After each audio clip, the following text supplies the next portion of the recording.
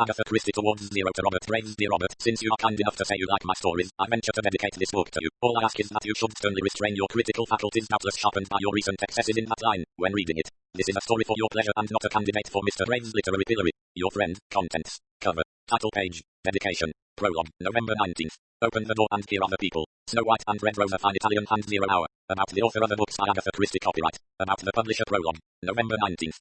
The group round the fireplace was nearly all composed of lawyers or those who had an interest in the law. There was Martin Dale the solicitor, Rufus Lord, Casey, young Daniels, who had made a name for himself in the Castells case, a sprinkling of other barristers, Mr. Justice Cleaver, Lewis of Lewis, and Trench, and old Mr. Treves. Mr. Treves was close on 80, a very ripe and experienced 80. He was a member of a famous firm of solicitors, and the most famous member of that firm. He was said to know more of Castells history than any man in England, and he was a specialist on criminology. Unthinking people said Mr. Treves ought to write his memoirs. Mr. Treves knew better. He knew that he knew too much. Though he had long retired from active practice, there was no man in England whose opinion was so respected by the members of his own fraternity. Whenever his thin, precise little voice was raised, there was always a respectful silence. The conversation now was on the subject of a much-talked-of case which had finished that day at the Old Bailey. It was a murder case, and the prisoner had been acquitted. The present company was busy trying the case over again and making technical criticisms. The prosecution had made a mistake in relying on one of its witnesses. Old Dipleach ought to have realized what an opening he was giving to the defense. Young Arthur had made the most of that servant girl's evidence. Bentmore, in his summing up, had very rightly put the matter in its correct perspective, but the mischief was done by Fenn's jury had believed the girl. Juries were funny, you never knew what they'd swallow and what they wouldn't. But let them once get a thing into their heads, and no one was ever going to get it out again. They believed that the girl was speaking the truth about the crowbar, and that was that. The medical evidence had been a bit above their heads. All those long terms and scientific jargon and bad witnesses, these scientific Johnnies always hemmed and hawed and couldn't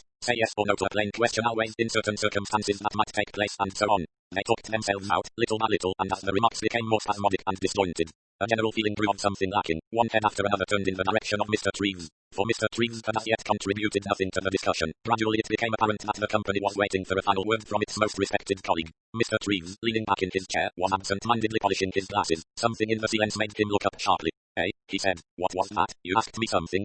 Young Lewis spoke. "We were talking, sir, about the Lamont case." He paused expectantly. Yes, said Mr. Treves. "I was thinking of that."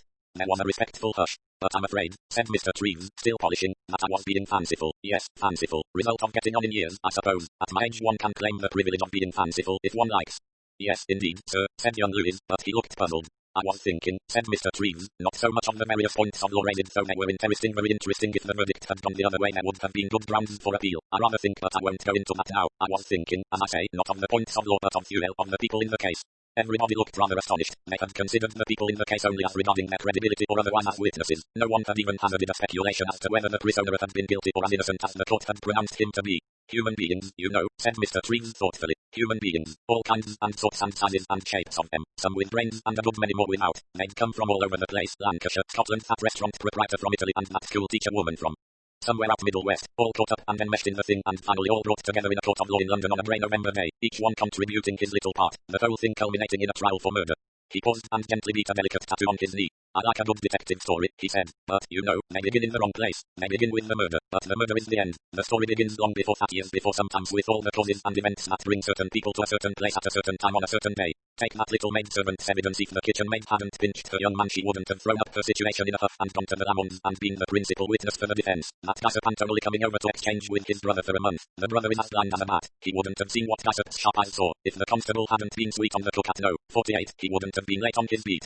He nodded his head gently. "All converging towards a given spot, and then, when the time comes over the top, 0 hour. Yes, all of them converging towards 0. He repeated, "Towards 0. Then gave a quick little shudder. "You're cold, sir. Come nearer the fire." No, said Mr. Treves. "Just someone walking over my grave, as they say. Well, I must be making my way homewards." He gave an affable little nod and went slowly and precisely out of the room. There was a moment of dubious silence, and then Rufus Lord, Casey, remarked that poor old Treves was getting on. Sir William Cleaver said, "An acute brain, a very acute brain, but an odomini tells in the end." "Got a groggy heart, too," said Lord. "May drop down any minute, I believe." "He takes pretty good care of himself," said young Lewis. At that moment Mr. Treves was carefully stepping into his smooth-running Daimler. It deposited him at a house in a quiet square. A solicitor's butler valet helped him off with his coat. Mr. Treves walked into his library where a coal fire was burning. His bedroom lay beyond, for out of consideration for his heart he never went upstairs. He sat down in front of the fire and drew his letters towards him. His mind was still dwelling on the fancy he had outlined at the club. Even now, thought Mr. Treves to himself, some drama, some murder today in course of preparation. If I were writing one of these amusing stories of blood and crime, I should begin now with an elderly gentleman sitting in front of the fire opening his letters, going unbeknownst to himself towards 0. He slit open an envelope and gazed down absently at the sheet he abstracted from it. Suddenly his expression changed. He came back from romance to reality. Dear me, said Mr. Treves. How extremely annoying, really, how very vexing. After all these years, this will alter all my plans. Open the door and here are the people. January 11th. The man in the hospital bed shifted his body slightly and stifled a groan. The nurse in charge of the ward got up from her table and came down to him. She shifted his pillows and moved him into a more comfortable position. Angus McWhirter only gave a grunt by way of thanks. He was in a state of seething rebellion and bitterness. By this time it ought to have been over. He ought to have been out of it all. Curse that damned ridicule. Loose tree growing out of the cliff. Curse those officious sweethearts who braved the cold of a winter's night to keep a tryst on the cliff edge. But for them and the tree, it would have been over a plunge into the deep icy water, a brief struggle perhaps, and then a blind end of a misused, useless, unprofitable life. And now where was he? Lying ridiculously in a hospital bed with a broken shoulder and with the prospect of being hauled up in a police court for the crime of trying to take his own life. Curse it, it was his own life, wasn't it? And if he had succeeded in the job, they would have buried him piously as of unsound mind. Unsound mind, indeed. He'd never been saner, and to commit suicide was the most logical and sensible thing that could be done by a man in his position. Completely down and out, with his health permanently affected, with a wife who had left him for another man, without a job, without affection, without money, health or hope, surely to end it all was the only possible solution. And now here he was in this ridiculous plight. He would shortly be admonished by a sanctimonious magistrate for doing the common sense thing with a commodity which belonged to him and to him only his life. He snorted with anger. A wave of fever passed over him. The nurse was beside him again. She was young, red-haired, with a kindly, rather vacant face. Are you in much pain? No, I'm not. I'll give you something to make you sleep. You'll do nothing of the sort. But, do you think I can't bear a bit of pain and sleeplessness? She smiled in a gentle, slightly superior way. Doctor said you could have something. I don't care what doctor said. She straightened the covers and set a glass of lemonade a little nearer to him. He said, slightly ashamed of himself. Sorry if I was rude. Oh, that's all right. It annoyed him that she was so completely undisturbed by his bad temper. Nothing like that could penetrate her nurse's armor of indulgent indifference. He was a patient, not a man. He said, damned interference, seal this damned interference. She said reprovingly. Now, that isn't very nice. Nice, he demanded. Nice, my God. She said calmly, you'll feel better in the morning. He swallowed. You nurses, you're inhuman, that's what you are. We know what's best for you, you see. That's what's so infuriating, about you, about a hospital, about the world. Continual interference, knowing what's best for other people. I tried to kill myself, you know that, don't you? She nodded. Nobody's business but mine whether I threw myself off a bloody cliff or not. I'd finished with life, I was down and out. She made a little clicking noise with her tongue. It indicated abstract sympathy. He was a patient. She was soothing him by letting him blow off steam. Why shouldn't I kill myself if I want to? He demanded. She replied to that quite seriously. Because it's wrong. Why is it wrong? She looked at him doubtfully. She was not disturbed in her own belief, but she was much too inarticulate to explain her reaction. Well, I mean it's wicked to kill yourself. You've got to go on living whether you like it or not. Why have you? Well, there are other people to consider, aren't there? Not in my case. There's not a soul in the world who'd be the worse for my passing on. Haven't you got any relations? No mother or sister or anything? No, I had a wife once but she left me quite right too. She saw I was no good. But you've got friends, surely? No, I haven't. I'm not a friendly sort of man. Look here, nurse, I'll tell you something. I was a happy sort of chap once. Had a good job and a good-looking wife. There was a car accident. My boss was driving the car and I was in it. He wanted me to say he was driving under 30 at the time of the accident. He wasn't. He was driving near 50. Nobody was killed. Nothing like that. He just wanted to be in the right for the insurance people. Well, I wouldn't say what he wanted. It was a lie. I don't tell lies. The nurse said. Well, I think you were quite right. Quite right. You do you? That pig-headedness of mine cost me my job. My boss was sore. He saw to it that I didn't get another. My wife got fed up seeing me mooch about unable to get anything to do. She went off with a man who had been my friend. He was doing well and going up in the world. I drifted along, going steadily down. I took to drinking a bit. That didn't help me to hold down jobs. Finally I came down to hauling strains. My insider's doctor told me I'd never be strong again. Well, there wasn't much to live for then. Easiest way, and the cleanest way, was to go right out. My life was no good to myself or anyone else. The little nurse murmured. You don't know that. He laughed. He was better tempered already. Her name obstinacy amused him. My dear girl, what use am I to anybody? She said confusedly. You don't know. You may be someday. Someday. There won't be any someday. Next time I shall make sure. She shook her head decidedly. Oh, no, she said. You won't kill yourself now. Why not? They never do. He stared at her. They never do. He was one of a class of would-be suicides. Opening his mouth to protest energetically, his innate honesty suddenly stopped him. Would he do it again? Did he really mean to do it? He knew suddenly that he didn't. For no reason. Perhaps the right reason was the one she had given out of her specialized knowledge. Suicides didn't do it again. All the more he felt determined to force an admission from her on the ethical side. At any rate, I've got a right to do what I like with my own life. No, you haven't. But why not, my dear girl, why? She flushed, she said, her fingers playing with the little gold cross that hung round her neck. You don't understand. God may need you. He said, taken aback. He did not want to upset her childlike faith. He said mockingly, I suppose that one day I may stop a runaway horse and save a golden-haired child from death, is that it? She shook her head. She said with vehemence and trying to express what was so vivid in her mind and so halting on her tongue. It may be just by being somewhere not doing anything, just by being at a certain place at a certain time. Oh, I can't say what I mean, but you might just walk along a street someday and just by doing that accomplish something terribly important, perhaps even without knowing what it was. The red-haired little nurse came from the west coast of Scotland and some of her family had the sight. Perhaps, dimly, she saw a picture of a man walking up a road on a night in September and thereby saving a human being from a terrible death. February 14th. There was only one person in the room and the only sound to be heard was the scratching of that person's pen as it traced line after line across the paper. There was no one to read the words that were being traced. If there had been, they would hardly have believed their eyes, for what was being written was a clear, carefully detailed project for murder. There are times when a body is conscious of a mind controlling it when it vows obedient to that alien something that controls its actions. There are other times when a mind is conscious of owning and controlling a body and accomplishing its purpose by using that body. The figure sitting right in was in the last named state. It was a mind, a cool, controlled intelligence. This mind had only one thought and one purpose: destruction of another human being. To the end that this purpose might be accomplished, the scheme was being worked out meticulously on paper. Every eventuality, every possibility was being taken into account. The thing had got to be absolutely foolproof. The scheme, like all good schemes, was not absolutely cut and dried. There were certain alternative actions at certain points. Moreover, since the mind was intelligent, it realized that there must be intelligent provision left for the unforeseen. But the main lines were clear and had been closely tested. The time, the place, the method, the victim. The figure raised its head. With its hand, it picked up the sheets of paper and read them carefully through.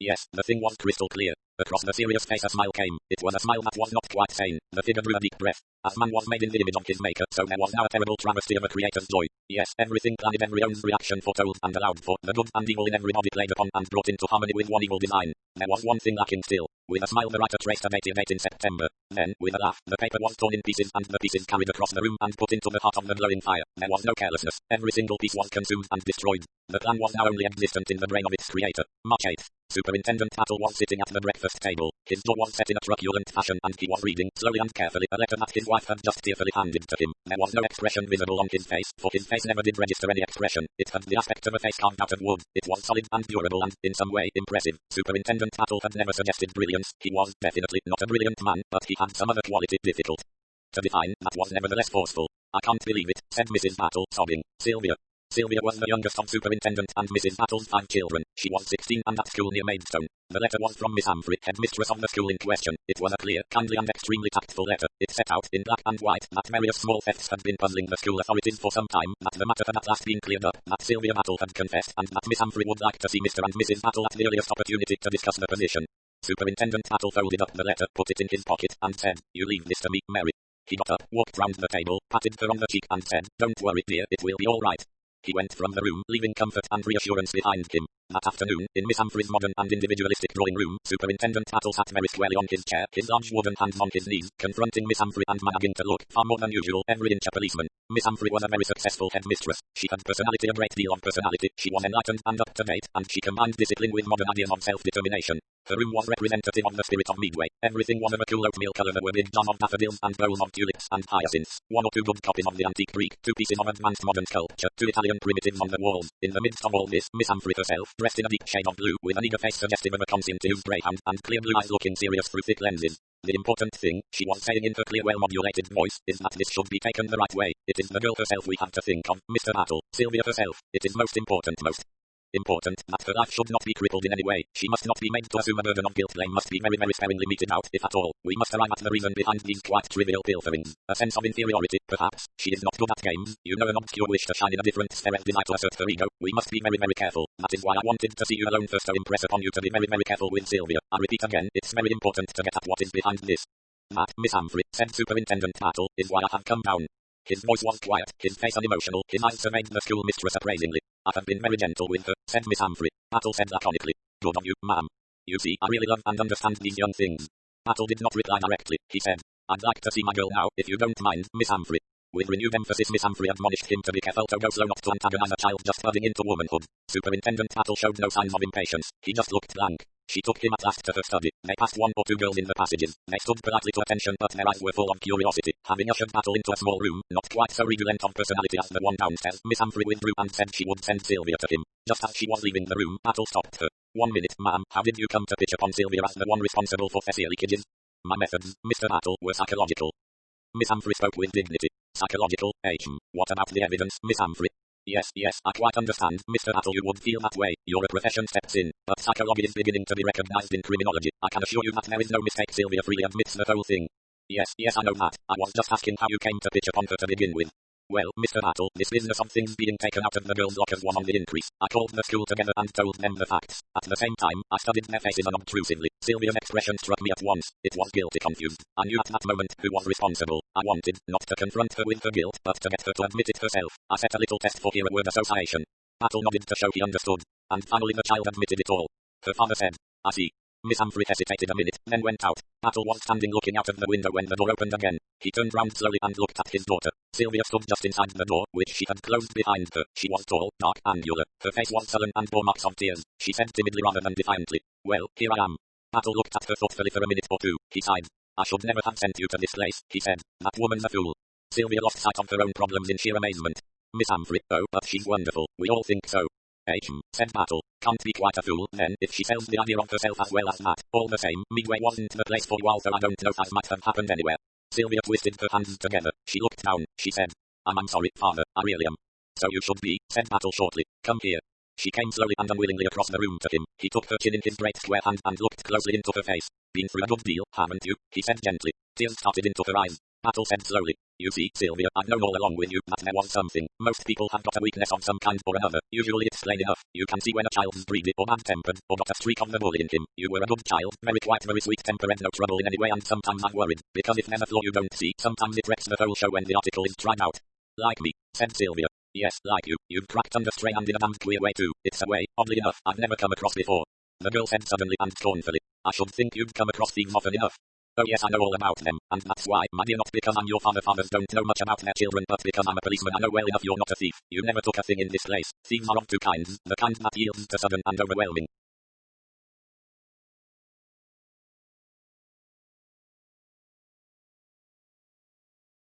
temptation, and that happens damned seldom. It's amazing what temptation the ordinary normal honest human being can withstand, and there's the kind that just takes what doesn't belong to them almost as a matter of course. You don't belong to either type. You're not a thief. You're a very unusual type of liar." Sylvia began, but he swept on. "You've admitted it all." "Oh yes, I know that. There was a St. Thomas student out with bread for the poor. Husband didn't like it. Met her and asked what there was in her basket. She lost her nerve and said it was roses. Tore open her basket and roses. It was a miracle. Now if you'd been St. Elizabeth and were out with a basket of roses, and your husband had come along and asked what you'd got, you'd have lost your nerve and said bread." He paused and then said gently, "That's how it happened, isn't it?" There was a longer pause and then the girl suddenly bent her head. Battle said, "Tell me, child, what happened exactly?" She had us all up, made a speech, and I saw her eyes on me and I knew she thought it was me. I felt myself getting rid and I saw some of the girls looking at me. It was awful. And then the others began looking at me and whispering in corners. I could see they all thought so. And then the amp had me up here with some of the others one evening and we played a sort of word game. Said words and we gave answers. Battle gave a disgusted grunt. And I could see what it meant and I sort of got paralyzed. I tried not to give the wrong word. I tried to think of things quite outside like squirrels or flowers, and the amp was there watching me with eyes like gimlets, you know, sort of boring inside one. And after that it got worse and worse, and one day the amp talked to me quite kindly and so understandingly, and I broke down and said I had done it, and oh, Daddy, the relief. Battle was stroking his chin. "I see. You do understand?" "No, Sylvia, I don't understand, because I'm not made that way. If anyone tried to make me say I'd done something I hadn't, I'd feel more like giving them a sock on the jaw. But I see how it came about in your case, and that gimlet-eyed amp of yours has as pretty an example of unusual psychology shoved under her nose as any half-baked exponent of misunderstood theories could ask for. The thing to do now is clear up this mess. Where's Miss Humphrey?" Miss Humphrey was hovering tactfully near at hand. Her sympathetic smile froze on her face as Superintendent Battle said bluntly, "In justice to my daughter, I must ask that you call in your local police over this." "But, Mr. Battle, Sylvia herself. Sylvia has never touched a thing that didn't belong to her in this place." "I quite understand that, as a father. I'm not talking as a father, but as a policeman. Get the police to give you a hand over this. They'll be discreet. You'll find the things hidden away somewhere and the right set of fingerprints on them, I expect. Petty pilferers don't think of wearing gloves. I'm taking my daughter away with me now. If the police find evidence, real evidence to connect her with the thefts, I'm prepared for her to appear in court and take what's coming to her, but I'm not afraid." As he drove out of the gate with Sylvia beside him some 5 minutes later, he asked, "Who's the girl with fair hair, rather fuzzy, very pink cheeks and a spot on her chin, blue eyes far apart? I passed her in the passage." "That sounds like Olive Parsons." "Ah, well, I shouldn't be surprised if she were the one." "Did she look frightened?"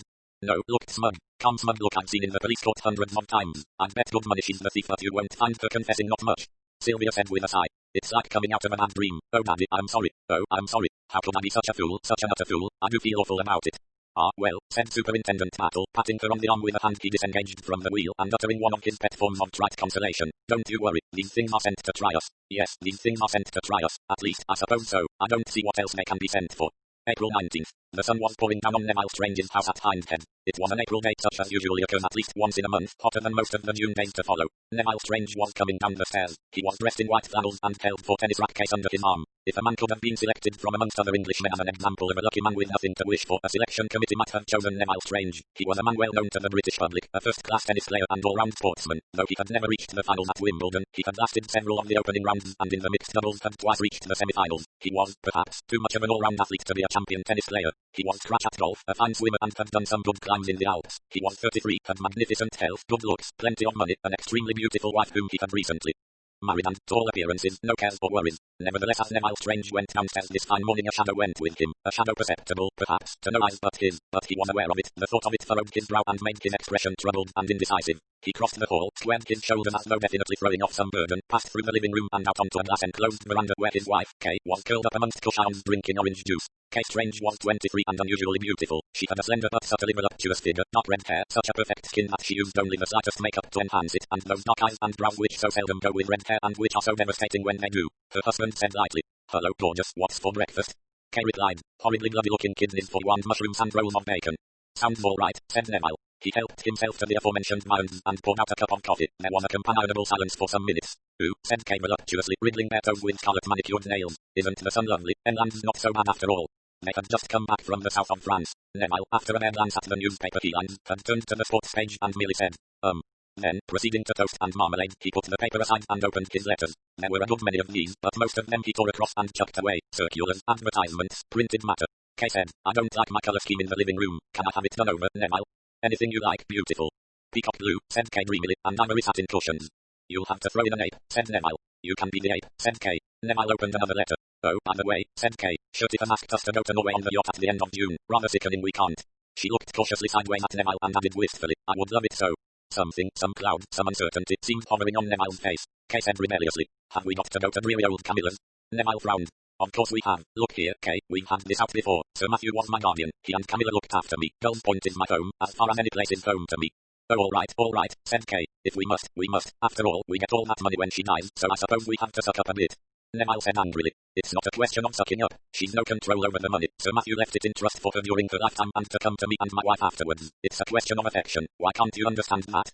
Kay said, after a moment's pause. "I do understand really. I'm just putting on an act because because I know I'm only allowed there on sufferance as it were. They hate me. Yes, they do." Lady Tressilian looks down that long nose of hers at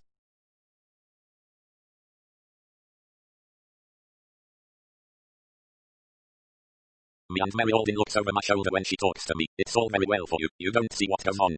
They always seem to be very polite to you. You know quite well I wouldn't stand for it if they weren't." Kay gave him a curious look from under her dark lashes. "They're polite enough, but they know how to get under my skin all right. I'm the interloper, that's what they feel."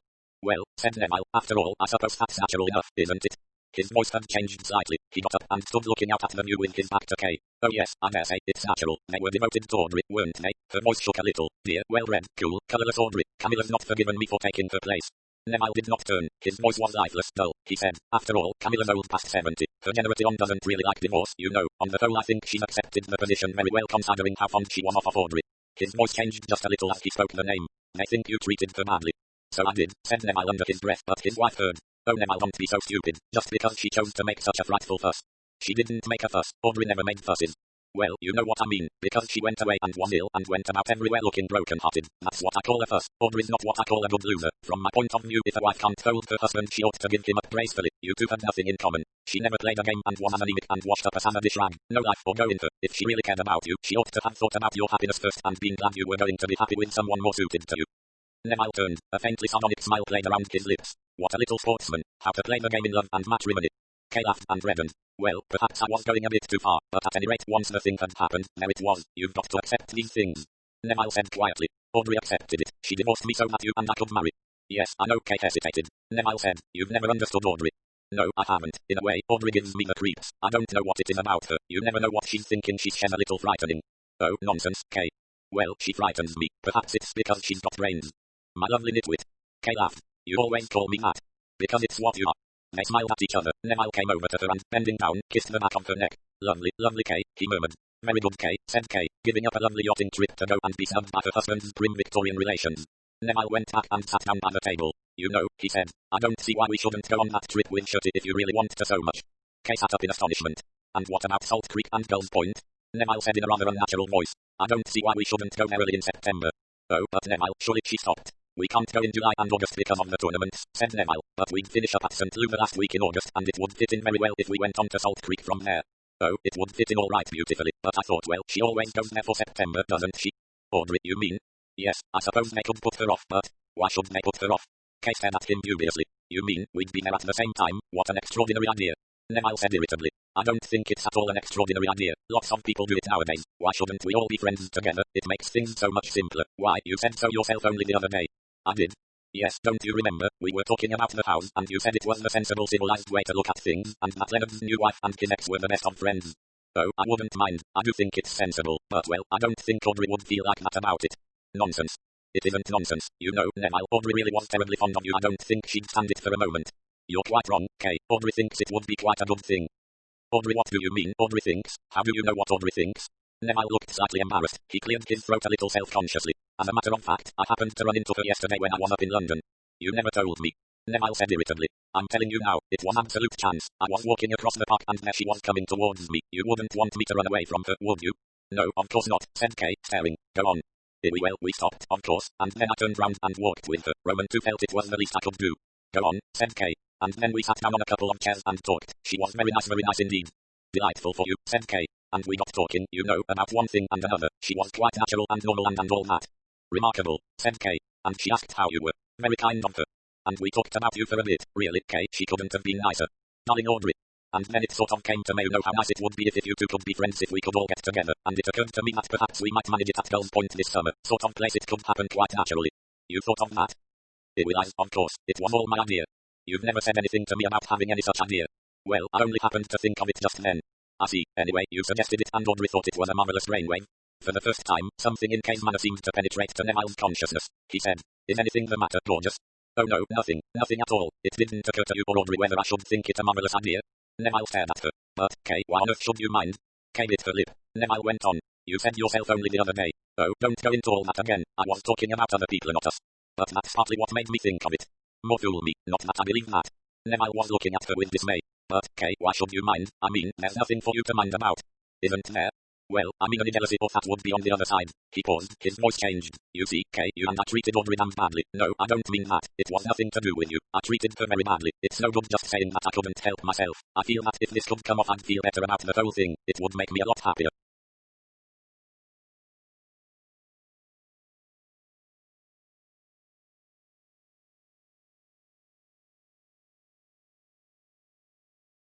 Kay said slowly, so you haven't been happy? Darling idiot, what do you mean? Of course I've been happy, radiantly happy, but... Kay cut in. But that's it. There's always been a but in this house. Some damned creeping shadow about the place. Audrey's shadow. Neville stared at her. You mean to say you're jealous of Audrey? He asked. I'm not jealous of her. I'm afraid of her, Neville. You don't know what Audrey's like. Not know what she's like when I've been married to her for over 8 years? You don't know, Kay repeated, what Audrey is like. April 30th. Preposterous, said Lady Tressilian. She drew herself up on her pillow and glared fiercely round the room. Absolutely preposterous. Neville must be mad. It does seem rather odd, said Mary Alden. Lady Tressilian had a striking-looking profile with a slender bridged nose down which, when so inclined, she could look with telling effect. Though now over 70 and in frail health, her native vigour of mind was in no way impaired. She had, it is true, long periods of retreat from life and its emotions when she would lie with half-closed eyes, but from these semi-comas she would emerge with all her faculties sharpened to the uttermost, and with an incisive tongue, propped up by pillows in a large bed set across one corner of the room, she held her court like some French queen. Mary Alden, a distant cousin, lived with her and looked after her. The two women got on together excellently. Mary was 36, but had one of those smooth ageless faces that change little with passing years. She might have been 30 or 45. She had a good figure, an air of breeding, and dark hair to which one lock of white across the front gave a touch of individuality. It was at one time a fashion, but Mary's white lock of hair was natural and she had had it since her girlhood. She looked down now reflectively at Neville Strange's letter which Lady Tressilian had handed to her. Yes, she said, it does seem rather odd. You can't tell me, said Lady Tressilian, that this is Neville's own idea. Somebody's put it into his head. Probably that new wife of his. Kay, you think it was Kay's idea? It would be quite like her, new and vulgar. If husbands and wives had to advertise their difficulties in public and have recourse to divorce, then they might at least part decently. The new wife and the old wife making friends is quite disgusting in my mind. Nobody has any standards nowadays. I suppose it is just the modern way, said Mary. It won't happen in my house, said Lady Tressilian. I consider I've done all that could be asked of me having that scarlet-toed creature here at all. She is Neville's wife. Exactly. Therefore I felt that Matthew would have wished it. He was devoted to the boy and always wanted him to look on this as his home. Since to refuse to receive his wife would have made an open breach, I gave way and asked her here. I do not like her, she's quite the wrong wife for Neville, no background, no roots. She's quite well born, said Mary placatingly. Bad stock, said Lady Tressilian. Her father, as I've told you, had to resign from all his clubs after that card business. Luckily he died shortly after, and her mother was notorious on the Riviera. What a bringing up for the girl. Nothing but hotel life and that mother. Then she meets Neville on the tennis courts, makes a dead set at him and never rests until she gets him to leave his wife of whom he was extremely fond and go off with her. I blame her entirely for the whole thing. Mary smiled faintly. Lady Tressilian had the old-fashioned characteristic of always blaming the woman and being indulgent towards the man in the case. I suppose, strictly speaking, Neville was equally to blame, she suggested. Neville was very much to blame, agreed Lady Tressilian. He had a charming wife who had always been devoted, perhaps too devoted to him. Nevertheless, if it hadn't been for that girl's persistence, I'm convinced he would have come to his senses. But she was determined to marry him. Yes, my sympathies are entirely with Audrey. I'm very fond of Audrey.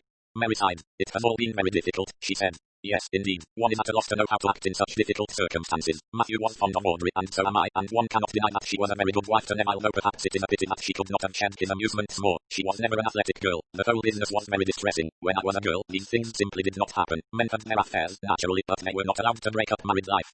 Well, they happen now, said Mary bluntly. Exactly. You have so much common sense, dear. It is of no use recalling bygone days. These things happen, and girls like Kay Mortimer steal other women's husbands, and nobody thinks the worse of them. Except people like you, Camilla. I don't count. That Kay creature doesn't worry whether I approve of her or not. She's too busy having a good time. Neville can bring her here when he comes, and I'm even willing to receive her friends, though I do not much care for that very theatrical-looking young man who is always hanging round her. What is his name? Ted Latimer. That is it. A friend of the Riviera days, and I should very much like to know how he manages to live as he does. By his wits, suggested Mary. One might pardon that. I rather fancy he lives by his looks. Not a pleasant friend for Neville's wife. I disliked the way he came down last summer and stayed at the Easter Head Bay Hotel while they were here.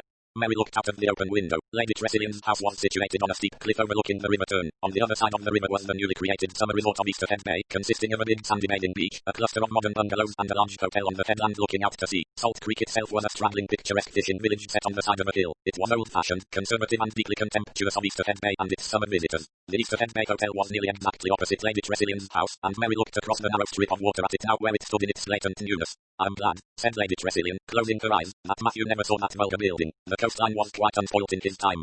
Sir Matthew and Lady Tressilian had come to Gull's Point 30 years ago. It was 9 years since Sir Matthew, an enthusiastic sailing man, had capsized his dinghy and been drowned almost in front of his wife's eyes. Everybody had expected her to sail Gull's Point and leave Salt Creek, but Lady Tressilian had not done so. She had lived on in the house, and her only visible reaction had been to dispose of all the boats and do away with the boathouse. There were no boats available for guests at Gull's Point. They had to walk along to the ferry and hire a boat from one of the rival boatmen there. Mary said, hesitating a little. Shall I write, then, to Neville and tell him that what he proposes does not fit in with our plans? I certainly shall not dream of interfering with Audrey's visit. She has always come to us in September, and I shall not ask her to change her plans. Mary said, looking down at the letter. You did see that Neville said Audrey approves of the idea that she is quite willing to meet Kay. I simply don't believe it, said Lady Tressilian. Neville, like all men, believes what he wants to believe. Mary persisted. He says he has actually spoken to her about it. What a very odd thing to do. No, perhaps, after all, it isn't. Mary looked at her inquiringly. Like Henry VIII, said Lady Tressilian. Mary looked puzzled. Lady Tressilian elaborated her last remark. Conscience, you know, Henry was always trying to get Catherine to agree that the divorce was the right thing. Neville knows that he has behaved badly, wants to feel comfortable about it all, so he has been trying to bully Audrey into saying everything is all right and that she'll come and meet Kay and that she doesn't mind at all. I wonder, said Mary slowly. Lady Tressilian looked at her sharply. What's in your mind, my dear? I was wondering, she stopped, then went on. It seems so unlike Neville's letter. You don't think that, for some reason, Audrey wants this as meeting? Why should she? Said Lady Tressilian sharply. After Neville left her, she went to her aunt, Mrs. Royd, at the rectory, and had a complete breakdown. She was absolutely like a ghost of her former self. Obviously it hit her terribly hard. She's one of those quite self-contained people who feel things intensely. Mary moved uneasily. Yes, she is intense. A queer girl in many ways. She suffered a lot when the divorce went through, and Neville married the girl, and little by little Audrey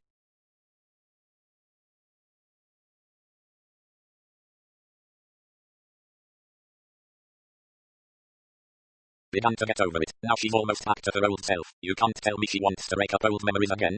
Mary said with gentle obstinacy. Neville says she does.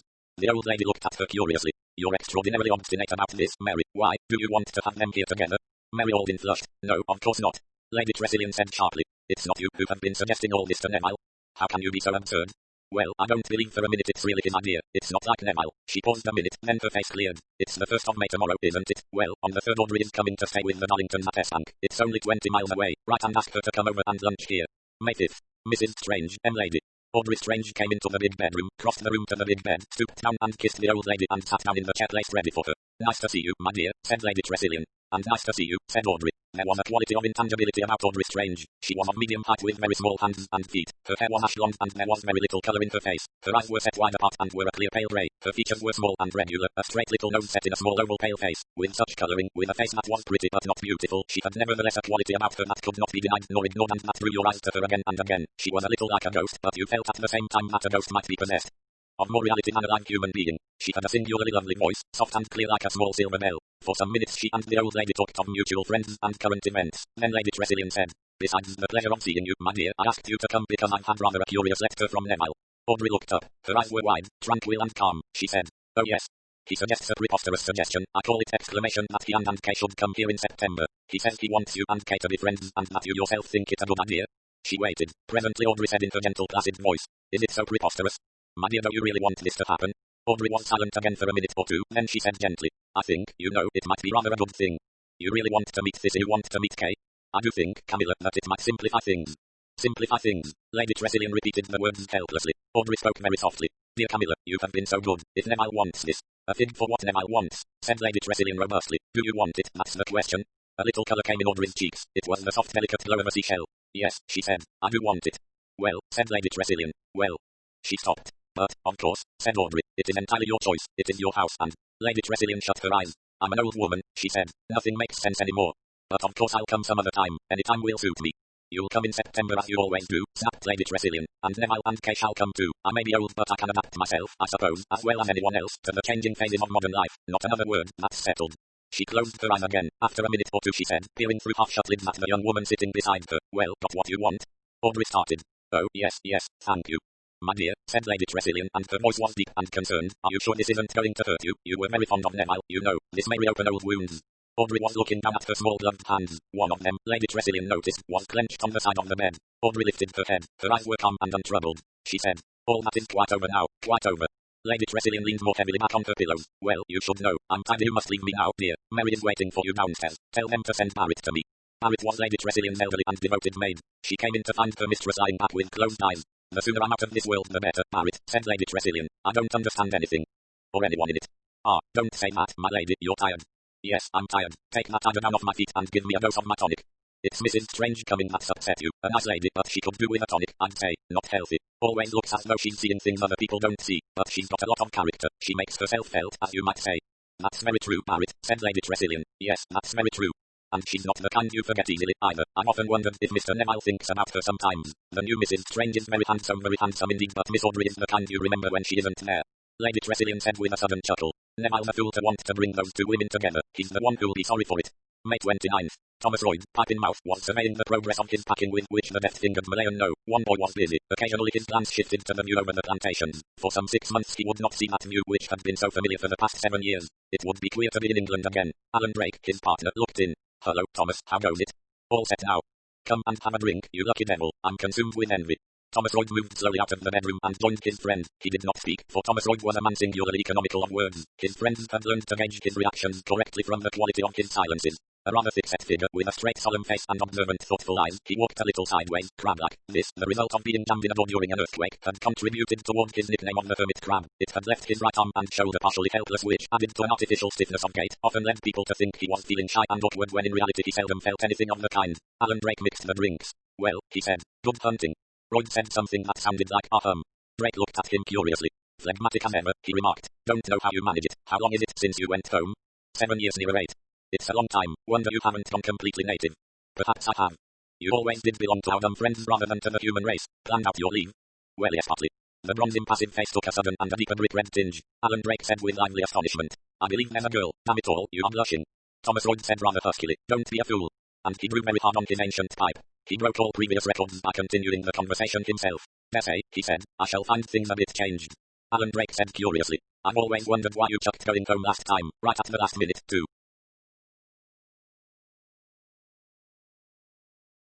Royd shrugged his shoulders. Thought that shooting trip might be interesting. Bad news from home about then. Of course, I forgot. Your brother was killed in that motoring accident.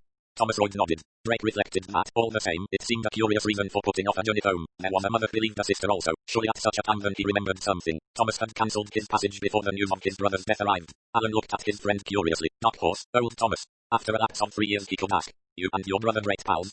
Adrian and I, not particularly. Each of us always went his own way. He was a barrister. Yes, thought Drake, a very different life. Chambers in London, party as a living earned by the shrewd use of the tongue. He reflected that Adrian Royd must have been a very different chap from old silent Thomas. Your mother's alive, isn't she? The mater, yes. And you've got a sister, too. Thomas shook his head. Oh, I thought you had, in that snapshot. Royd mumbled, not a sister, sort of distant cousin or something, brought up with us because she was an orphan. Once more a slow tide of colour suffused the bronzed skin. Drake thought, hello. He said, is she married? She was, married that fellow Neville Strange. Fellow who plays tennis and rackets and all that? Yes, she divorced him. And you're going home to try your luck with her, thought Drake. Mercifully he changed the subject of the conversation. Going to get any fishing or shooting? Shall go home first, then I thought of doing a bit of sailing down at Salt Creek. I know it, attractive little place, rather a decent old-fashioned hotel there. Yes, the Balmoral Court, may stay there, or may put up with friends who've got a house there. Sounds all right to me. Nice peaceful place, Salt Creek, nobody to hustle you. I know, said Drake, the kind of place where nothing ever happens. May 29th. It is really most annoying, said old Mr. Treves. For 25 years now I have been to the Marine Hotel at Leeds, and now, would you believe it, the whole place is being pulled down, widening the front or some nonsense of that kind. Why they can't let these seaside places alone, head always for the peculiar charm of its own Regency, your Regency. Rufus Lord said consolingly. Still, there are other places to stay there, I suppose. I really don't feel I can go to the head at all. At the Marine, Mrs. Mackay understood my requirements perfectly. I had the same rooms every year and there was hardly ever a change in the service, and the cooking was excellent, quite excellent. What about trying Salt Creek? There's rather a nice old-fashioned hotel there, the Balmoral Court. Tell you who keeps it, couple of the name of Rogers. She used to be cook to old Lord Mounthead Herndon. Best dinners in London. She married the butler and they run this hotel now. It sounds to me just your kind of place. Quite none of these jazz bands and first-class cooking and service. It's an idea, it's certainly an idea. Is there a sheltered terrace? Yes, a covered-in veranda and a terrace beyond. You can get sun or shade as you prefer. I can give you some introductions in the neighborhood too, if you like. There's old Lady Tressilian lives almost next door. A charming house, and she herself is a delightful woman in spite of being very much of an invalid. The judge's widow, do you mean? That's it. I used to know Matthew Tressilian, and I think I've met her. A charming woman, though, of course, that's a long time ago. Salt Creek is near St. Lou, isn't it? I've several friends in that part of the world. Do you know, I really think Salt Creek is a very good idea. I shall write and get particulars. The middle of August is when I wish to go there. Middle of August to the middle of September. There is a garage for the car, I suppose, and my chauffeur. Oh yes, it's thoroughly up to date. Because, as you know, I have to be careful about walking uphill. I should prefer rooms on the ground floor, though I suppose there is a lift. Oh yes, all that sort of thing. It sounds, said Mr. Treves, as though it would solve my problem perfectly, and I should enjoy renewing my acquaintance with Lady Tressilian. July 28th. Kay Strange, dressed in shorts and a canary-coloured woolly, was leaning forward watching the tennis players. It was the semi-final of the St. Lou tournament, men's singles, and Neville was playing young Merrick, who was regarded as the coming star in the tennis firmament. His brilliance was undeniable. Some of his serves quite unreturnable, but he occasionally struck a wild patch when the older man's experience and courtcrafts won the day. The score was 3-all in the final set. Slipping onto a seat next to Kay, Ted Latimer observed in a lazy ironic voice. Devoted wife watches her husband slash his way to victory. Kay started. How you startled me. I didn't know you were there. I'm always there. You should know that by this time. Ted Latimer was 25 and extremely good-looking, even though unsympathetic old colonels were wont to say of him. Touch of the Dago. He was dark and beautifully sunburnt and a wonderful dancer. His dark eyes could be very eloquent, and he managed his voice with the assurance of an actor. Kay had known him since she was 15. They had oiled and sunned themselves at Juan Lespin's, had danced together and played tennis together. They had been not only friends but allies. Young Merrick was serving from the left-hand court. Neville's return was unplayable, a superb shot to the extreme corner. Neville's backhand is good, said Ted. It's better than his forehand. Merrick's weak on the backhand and Neville knows it. He's going to pound at it all he knows how. The game ended. 4-3 Strange leads. He took the next game on his service. Young Merrick was hitting out wildly. 5-3. Good for Neville, said Latimer, and then the boy pulled himself together. His play became cautious. He varied the pace of his shots. He's got a head on him, said Ted, and his footwork is first class. It's going to be a fight. Slowly the boy pulled up to 5-all. They went to 7-all, and Merrick finally won the match at 9-7. Neville came up to the net, grinning and shaking his head ruefully to shake hands. You failed, said Ted Latimer, 19 against 33, but I can tell you the reason, Kay, why Neville has never been actual championship class. He's too good a loser. Nonsense. It isn't. Neville, blast him, is always the complete good sportsman. I've never seen him lose his temper over losing a match. Of course not, said Kay. People don't. Oh yes, they do. We've all seen them. Tennis stars who give way to nervous and who damn well snatch every advantage. But old Neville's always ready to take the count and grin. Let the best man win and all that. God, how I hate the public school spirit. Thank the Lord I never went to one. Kay turned her head. Being rather spiteful, aren't you? Positively feline. I wish you wouldn't make it so clear you don't like Neville. Why should I like him? He pinched my girl. His eyes lingered on her. I wasn't your girl. Circumstances forbade. Quite so. Not even the proverbial tuppence a year between us. Shut up. I fell in love with Neville and married him. And he's a jolly good fellow, and so say all of us. Are you trying to annoy me? She turned her head as she asked the question. He smiled and presently she returned his smile.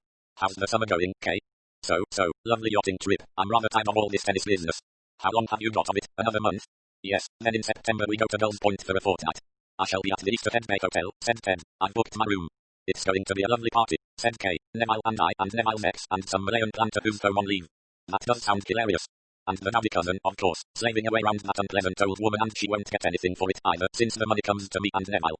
Perhaps, said Ted, she doesn't know that. That would be rather funny, said Kay. But she spoke absently. She stared down at the racket she was twiddling in her hands. She caught her breath suddenly. Oh Ted. What's the matter, sugar? I don't know, it's just sometimes I get cold feet. I get scared and feel queer. That doesn't sound like you, Kay. It doesn't, does it? Anyway, she smiled rather uncertainly. You'll be at the Easter Head Bay Hotel. All according to plan. When Kay met Neville outside the changing rooms, he said, I see the boyfriend's arrived. Ted? Yes, the faithful dog, a faithful lizard might be more apt. You don't like him, do you? Oh, I don't mind him, if it amuses you to pull him around on a string. He shrugged his shoulders. Kay said, I believe you're jealous. Of Latimer, his surprise was genuine. Kay said, Ted's supposed to be very attractive. I'm sure he is. He has that light South American charm. You are jealous. Neville gave her arm a friendly squeeze. No, I'm not, gorgeous. You can have your tame Adoris a whole court of them if you like. I'm the man in possession, and possession is 9 points of the law. You're very sure of yourself, said Kay with a slight pout. Of course, you and I are fate. Fate let us meet. Fate brought us together. Do you remember when we met at Cannes and I was going on to Estoril and suddenly when I got there, the first person I met was lovely Kay. I knew then that it was fate and that I couldn't escape. It wasn't exactly fate, Kay said. It was me. What do you mean by it was me? Because it was. You see, I heard you say at Cannes you were going to Estoril, so I set to work on mums and got her all worked up and that's why the first person you saw when you got there was Kay. Neville looked at her with a rather curious expression. He said slowly, you never told me that before. No, because it wouldn't have been good for you. It might have made you conceited, but I always have been good at planning. Things don't happen unless you make them. You call me a nitwit sometimes. But in my own way I'm quite clever. I make things happen. Sometimes I have to plan a long way beforehand. The brain work must be intense. It's all very well to laugh. Neville said with a sudden curious bitterness. Am I just beginning to understand the woman I've married, for flattering Kay? Kay said. You're not cross, are you, Neville?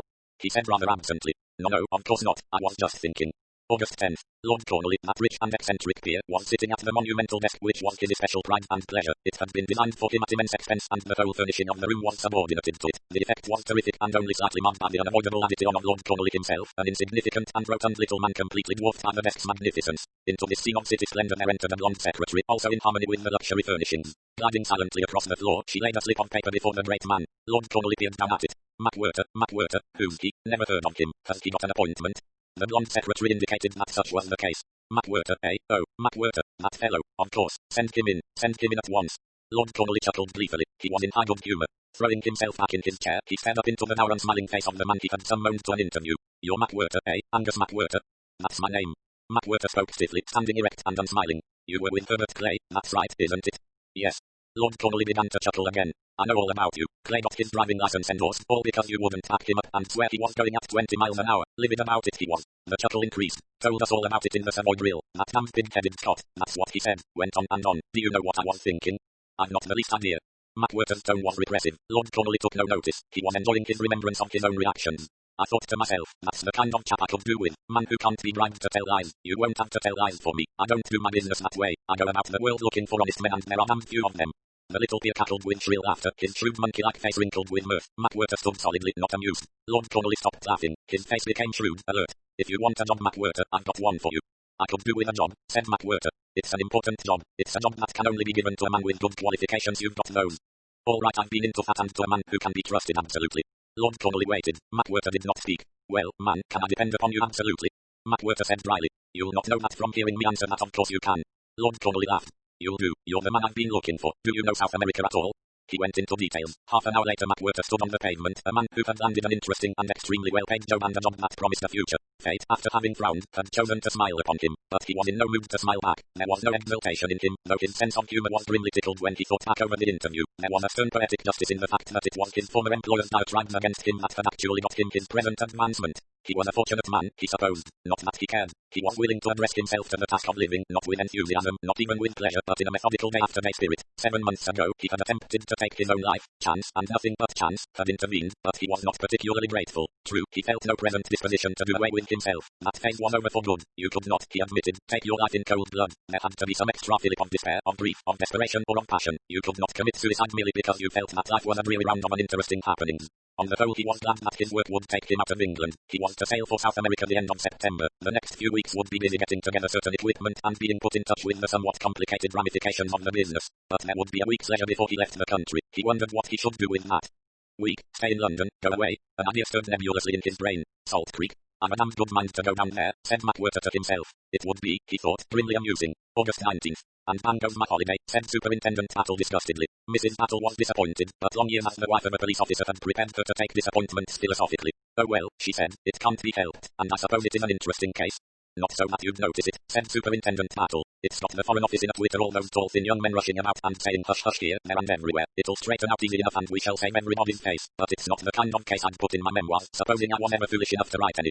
We could put our holiday off, I suppose, began Mrs. Battle doubtfully, but her husband interrupted her decisively. Not a bit of it. You and the girls go off to Britlington. Rooms have been booked since March. Pity to waste them. I tell you what, I'll go down and spend a week with Jim when this blows over. Jim was Superintendent Battle's nephew, Inspector James Leach. Saltington's quite close to Easterhead Bay and Salt Creek, he went on. I can get a bit of sea air and a dip in the briny. Mrs. Battle sniffed. More likely he wrote you in to help him over a case. They don't have any cases this time of the year unless it's a woman who pinches a few sixpennyworths from Woolworths, and anyway Jim's alright, doesn't need his wits sharpening for him. Oh well, said Mrs. Battle, I suppose it will work out alright, but it is disappointing. These things are sent to try us, Superintendent Battle assured her. Snow White and Red Rose. Thomas Royd found Mary Alden waiting for him on the platform at Saltington when he got out of the train. He had only a dim recollection of her, and now that he saw her again he was rather surprisedly aware of pleasure in her brisk, capable way of dealing with things. She called him by his Christian name. How nice to see you, Thomas, after all these years. Nice of you to put me up. Hope it isn't a bother. Not at all. On the contrary, you'll be particularly welcome. Is that your porter? Tell him to bring the things out this way. I've got the car right at the end. The bags were stowed in the Ford. Mary took the wheel and Royd got in beside her. They drove off and Thomas noticed that she was a good driver, deft and careful in traffic and with a nice judgment of distance and paces. Saltington was 7 miles from Salt Creek. Once they were out of the small market town and on the open road, Mary Alden reopened the subject of his visit. Really, Thomas, your visit just now is going to be a godsend. Things are rather difficult and a partial stranger is just what is needed. What's the trouble? His manner, as always, was incurious, almost lazy. He asked the question, it seemed, more from politeness than because he had any desire for the information. It was a manner particularly soothing to Mary Alden. She wanted badly to talk to someone, but she much preferred to talk to someone who was not too much interested. She said, well, we have got rather a difficult situation. Audrey is here, as you probably know. She paused questioningly and Thomas Royd nodded. And Neville and his wife also. Thomas Royd's eyebrows went up. He said after a minute or two, bit awkward what? Yes it is. It was Neville, my dear. She paused. Royd did not speak, but as though aware of some current of disbelief issuing from him, she repeated assertively, it was Neville, my dear. Why? She raised her hands for a moment from the steering wheel. Oh, some modern reaction, all sensible and friends together, that idea, but I don't think, it's working very well. Possibly it mightn't, he added. What's the new wife like? Kay, good looking, of course, really very good looking, and quite young. And Neville's keen on her? Oh yes, of course they've only been married a year. Thomas Royd turned his head slowly to look at her, his mouth smiled a little. Mary said hastily, I didn't mean that exactly. Come now, Mary, I think you did. Well, one can't help seeing that they've really got very little in common. They're friends, for instance. She came to a stop. Royd asked. He met her, didn't he, on the Riviera? I don't know much about it, only just the bare facts that the mater wrote. Yes, they met first at Cannes. Neville was attracted, but I should imagine he'd been attracted before in a harmless sort of way. I still think myself that if he'd been left to himself nothing would have come of it. He was fond of Audrey, Thomas nodded. Mary went on. I don't think he wanted to break up his marriage, I'm sure he didn't, but the girl was absolutely determined. She wouldn't rest until she'd got him to leave his wife, and what's a man to do in those circumstances? It flatters him, of course. Head over heels in love with him, was she? I suppose it may have been that. Mary's tone sounded doubtful. She met his inquiring glance with a flush. What a cat I am. There's a young man always hanging about, good looking in a gigolo kind of way, an old friend of hers, and I can't help wondering sometimes whether the fact that Neville is very well off and distinguished and all that didn't have something to do with it. The girl hadn't a penny of her own, I gather. She paused, looking rather ashamed. Thomas Royd merely said, in a speculative voice. However, said Mary, that's probably plain cat. The girl is what one would call glamorous, and that probably rouses the feline instincts of middle-aged spinsters. Royd looked thoughtfully at her, but his poker face showed no recognizable reaction. He said, after a minute or two, but what exactly is the present trouble about? Really, I haven't the least idea. That's what's so odd. Naturally we consulted Audrey first, and she seemed to have no feeling against meeting Kay. She was charming about it all. She has been charming. No one could have been nicer. Audrey, of course, in everything she does is always just right. Her manner to them both is perfect. She's very reserved, as you know, and one never has any idea of what she is really thinking or feeling, but honestly I don't believe she minds at all. No reason why she should, said Thomas Royd. He added, rather belatedly, after all, it's 3 years ago. Do people like Audrey forget? She was very fond of Neville. Thomas Royd shifted in his seat. She's only 32, got her life in front of her. Oh, I know, but she did take it hard. She had quite a bad nervous breakdown, I know, the mater wrote me. In a way, said Mary, I think it was good for your mother to have Audrey to look after. It took her mind off her own grief about your brother's death. We were so sorry about that. Yes, poor old Adrian, always did drive too fast. There was a pause. Mary stretched out her hand as a sign she was taking the turn that led down the hill to Salt Creek. Presently, as they were slipping down the narrow twisting road, she said, Thomas, you know Audrey very well. So, haven't seen much of her for the last 10 years. No, but you knew her as a child. She was like a sister to you and Adrian. He nodded. Was she at all unbalanced in any way? Oh, I don't mean that quite the way it sounds, but I'm a feeling that there is something very wrong with her now. She's so completely detached, her poise is so unnaturally perfect, but I wonder sometimes what is going on behind the fog. I'm a feeling, now and then, of some really powerful emotion, and I don't quite know what it is, but I do feel that she isn't normal. There's something, it worries me. I do know that there's an atmosphere in the house that affects everybody. We're all nervous and jumpy, but I don't know what it is, and sometimes, Thomas, it frightens me. Frightens you? His slow wondering tone made her pull herself together with a little nervous laugh. It sounds absurd, but that's what I meant. Just know your arrival will be good for us, create a diversion. Here we are. They had slipped round the last corner. Gull's Point was built on a plateau of rock overlooking the river. On two sides it had sheer cliff going down to the water. The gardens and tennis court were on the left of the house. The garage modern afterthought was actually farther along the road, on the other side of it. Mary said, "I'll put the car away now and come back. Firstall will look after you." Firstall, the aged butler, was greeting Thomas with the pleasure of an old friend. "Very glad to see you, Mr. Royd, after all these years, and so will her ladyship be. You're in the east room, sir. I think you'll find everyone in the garden, unless you want to go to your room first."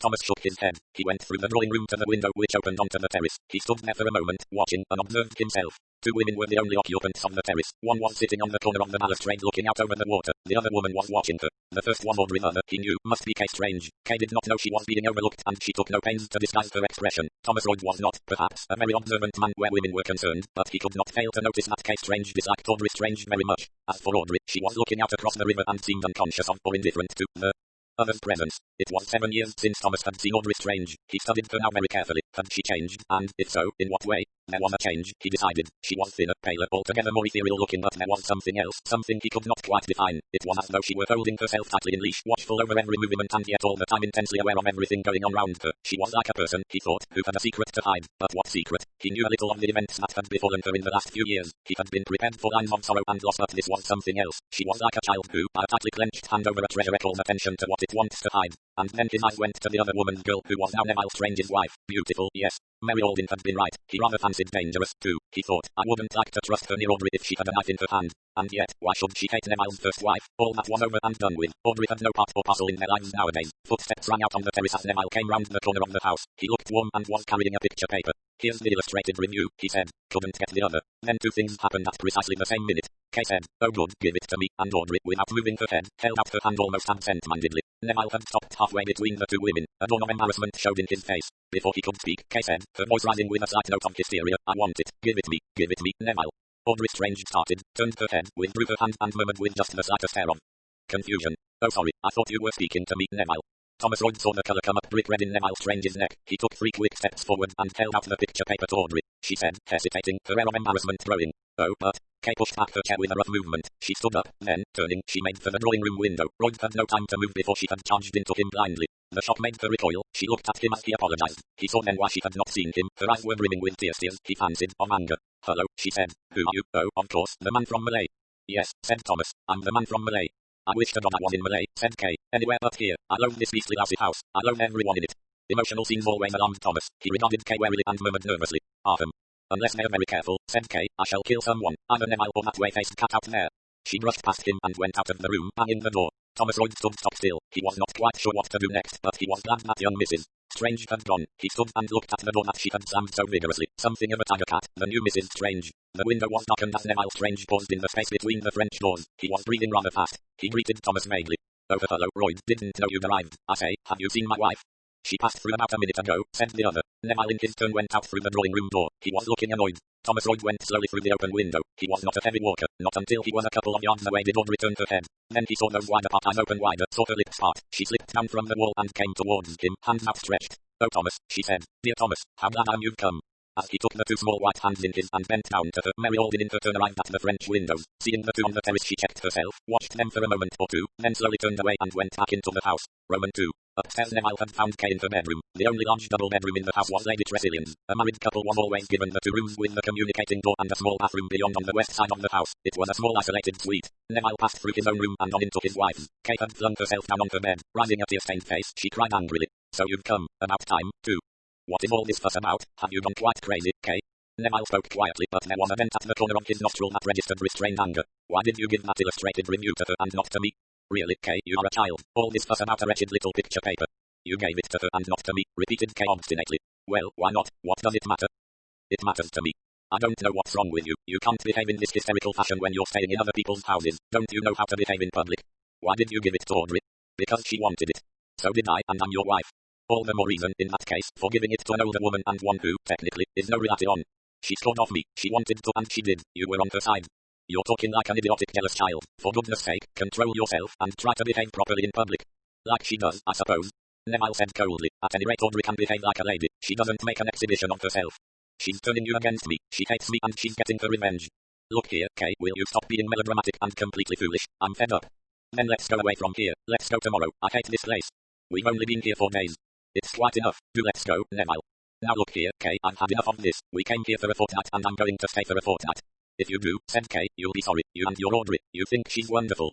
I don't think Audrey is wonderful. I think she's an extremely nice and kindly person whom I've treated very badly and who has been most generous and forgiving. That's where you're wrong, said Kay. She got up from the bed. Her fury had died down. She spoke seriously.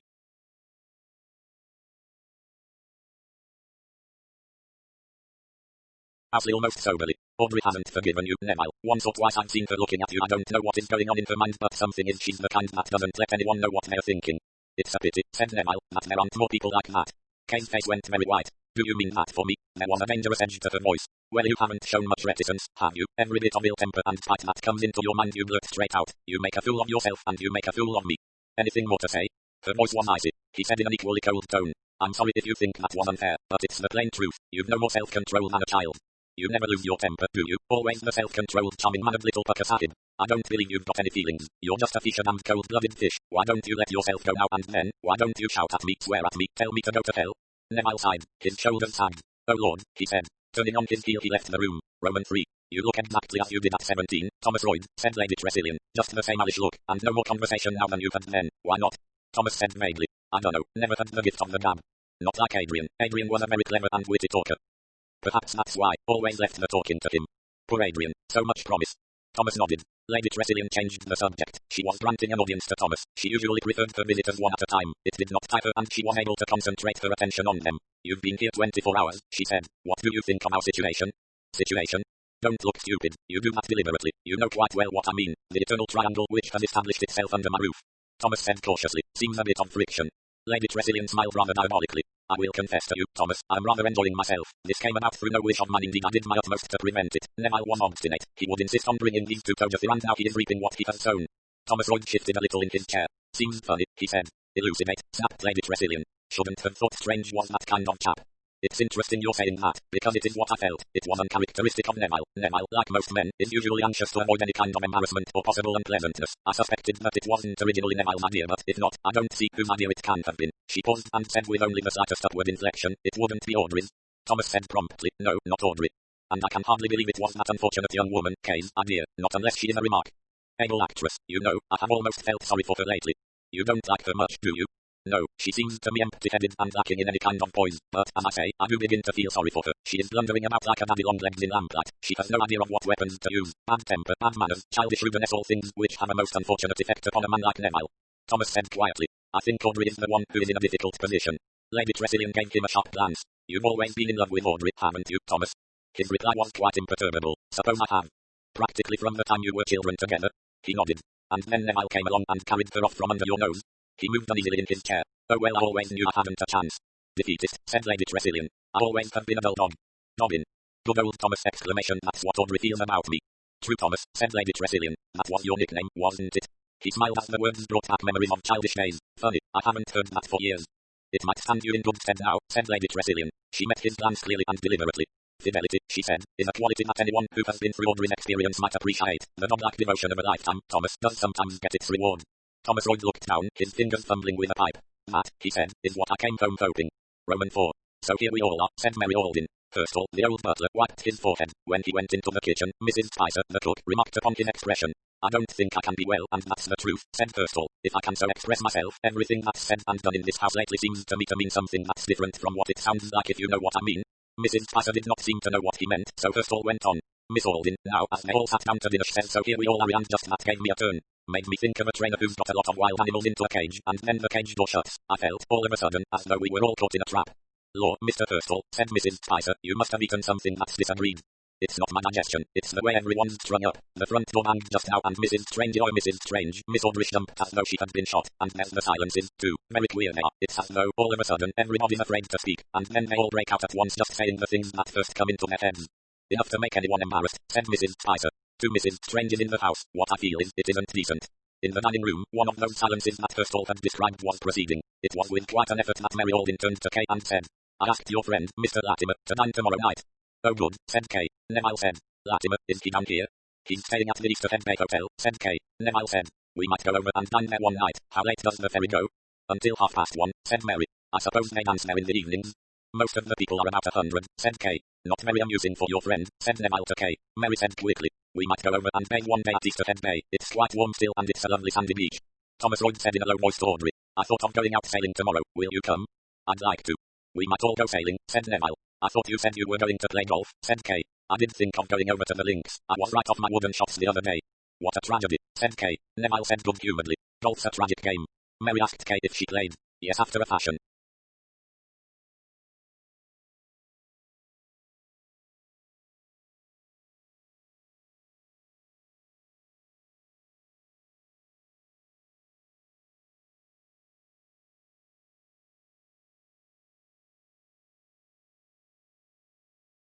Neville said. Kay would be very good if she took a little trouble. She's got a natural swing. Kay said to Audrey. You don't play any games, do you? Not really. I play tennis after a fashion, but I'm a complete rabbit. Do you still play the piano, Audrey? Asked Thomas. She shook her head. Not nowadays.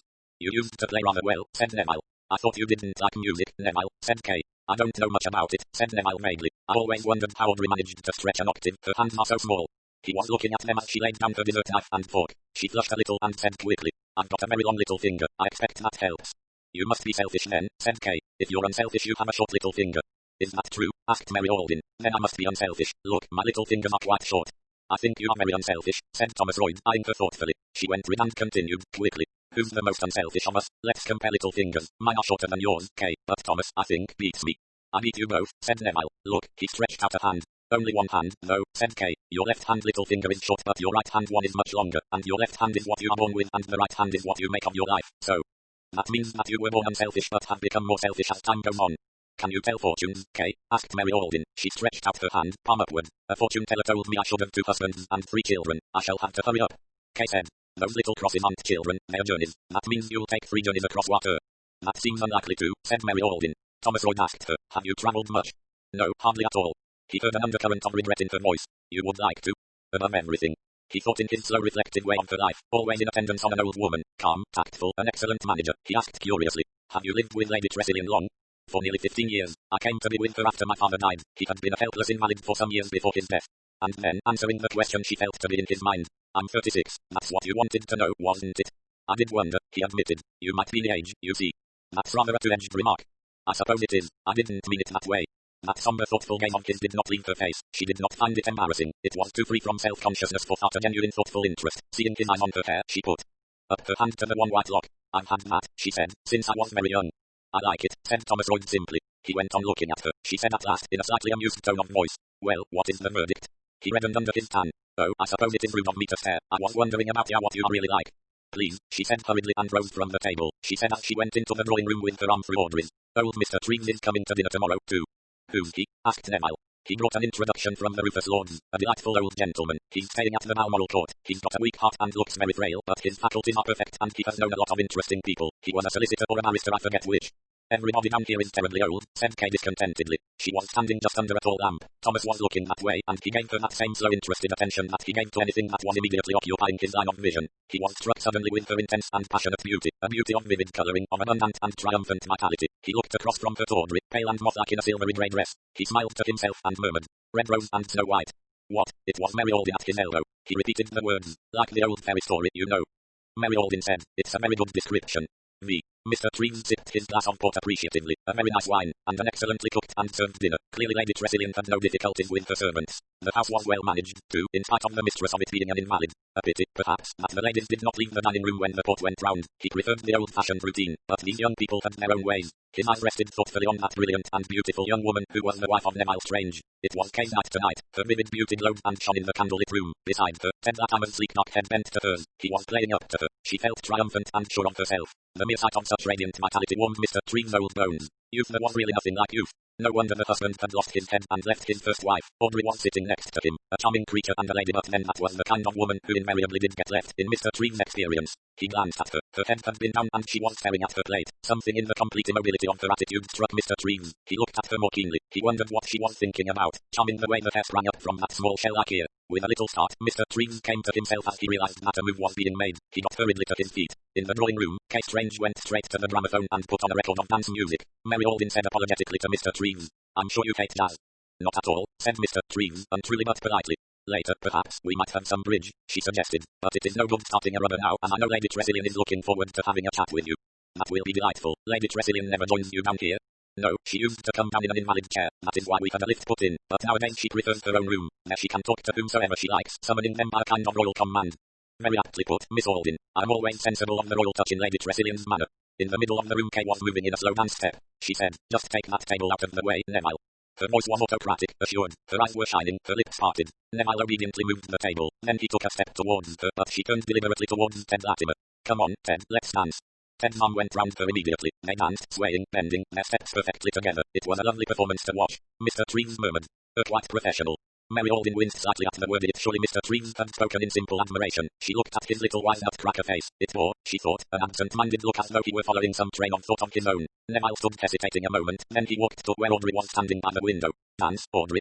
His tone was formal, almost cold. Mere politeness, you might have said, inspired his request. Audrey Strange hesitated a minute before nodding her head and taking a step towards him. Mary Alden made some commonplace remarks to which Mr. Treves did not reply. He had so far shown no signs of deafness, and his courtesy was punctilious. She realized that it was absorption that held him aloof. She could not quite make out if he was watching the dancers, or was staring across the room at Thomas Royd, standing alone at the other end. With a little start Mr. Treves said, Excuse me, my dear lady, you were saying? Nothing, only that it was an unusually fine September. Yes, indeed rain is badly needed locally, so they tell me at my hotel. You are comfortable there, I hope? Oh yes, though I must say I was vexed when I arrived to find. Mr. Treves broke off. Audrey had disengaged herself from Neville. She said with an apologetic little laugh, It's really too hot to dance. She went towards the open window and out onto the terrace. Oh, go after her, you fool, murmured Mary. She meant the remark to be under her breath, but it was loud enough for Mr. Treves to turn and stare at her in astonishment. She reddened and gave an embarrassed laugh. I'm speaking my thoughts aloud, she said ruefully, but really he does irritate me so. He's so slow. Mr. Strange. Oh no, not Neville. Thomas Royd. Thomas Royd was just preparing to move forward, but by now Neville, after a moment's pause, had followed Audrey out of the window. For a moment Mr. Treves' eye, interestedly speculative, rested on the window, then his irritation returned to the dancers. A beautiful dancer, young Mr. Latimer, did you say the name was? Yes, Edward Latimer. Ah yes, Edward Latimer, an old friend, I gather, of Mrs. Strange. Yes. And what does this very decorative young gentleman do for a living? Well, really, I don't quite know. Indeed, said Mr. Treves, managing to put a good deal of comprehension into one harmless word. Mary went on. He is staying at the Easter Head Bay Hotel. A very pleasant situation, said Mr. Treves. He added dreamily after a moment or two, rather an interesting shaped head, a curious angle from the crown to the neck rendered less noticeable by the way he has his haircut, but distinctly unusual. After another pause, he went on still more dreamily. The last man I saw with a head like that got 10 years. Penal servitude for a brutal assault on an elderly jeweler. Surely, exclaimed Mary, you don't mean? Not at all, said Mr. Treves. You mistake me entirely. I'm suggesting no disparagement of a guest of yours. I was merely pointing out that a hardened and brutal criminal can be in appearance a most charming and personable young man. Odd, but so it is. He smiled gently at her. Mary said, You know, Mr. Treves, I think I'm a little frightened of you. Nonsense, dear lady. But I am. You are such a very shrewd observer. My eyes, said Mr. Treves complacently, are as good as ever they were. He paused and added, Whether that is fortunate or unfortunate, I cannot at the moment decide. How could it be unfortunate? Mr. Treves shook his head doubtfully. One is sometimes placed in a position of responsibility. The right course of action is not always easy to determine. First all entered bearing the coffee tray. After taking it to Mary and the old lawyer, he went down the room to Thomas Royd. Then, by Mary's directions, he put the tray down on a low table and left the room. Kay called over Ted's shoulder. We'll finish out this tune. Mary said, I'll take Audrey out to her. She went to the French windows, cup in hand. Mr. Treves accompanied her. As she paused on the threshold, he looked out over her shoulder. Audrey was sitting on the corner of the balustrade. In the bright moonlight, her beauty came to life, a beauty born of line rather than color. The exquisite line from the dot of the ear, the tender modeling of chin and mouth, and the really lovely bones of the head, and the small straight nose. That beauty would be there when Audrey Strange was an old woman. It had nothing to do with the covering flesh, it was the bones themselves that were beautiful. The sequined dress she wore accentuated the effect of the moonlight. She sat very still, and Neville Strange stood and looked at her. Neville took a step towards her. Audrey, he said, you. She shifted her position, then sprang lightly to her feet and clapped a hand to her ear. Oh, my earring, I must have dropped it. Where? Let me look. They both bent down, awkward and embarrassed, and collided in doing so. Audrey sprang away. Neville exclaimed. Wait a sec, me cuff button, it's caught in your hair. Stand still. She stood quite still as he fumbled with the button. You're pulling it out by the root, so clumsy you are, Neville. Do be quick. Sorry, Roman 2 seemed to be all thumbs. The moonlight was bright enough for the two onlookers to see what Audrey could not see, the trembling of Neville's hands as he strove to free the strand of fair silvery hair. But Audrey herself was trembling too, as though suddenly cold. Mary Alden jumped as a quiet voice said behind her. Excuse me. Thomas Royd passed between them and out. Shall I do that, Strange? He asked. Neville straightened up and he and Audrey moved apart. It's all right, I've done it. Neville's face was rather white. You're cold, said Thomas to Audrey. Come in and have coffee. She came back with him and Neville turned away staring out to sea. I was bringing it out to you, said Mary, but perhaps you'd better come in. Yes, said Audrey, I think I'd better come in. They all went back into the drawing room. Ted and Kate had stopped dancing. The door opened and a tall gaunt woman dressed in black came in. She said respectfully, Her ladyship's compliments, and she would be glad to see Mr. Treves up in her room. V.I. Lady Tressilian received Mr. Treves with evident pleasure. He and she were soon deep in an agreeable flood of reminiscences and a recalling of mutual acquaintances. At the end of half an hour Lady Tressilian gave a deep sigh of satisfaction. Ah, she said, I've enjoyed myself. There's nothing like exchanging gossip and remembering old scandals. A little malice, agreed Mr. Treves, adds a certain savour to life. By the way, said Lady Tressilian, what do you think of our example of the eternal triangle? Mr. Treves looked discreetly blank. What triangle? Don't tell me you haven't noticed it, Neville and his wives. Oh that, the present Mrs. Strange is a singularly attractive young woman. So is Audrey, said Lady Tressilian. Mr. Treves admitted, she has charms. Lady Tressilian exclaimed, do you mean to tell me you can understand a man leaving Audrey, who is a person of rare quality for okay? Mr. Treves replied calmly, perfectly, it happens frequently. Disgusting, I should soon grow tired of Kay if I were a man and wish I had never made such a fool of myself. That also happens frequently. These sudden passionate infatuations, said Mr. Treves, looking very passionless and precise himself, are seldom of long duration. And then what happens? Demanded Lady Tressilian. Usually, said Mr. Treves, the parties adjust themselves. Quite often there is a second divorce. The man then marries a third party solely out of a sympathetic nature. Nonsense. Neville isn't a Mormon whatever some of your clients may be. The remarriage of the original parties occasionally takes place. Lady Tressilian shook her head. But no, Audrey has too much pride. You think so? I'm sure of it. Do not shake your head in that aggravating fashion. It has been my experience, said Mr. Treves, that women possess little or no pride where love affairs are concerned. Pride is a quality often on their lips, but not apparent in their actions. You don't understand Audrey. She was violently in love with Neville. Too much so, perhaps, after he left her for this girl, though I don't blame him entirely. Girl pursued him everywhere, and you know what men are. She never wanted to see him again. Mr. Treves coughed gently. And yet, he said, she is here. Oh well, said Lady Tressilian, annoyed. I don't profess to understand these modern ideas. I imagine that Audrey is here just to show that she doesn't care, and that it doesn't matter. Very likely, Mr. Treves stroked his jaw. She can put it to herself that way, certainly. You mean, said Lady Tressilian, that you think she is still hankering after Neville and that? Oh no, I won't believe such a thing. It could be, said Mr. Treves. I won't have it, said Lady Tressilian. I won't have it in my house. You are already disturbed, are you not? Asked Mr. Treves shrewdly. There is tension. I have felt it in the atmosphere. So you feel it too, said Lady Tressilian sharply. Yes, I'm puzzled, I must confess. The true feelings of the parties remain obscure, but in my opinion, there is gunpowder about. The explosion may come any minute. Stop talking like Guy Fawkes and tell me what to do, said Lady Tressilian. Mr. Treves held up his hands. Really, I'm at a loss to know what to suggest. There is, I feel sure, a focal point. If we could isolate that, but there is so much that remains obscure. I have no intention of asking Audrey to leave, said Lady Tressilian. As far as my observation goes, she has behaved perfectly in a very difficult situation. She has been courteous but aloof. I consider her conduct irreproachable. Oh quite, said Mr. Treves. Quite, but it's having a most marked effect on young Neville Strange all the same. Neville, said Lady Tressilian, is not behaving well. I shall speak to him about it, but I couldn't turn him out of the house for a moment. Matthew regarded him as practically his adopted son. I know. Lady Tressilian sighed. She said in a lowered voice. You know that Matthew was drowned here? Yes. So many people have been surprised at my remaining here. Stupid of them. I have always felt Matthew near to me here. The whole house is full of him. I should feel lonely and strange anywhere else. She paused and went on. I hoped at first that it might not be very long before I joined him, especially when my health began to fail. But it seems I'm one of these creaking gates, these perpetual invalids who never die. She thumped her pillow angrily. It doesn't please me, I can tell you. I always hoped that when my time came, it would come quickly, that I should meet death face to face, not feel him creeping along behind me, always at my shoulder, gradually forcing me to sink to one indignity after another of illness, increased helplessness, increasing dependence on other people. But very devoted people, I'm sure. You have a faithful maid. Barrett, the one who brought you up, the comfort of my life, a grim old battle axe, absolutely devoted. She's been with me for years. And you are lucky, I should say, in having Miss Alden. You are right, I'm lucky in having Mary. She is a relation. A distant cousin, one of those selfless creatures whose lives are continually being sacrificed to those of other people. She looked after her father, a clever man but terribly exacting. When he died, I begged her to make her home with me, and I have blessed the day she came to me. You've no idea what horrors most companions are. Futile, boring creatures, driving one mad with their inanity. They are companions because they are fit for nothing better. To have Mary, who is a well-read, intelligent woman, is marvelous. She has really a first-class brain, a man's brain. She has read widely and deeply, and there is nothing she cannot discuss. And she is as clever domestically as she is intellectually. She runs the house perfectly and keeps the servants happy. She eliminates all quarrels and jealousy. I don't know how she does it, just tact, I suppose. She has been with you long? 12 years, no more than that. 13, something like that. She has been a great comfort.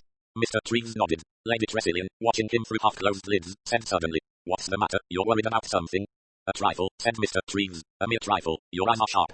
I like studying people, said Lady Tressilian. I always knew at once if there was anything on Matthew's mind. She sighed and leaned back on her pillows. I must say good night to you now. It was a queen's dismissal. Nothing discourteous about it. I'm very tired, but it has been a great pleasure. Come and see me again soon. You may depend upon my taking advantage of those kind words. I only hope I have not talked too long. Oh no, I always tie very suddenly. Ring my bell for me, will you, before you go? Mr. Treves pulled gingerly at a large old-fashioned bell pull that ended in a huge tassel. Quite a survival, he remarked. My bell, yes, no newfangled electric bells for me. Half the time they're out of order and you go on pressing away. This thing never fails. It rings in Barrett's room upstairs and bell hangs over her bed. So there's never any delay in answering it. If there is, I pull it again pretty quickly. As Mr. Treves went out of the room he heard the bell pulled a second time and heard the tinkle of it somewhere above his head. He looked up and noticed the wires that ran along the ceiling. Harriet came hurriedly down a flight of stairs and past him, going to her mistress. Mr. Treves went slowly downstairs, not troubling with the little lift on the downward journey. His face was drawn into a frown of uncertainty. He found the whole party assembled in the drawing room, and Mary Alden at once suggested bridge, but Mr. Treves refused politely on the plea that he must very shortly be starting home. My hotel, he said, is old-fashioned. They do not expect anyone to be out after midnight. It's a long time from certainly 10:30, said Neville. They don't lock you out, I hope. Oh no, in fact I doubt if the door is locked at all at night. It is shut at 9 o'clock, but one has only to turn the handle and walk in. People seem very haphazard down here, but I suppose they are justified in trusting to the honesty of the local people. Certainly no one locks their door in the daytime here, said Mary. Ours stands wide open all day long, but we do lock it up at night. What's the Marble Court like? Asked Ted Latimer. It looks a queer high Victorian atrocity of a building. It lives up to its name, said Mr. Treves, and has good solid Victorian comfort, good beds, good cook. Ingram Victorian wardrobes, immense baths with mahogany surrounds. Weren't you saying you were annoyed about something at first? Asked Mary. Ah yes, I have carefully reserved my letter to rooms on the ground floor. I have a weak heart, you know, and stairs are forbidden me. When I arrived I was vexed to find the rooms were not available. Instead I was allotted 2 rooms, very pleasant rooms, I must admit, on the top floor. I protested, but it seems that an old resident who had been going to Scotland this month was ill and had been unable to vacate the rooms. Mr. Lucan, I expect, said Mary. I believe that is the name. Under the circumstances, I had to make the best of things. Fortunately there is a good automatic lift so that I have really suffered no inconvenience. Kay said, Ted, why don't you come and stay at the Marble Court? You'd be much more accessible. Oh, I don't think it looks my kind of place. Quite right, Mr. Latimer, said Mr. Treves. It would not be at all in your line of country. For some reason or other Ted Latimer flushed. I don't know what you mean by that, he said. Mary Alden, sensing constraint, hurriedly made a remark about a newspaper sensation of the moment. I see they've detained the man in the Kentish Town trunk case, she said. It's the second man they've detained, said Neville. I hope they've got the right one this time. They may not be able to hold him even if he is, said Mr. Treves. Insufficient evidence? Asked Freud. Yes. Still, said Kay, I suppose they always get the evidence in the end. Not always, Mrs. Strange. You'd be surprised if you knew how many of the people who have committed crimes are walking about the country free and unmolested. Because they've never been found out, you mean? Not only that, there is a man, he mentioned a celebrated case of 2 years back. The police know who committed those child murders, know it without a shadow of doubt, but they are powerless. That man has been given an alibi by 2 people, and though that alibi is false, there is no proving it to be so. Therefore the murderer goes free. How dreadful, said Mary. Thomas Royd knocked out his pipe and said in his quiet reflective voice, that confirms what I have always thought, that there are times when one is justified in taking the law into one's own hands. What do you mean, Mr. Royd? Thomas began to refill his pipe. He looked thoughtfully down at his hands as he spoke in jerky, disconnected sentences. Suppose you knew of a dirty piece of work, knew that the man who did it isn't accountable to existing laws, that he's immune from punishment. Then I hold that one is justified in executing sentence oneself. Mr. Treves said warmly, a most pernicious doctrine, Mr. Royd. Such an action would be quite unjustifiable. Don't see it. I'm assuming you know that the facts are proved, it's just the law is powerless. Private action is still not to be excused. Thomas smiled a very gentle smile. I don't agree, he said. If a man ought to have his neck wrung, I wouldn't mind taking the responsibility of wringing it for him. And in turn would render yourself liable to the law's penalties. Still smiling, Thomas said, I'd have to be careful. Of course, in fact, one would have to go in for a certain amount of low cunning. Audrey said in her clear voice, you'd be found out, Thomas. Matter of fact, said Thomas, I don't think I should. I knew a case once, began Mr. Treves, and stopped. He said apologetically, criminology is rather a hobby of mine, you know. Please go on, said Kay. I have had a fairly wide experience of criminal cases, said Mr. Treves. Only a few of them have held any real interest. Most murderers have been lamentably uninteresting and very short-sighted. However, I could tell you of one interesting example. Oh do, said Kay. I like murders. Mr. Treves spoke slowly, apparently choosing his words with great deliberation and care. The case concerned a child. I will not mention the child's age or sex. The facts were as follows. 2 children were playing with bows and arrows. One child sent an arrow through the other child in a vital spot and death resulted. There was an inquest. The surviving child was completely distraught and the accident was commiserated and sympathy expressed for the unhappy author of the deed. He paused. Was that all? Asked Ted Latimer. That was all. A regrettable accident. But there is, you see, another side to the story. A farmer, some time previously, happened to have passed up a certain path in a wood nearby. There, in a little clearing, he had noticed a child practicing with a bow and arrow. He paused to let his meaning sink in. You mean, said Mary Alden incredulously, that it was not an accident, that it was intentional? I don't know, said Mr. Treves. I have never known, but it was stated at the inquest that the children were unused to bows and arrows and in consequence shot wildly and ignorantly. And that was not so? That, in the case of one of the children, was certainly not so. What did the farmer do? Said Audrey breathlessly. He did nothing. Whether he acted rightly or not, I have never been sure. It was the future of a child that was at stake. A child, he felt, ought to be given the benefit of a doubt. Audrey said. But you yourself have no doubt about what really happened? Mr. Treves said gravely. Personally, I'm of the opinion that it was a particularly ingenious murder committed by a child and planned down to every detail beforehand. Ted Latimer asked. Was there a reason? Oh yes, there was a motive. Childish teasings, unkind words enough to foment hatred. Children hate easily. Mary exclaimed, but the deliberation of it. Mr. Treves nodded. Yes, the deliberation of it was bad. A child, keeping that murderous intention in its heart, quietly practicing day after day, and then the final piece of acting awkward shooting catastrophe, the pretense of grief and despair. It was all incredible, so incredible that probably it would not have been believed in court. What happened to the child? Asked Kay curiously. Its name was changed, I believe, said Mr. Treves. After the publicity of the inquest that was deemed advisable. That child is a grown-up person Tommy somewhere in the world. The question is, has it still got a murderer's heart? He added thoughtfully.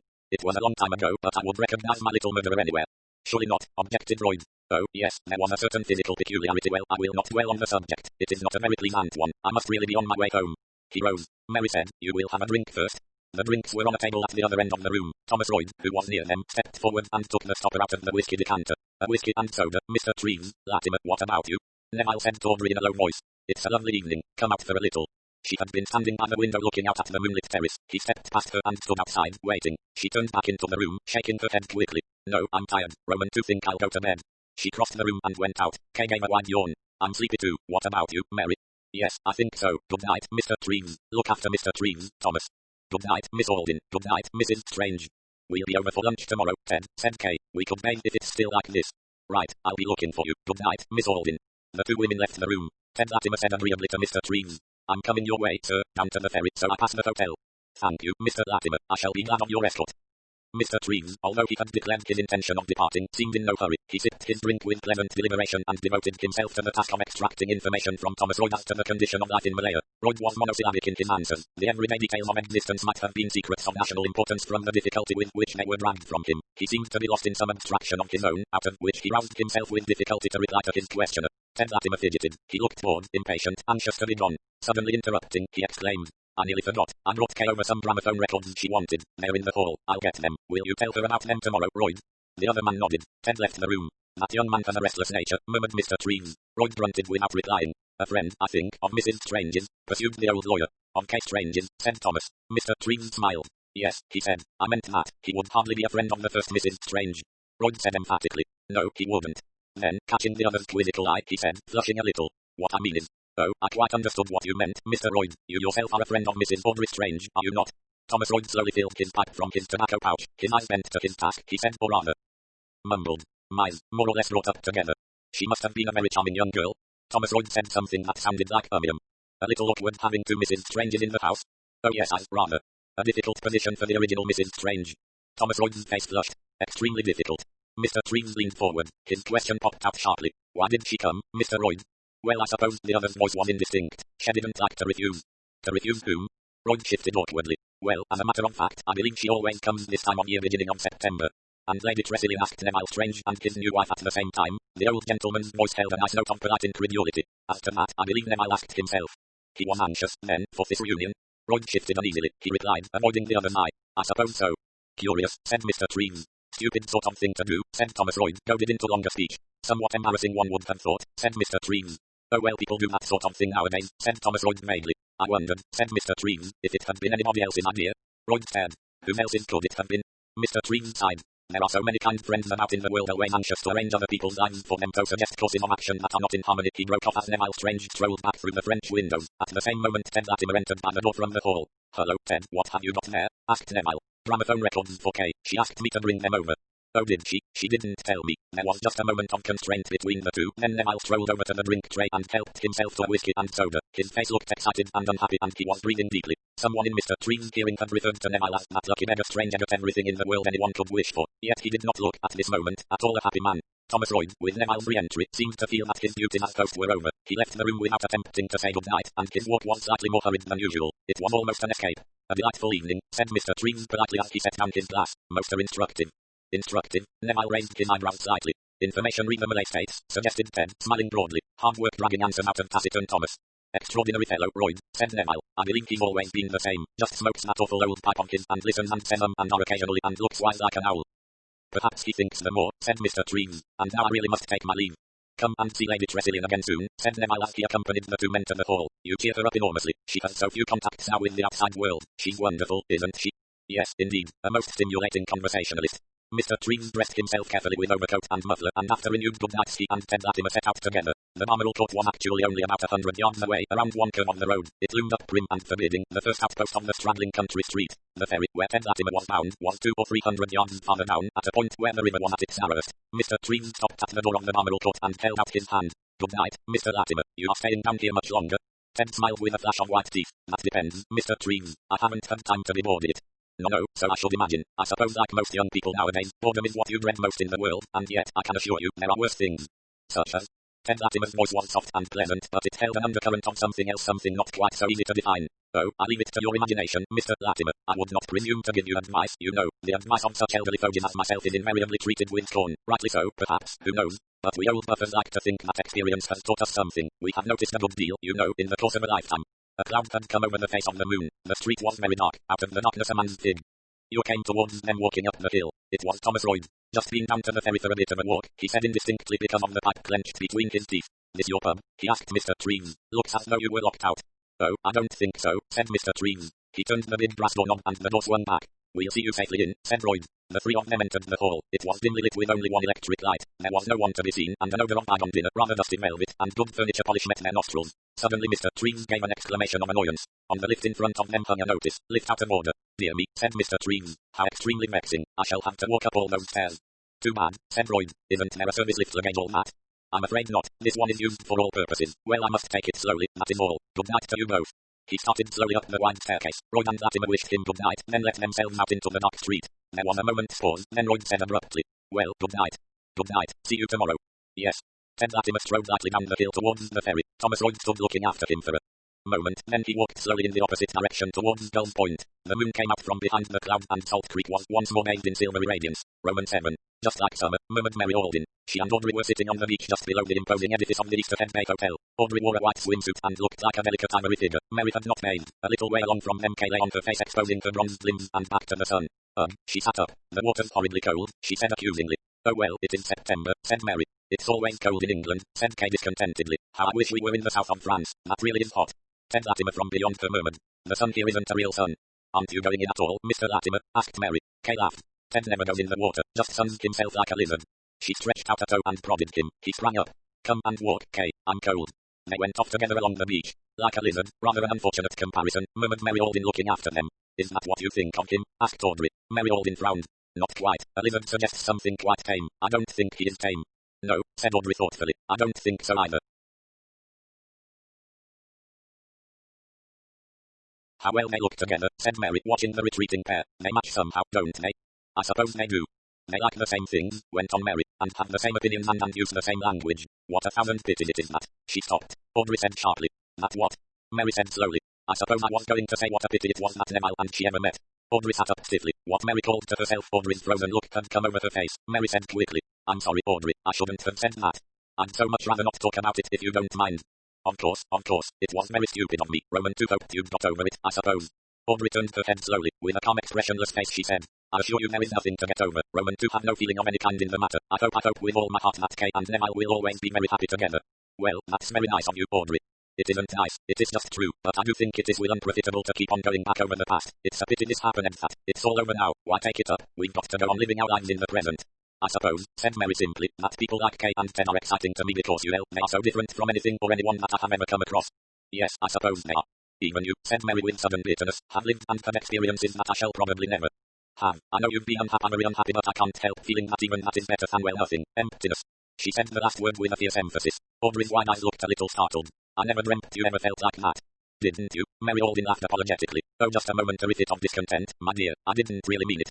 "It can't be very gay for you," said Audrey slowly, "just living here with Camilla, nothing though she is. Reading to her, managing the servants, never going away." "I'm well fed and housed," said Mary. "Thousands of women aren't even that, and really, Audrey, I'm quite contented. I have." A smile played for a moment round her lips. "My private distractions." "Secret vices?" asked Audrey, smiling also. "Oh, I plan things," said Mary vaguely, "in my mind, you know, and I like experimenting sometimes upon people, just seeing, you know, if I can make them react to what I say in the way I mean." "You sound almost sadistic, Mary. How little I really know you." "Oh, it's all quite harmless, just a childish little amusement." Audrey asked curiously, "Have you experimented on me?" "No, you're the only person I have always found quite incalculable. I never know, you see, what you are thinking." "Perhaps," said Audrey gravely, "that is just as well." She shivered and Mary exclaimed, "You're cold."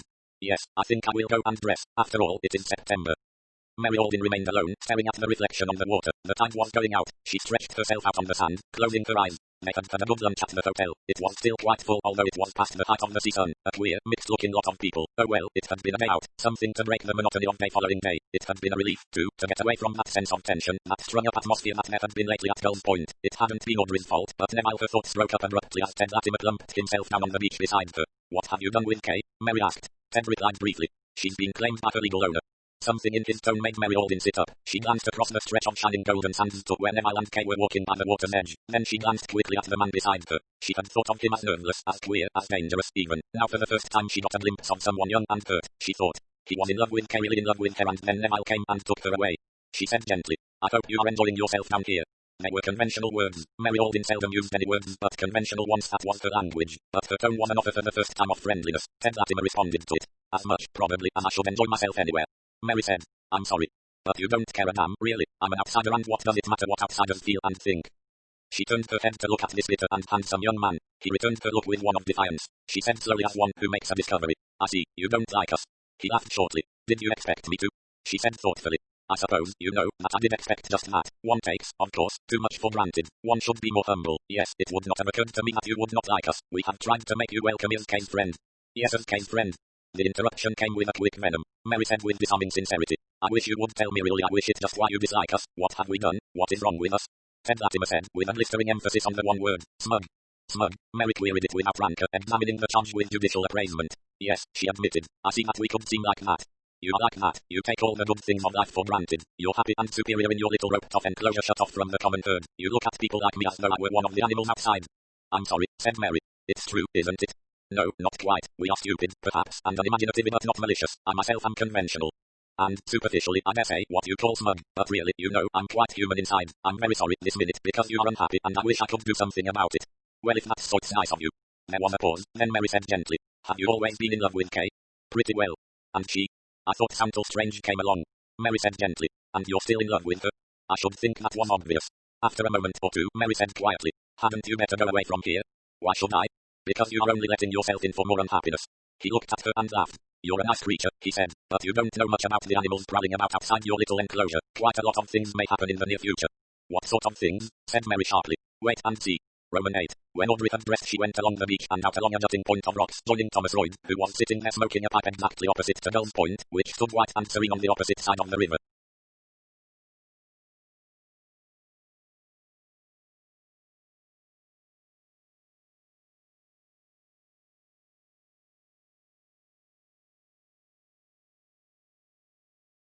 Thomas turned his head at Audrey's approach, but he did not move. She sat down beside him without speaking. They were silent with the comfortable silence of two people who know each other very well indeed. How near it looks, said Audrey at last, breaking the silence. Thomas looked across at Gull's Point. Yes, we could swim home.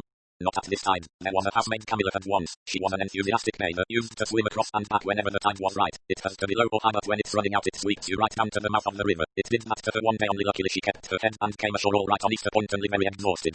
It doesn't say anything about its being dangerous here. It isn't this side. The current is the other side. It's deep there under the cliffs. There was a would-be suicide last year, threw himself off Starkhead, but he was caught by a tree halfway down the cliff and the coast guards got to him all right. Poor devil, said Thomas. I bet he didn't thank them. Must be sickening to have made up your mind to get out of it all and then be saved. Makes a fellow feel a fool. Perhaps he's glad now, suggested Audrey dreamily. She wondered vaguely where the man was now and what he was doing. Thomas puffed away at his pipe. By turning his head very slightly he could look at Audrey. He noted her grave absorbed face as she stared across the water, the long brown lashes that rested on the pure line of the cheek, the small shell-like ear. That reminded him of something. Oh, by the way, I've got your earring, one you lost last night. His fingers delved into his pocket. Audrey stretched out a hand. Oh good, where did you find it? On the terrace? No, it was near the stairs. You must have lost it as you came down to dinner. I noticed you hadn't got it at dinner. I'm glad to have it back. She took it. Thomas reflected that it was rather a large barbaric earring for so small an ear. The ones she had on today were large, too. He remarked. You wear your earrings even when you bathe. Aren't you afraid of losing them? Oh, these are very cheap things. I hate being without earrings because of this. She touched her left ear. Thomas remembered. Oh yes, that time old bouncer bit you. Audrey nodded. They were silent, reliving a childish memory. Audrey, standish as she then was, a long spindle-legged child, putting her face down on old bouncer who had had a sore paw, a nasty bite he had given her. She had had to have a stitch put in it. Not that there was much to show, no, just the tiniest little scar. My dear girl, he said, you can hardly see the mark. Why do you mind? Audrey paused before answering with evident sincerity. It's because in echoes I just can't bear a blemish. Thomas nodded. It fitted in with his knowledge of Audrey, of her instinct for perfection. She was in herself so perfectly finished an article. He said suddenly, you're far more beautiful than Kay. She turned quickly. Oh no, Thomas, KK is really lovely. On the outside, not underneath. Are you referring, said Audrey with faint amusement, to my beautiful soul? Thomas knocked out the ashes of his pipe. No, he said. I think I mean your bones. Audrey laughed. Thomas packed a new pipe full of tobacco. They were silent for quite 5 minutes, but Thomas glanced at Audrey more than once, though he did it so unobtrusively that she was unaware of it. He said at last quietly, What's wrong, Audrey? Wrong? What do you mean by wrong? Wrong with you? There's something. No, there's nothing. Nothing at all. But there is. She shook her head. Won't you tell me? There's nothing to tell. I suppose I'm being a chump, but I've got to say it. He paused. Audrey, can't you forget about it? Can't you let it all go? She dug her small hands convulsively into the rock. You don't understand. You can't begin to understand. But Audrey, my dear, I do. That's just it. I know. She turned a small doubtful face to him. I know exactly what you've been through, and what it must have meant to you. She was very white now, white to the lips. I see, she said. I didn't think anyone knew. Well, I do. I'm not going to talk about it, but what I want to impress upon you is that it's all over, it's past and done with. She said in a low voice. Some things don't pass. Look here, Audrey, it's no good brooding and remembering. Granted, you've been through hell. It does no good to go over and over a thing in your mind. Look forward, not back. You're quite young. You've got your life to live, and most of that is in front of you now. Think of tomorrow, not of yesterday. She looked at him with a steady wide-eyed gaze that was singularly unrevealing of her real thoughts. And supposing, she said, that I can't do that. But you must. Audrey said gently. I thought you didn't understand. I'm not quite normal about some things, I suppose. He broke in roughly. Rubbish, he stopped. What? I was thinking of you as you were when you were a girl before you married Neville. Why did you marry Neville? Audrey smiled. Because I fell in love with him. Yes, I know that, but why did you fall in love with him? What attracted you to him so much?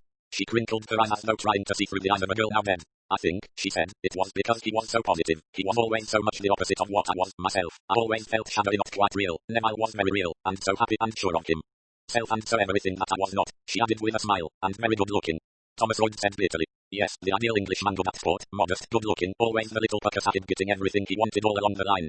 Audrey sat very upright and stared at him. You hate him, she said slowly. You hate him very much, don't you? He avoided her eyes, turning away to cup a match in his hands as he relit the pipe that had gone out.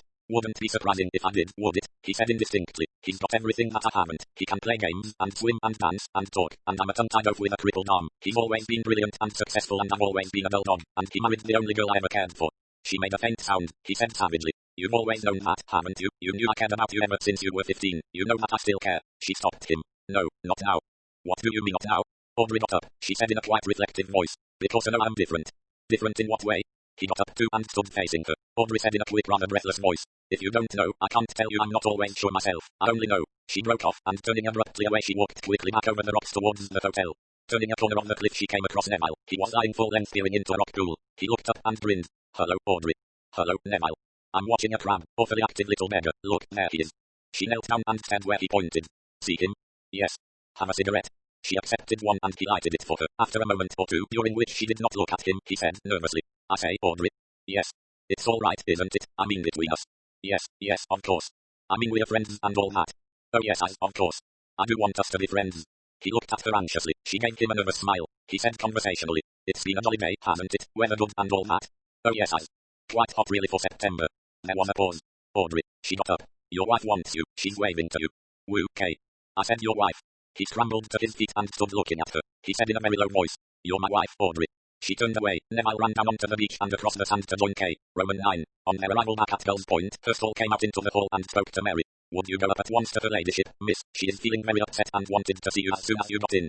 Mary hurried up the stairs. She found Lady Tressilian looking white and shaken. Dear Mary, I'm so glad you have come. I'm feeling most distressed. Poor Mr. Treves is dead. Dead? Yes, isn't it terrible? So sudden. Apparently he didn't even get undressed last night. He must have collapsed as soon as he got home. Oh dear, I'm sorry. One knows, of course, that he was delicate, a weak heart. I hope nothing happened while he was here to overstrain it. There was nothing indigestible for dinner. I don't think so, no, I'm sure there wasn't. He seemed quite well and in good spirits. I'm really very distressed. I wish, Mary, that you would go to the Normal Court and make a few inquiries of Mrs. Rogers. Ask her if there is anything we can do, and then the funeral, for Matthew's sake. I would like to do anything we could. These things are so awkward at a hotel. Mary spoke firmly. Dear Camilla, you really must not worry. This has been a shock to you. Indeed it has. I will go to the Normal Court at once and then come back and tell you all about things. Thank you, Mary dear, you are always so practical and understanding. Please try and rest now. A shock of this kind is so bad for you. Mary Alden left the room and came downstairs. Entering the drawing room she exclaimed, Old Mr. Treves is dead. He died last night after returning home. Poor old boy, exclaimed Neville. What was it? Heart apparently. He collapsed as soon as he got in. Thomas Royd said thoughtfully. I wonder if the stairs did him in. Stairs? Mary looked at him inquiringly. Yes, when Latimer and I left him he was just starting up. We told him to take it slow. Mary exclaimed. But how very foolish of him not to take the lift. The lift was out of order. Oh, I see. How very unfortunate. Poor old man. She added. I'm going round there now. Camilla wants to know if there is anything we can do. Thomas said, I'll come with you.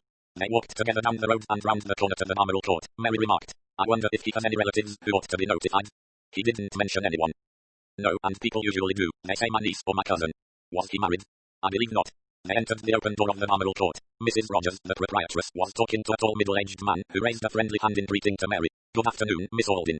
Good afternoon, Dr. Lazenby. This is Mr. Royd. We came round with a message from Lady Tressilian to know if there is anything we can do. That's very kind of you, Miss Alden, said the hotel proprietress. Come into my room, won't you? They all went into the small comfortable sitting room and Dr. Lazenby said, Mr. Treves was dining at your place last night, wasn't he? Yes. How did he seem? Did he show any signs of distress? No, he seemed very well and cheerful. The doctor nodded. Yes, that's the worst of these heart cases. The end is nearly always sudden. I had a look at his prescriptions upstairs and it seems quite clear that he was in a very precarious state of health. I shall communicate with his London doctor, of course. He was very careful of himself always, said Mrs. Rogers, and I'm sure he had every care here we could give him. I'm sure of that, Mrs. Rogers, said the doctor tactfully. It was just some tiny additional strain, no doubt. Such as walking upstairs, suggested Mary. Yes, that might do it. In fact, almost certainly would, that is, if he ever walked up those 3 flights, but surely he never did anything of that kind. Oh no, said Mrs. Rogers. He always used the lift, always. He was most particular. I mean, said Mary, that with the lift being out of order last night, Mrs. Rogers was staring at her in surprise. But the lift wasn't out of order at all yesterday, Miss Alden. Thomas Royd coughed. Excuse me, he said. I came home with Mr. Treves last night. There was a placard on the lift saying out of order. Mrs. Rogers stared. Well, that's an odd thing. I'd have declared there was nothing wrong with the lift. In fact, I'm sure there wasn't. I'd have heard about it if there was. We haven't had anything go wrong with the lift touching wood since not for a good 18 months. Very reliable it is. Perhaps, suggested the doctor, some porter or hall boy put that notice up when he was off duty. It's an automatic lift, doctor. It doesn't need anyone to work it. Ah yes, so it is. I was forgetting. I'll have a word with Joe, said Mrs. Rogers. She bustled out of the room calling, Joe, Joe. Dr. Lazenby looked curiously at Thomas. Excuse me, you're quite sure, Mr. Dr. Royd, put in Mary. Quite sure, said Thomas.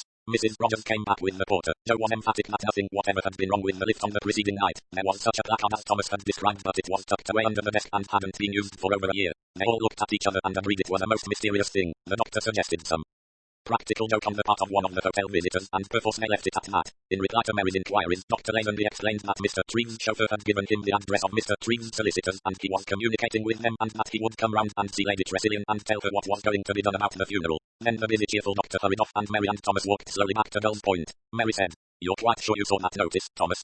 Both Latimer and I saw it. What an extraordinary thing, said Mary. It was the 12th of September. Only 2 more days, said Mary Alden. Then she bit her lip and flushed. Thomas Royd looked at her thoughtfully. Is that how you feel about it? I don't know what's the matter with me, said Mary. Never in all my life have I been so anxious for a visit to come to an end, and usually we enjoy having Neville so much, and Audrey too.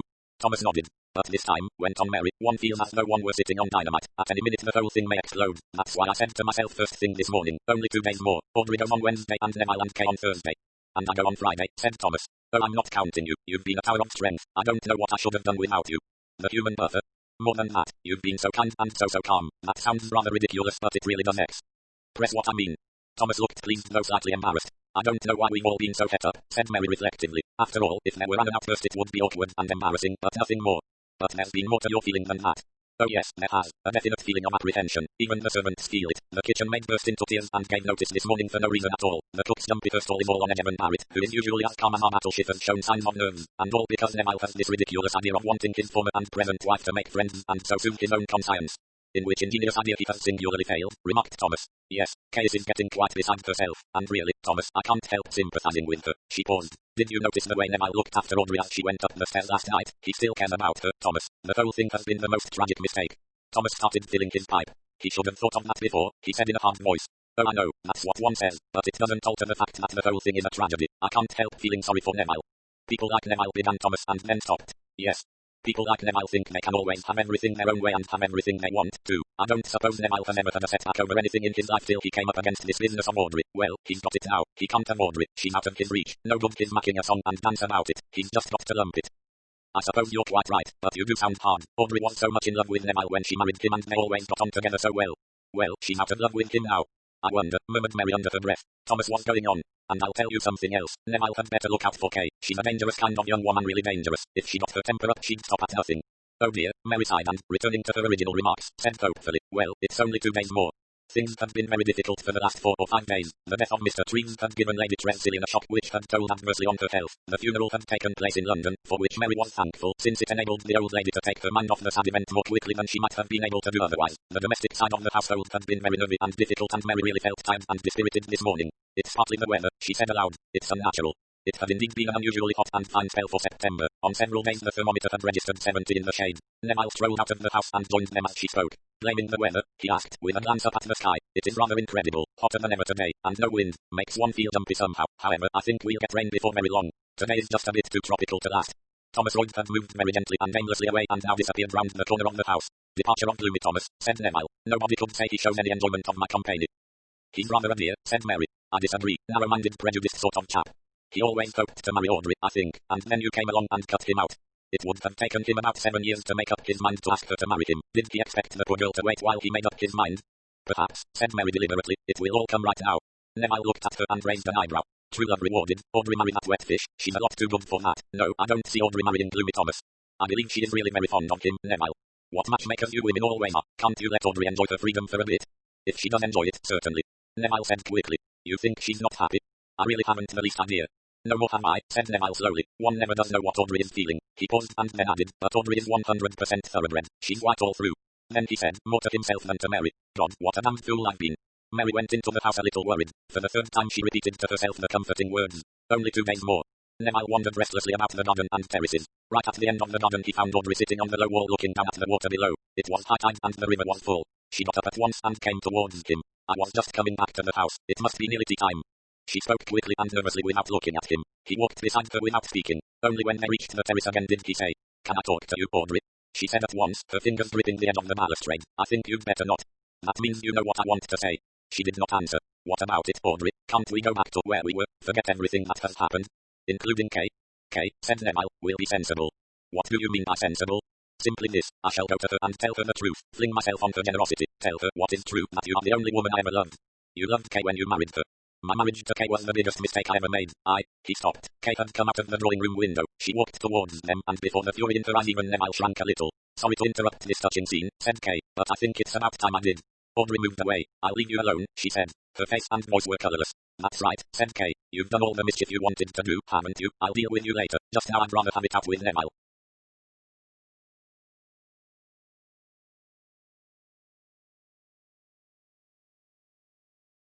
Look here, Kay, Audrey has absolutely nothing to do with this. It's not her fault. Blame me if you like. And I do like, said Kay. Her eyes blazed at Neville. What sort of man do you think you are? A pretty poor sort of man, said Neville bitterly. You leave your wife, come bald-headed after me, get your wife to give you a divorce. Crazy about me 1 minute, tired of me the next. Now I suppose you want to go back to that way-faced, mewling, double-crossing little cat. Stop that, Kay. Well, what do you want? Neville was very white, he said. I'm every kind of a worm you like to call me, but it's no good, Kay. I can't go on. I think really I must have loved Audrey all the time. My love for you was a kind of madness, but it's no good, my dear, you and I don't belong. I shouldn't be able to make you happy in the long run. Believe me, Kay, it's better to cut our losses. Let's try and part friends. Be generous. Kay said in a deceptively quiet voice. What exactly are you suggesting? Neville did not look at her. His chin took on a dogged angle. We can get a divorce. You can divorce me for desertion. Not for some time. You'll have to wait for it. I'll wait, said Neville. And then, after 3 years or whatever it is, you'll ask dear sweet Audrey to marry you all over again. If she'll have me. She'll have you all right, said Kay viciously. And where do I come in? You'll be free to find a better man than I am. Naturally I shall see you're well provided for. Cut out the bribes. Her voice rose as she lost control of herself. Listen to me, Neville. You can't do this thing to me. I'll not divorce you. I married you because I loved you. I know when you started turning against me, it was after I let you know I followed you to Estoril. You wanted to think it was all fate. It's upset your vanity to think it was me. Well, I'm not ashamed of what I did. You fell in love with me and married me, and I'm not going to let you go back to that sly little cat who's got her hooks into you again. She meant this to happen, but she's not going to bring it off. I'll kill you first. Do you hear? I'll kill you. I'll kill her too. I'll see you both dead. Neville took a step forward and caught her by the arm. Shut up, Kay. For goodness sake. You can't make this kind of scene here. Can't I? You'll see. Thurston stepped out on the terrace. His face was quite impassive. Tea is served in the drawing room, he announced. Kay and Neville walked slowly towards the drawing room window. Thurston stood aside to let them pass in. Up in the sky the clouds were gathering. Roman 11. The rain started falling at 6:45. Neville watched it from the window of his bedroom. He had no further conversation with Kay. They had avoided each other after tea. Dinner that evening was a stilted, difficult meal. Neville was sunk in abstraction. Kay's face had an unusual amount of makeup for her. Audrey sat like a frozen ghost. Mary Alden did her best to keep some kind of a conversation going and was slightly annoyed with Thomas Royd for not playing up to her nectar. Thurston was nervous and his hands trembled as he handed the vegetables. As the meal drew to a close, Neville said with elaborate casualness, Think I shall go over to Easterhead after dinner and look up Latimer. We might have a game of billiards. Take the latchkey, said Mary, in case you're back late. Thanks, I will. They went into the drawing room where coffee was served. The turning on of the wireless and the news was a welcome diversion. Kay, who had been yawning ostentatiously ever since dinner, said she would go up to bed. She had a headache, she said. Have you got any aspirin? Asked Mary. Yes, thank you. Kay left the room. Neville turned the wireless onto a program with music. He sat silent on the sofa for some time. He did not look once at Audrey, but sat huddled up looking like an unhappy little boy. Against her will, Mary felt quite sorry for him. Well, he said, at last rousing himself, better be off if I'm going. Are you taking your car or going by ferry? Oh, ferry. No sense in going around on 15 miles. I shall enjoy a bit of a walk. It's raining, you know. I know, I've got a Burberry. He went towards the door. Good night. In the hall, Hurstal came to him. If you please, sir, will you go up to Lady Tressilian? She wants to see you specially. Neville glanced at the clock. It was already 10 o'clock. He shrugged his shoulders and went upstairs and along the corridor to Lady Tressilian's room and tapped on the door. While he waited for her to say come in, he heard the voices of the others in the hall down below. Everybody was going to bed early tonight, it seemed. Come in, said Lady Tressilian's clear voice. Neville went in, shutting the door behind him. Lady Tressilian was all ready for the night. All the lights were extinguished except one reading lamp by her bed. She had been reading, but she now laid down the book. She looked at Neville over the top of her spectacles. It was, somehow, a formidable glance. I want to speak to you, Neville, she said. In spite of himself, Neville smiled faintly. Yes, headmaster, he said. Lady Tressilian did not smile. There are certain things, Neville, that I will not permit in my house. I have no wish to listen to anybody's private conversations, but if you and your wife insist on shouting at each other exactly under my bedroom windows, I can hardly fail to hear what you say. I gather that you were outlining a plan whereby Kay was to divorce you and in due course you would remarry Audrey. That, Neville, is a thing you simply cannot do and I will not hear of it for a moment. Neville seemed to be making an effort to control his temper. I apologize for the scene, he said, shortly. As for the rest of what you say, surely that is my business. No, it is not. You have used my house in order to get into touch with Audrey or else Audrey has used it. She has done nothing of the sort. Lady Tressilian stopped him with a raised hand. Anyway, you can't do this thing, Neville. Kay is your wife. She has certain rights of which you cannot deprive her. In this matter I am entirely on Kay's side. You have made your bed and must lie upon it. Your duty now is to Kay and I'm telling you so plainly. Neville took a step forward. His voice rose. This is nothing whatever to do with you. What is more, Lady Tressilian swept on, regardless of his protest. Audrey leaves this house tomorrow. You can't do that. I won't stand for it. Don't shout at me, Neville. I tell you I won't have it. Somewhere along the passage a door shut. Roman 12. Alice Bentham, the gooseberry-eyed housemaid, came to Mrs. Spicer, the cook, in some perturbation. Oh, Mrs. Spicer, I don't rightly know what I ought to do. What's the matter, Alice? It's Miss Barrett. I took her in her cup of tea over an hour ago. Fast asleep she was and never woke up, but I didn't like to do much. And then, 5 minutes ago, I went in again because she hadn't come down and her ladyship's tea all ready and waiting for her to take in. So I went in again and she's sleeping ever so I can't stir her. Have you shaken her? Yes, Mrs. Spicer. I shook her head but she just goes on lying there and she's ever such a horrid colour. Goodness, she's not dead, is she? Oh no, Mrs. Spicer, because I can hear her breathing, but it's funny breathing. I think she's ill or something. Well, I'll go up and see myself. You take in her ladyship's tea. Better make her fresh hot. She'll be wondering what's happened. Alice obediently did as she was told, whilst Mrs. Spicer went up to the second floor. Taking the tray along the corridor, Alice knocked at Lady Tressilian's door. After knocking twice and getting no answer she went in. A moment later, there was a crash of broken crockery and a series of wild screams, and Alice came rushing out of the room and down the stairs to where Hurstal was crossing the hall to the dining room. Oh, Mr. Hurstal, there have been burglars and her ladyship's dead killed with a great hole in her head and blood everywhere. A fine Italian hand. Superintendent Battle had enjoyed his holiday. There were still 3 days of it to run and he was a little disappointed when the weather changed and the rain fell. Still, what else could you expect in England? And he'd been extremely lucky up to now. He was breakfasting with Inspector James Leach, his nephew, when the telephone rang. I'll come right along, sir. Jim put the receiver back. Serious? Asked Superintendent Battle. He noted the expression on his nephew's face. We've got a murder. Lady Tressilian, an old lady, very well known down here, an invalid, has that house at Salt Creek that hangs right over the cliff. Battle nodded. I'm going along to see the old man. Thus disrespectfully did Leach speak of his chief constable. He's a friend of hers. We're going along together. As he went to the door he said pleadingly, you'll give me a hand, won't you, uncle, over this, first case of this kind I've had. As long as I'm here, I will. Case of robbery and housebreaking, is it? I don't know yet. Roman 2. Half an hour later, Major Robert Mitchell, the chief constable, was speaking gravely to uncle and nephew. It's early to say as yet, he said, but one thing seems clear. This wasn't an outside job. Nothing taken. No signs of breaking in. All the windows and doors found shut this morning. He looked directly at Battle. If I were to ask Scotland Yard, do you think they'd put you on the job? You're on the spot, you see, and then there's your relationship with Leach here. That is, if you're willing. It means cutting the end of your holiday. That's all right, said Battle. As for the other, sir, you'll have to put it up to Sir Edgar. Sir Edgar Cotton was assistant commissioner, but I believe he's a friend of yours. Mitchell nodded. Yes, I think I can manage Edgar all right. That's settled. Then, I'll get through right away. He spoke into the telephone. Get me the yard. You think it's going to be an important case, sir? Asked Battle. Mitchell said gravely. It's going to be a case where we don't want the possibility of making a mistake. We want to be absolutely sure of our man or woman, of course.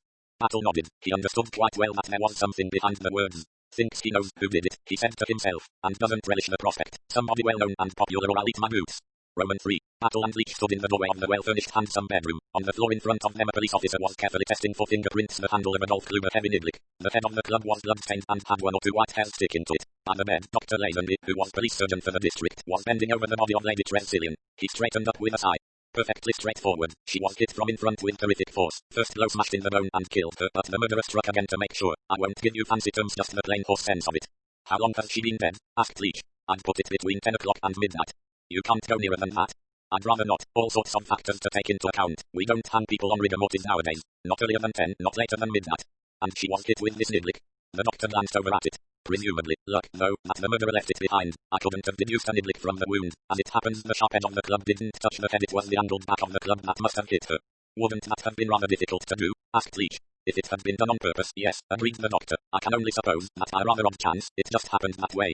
Leach was raising his hands, instinctively trying to reconstruct the blow. Awkward, he commented. Yes, said the doctor thoughtfully. The whole thing was awkward. She was struck, you see, on the right temple, but whoever did it must have stood on the right-hand side of the bed facing the head of the bed. There's no room on the left. The angle from the wall is too small.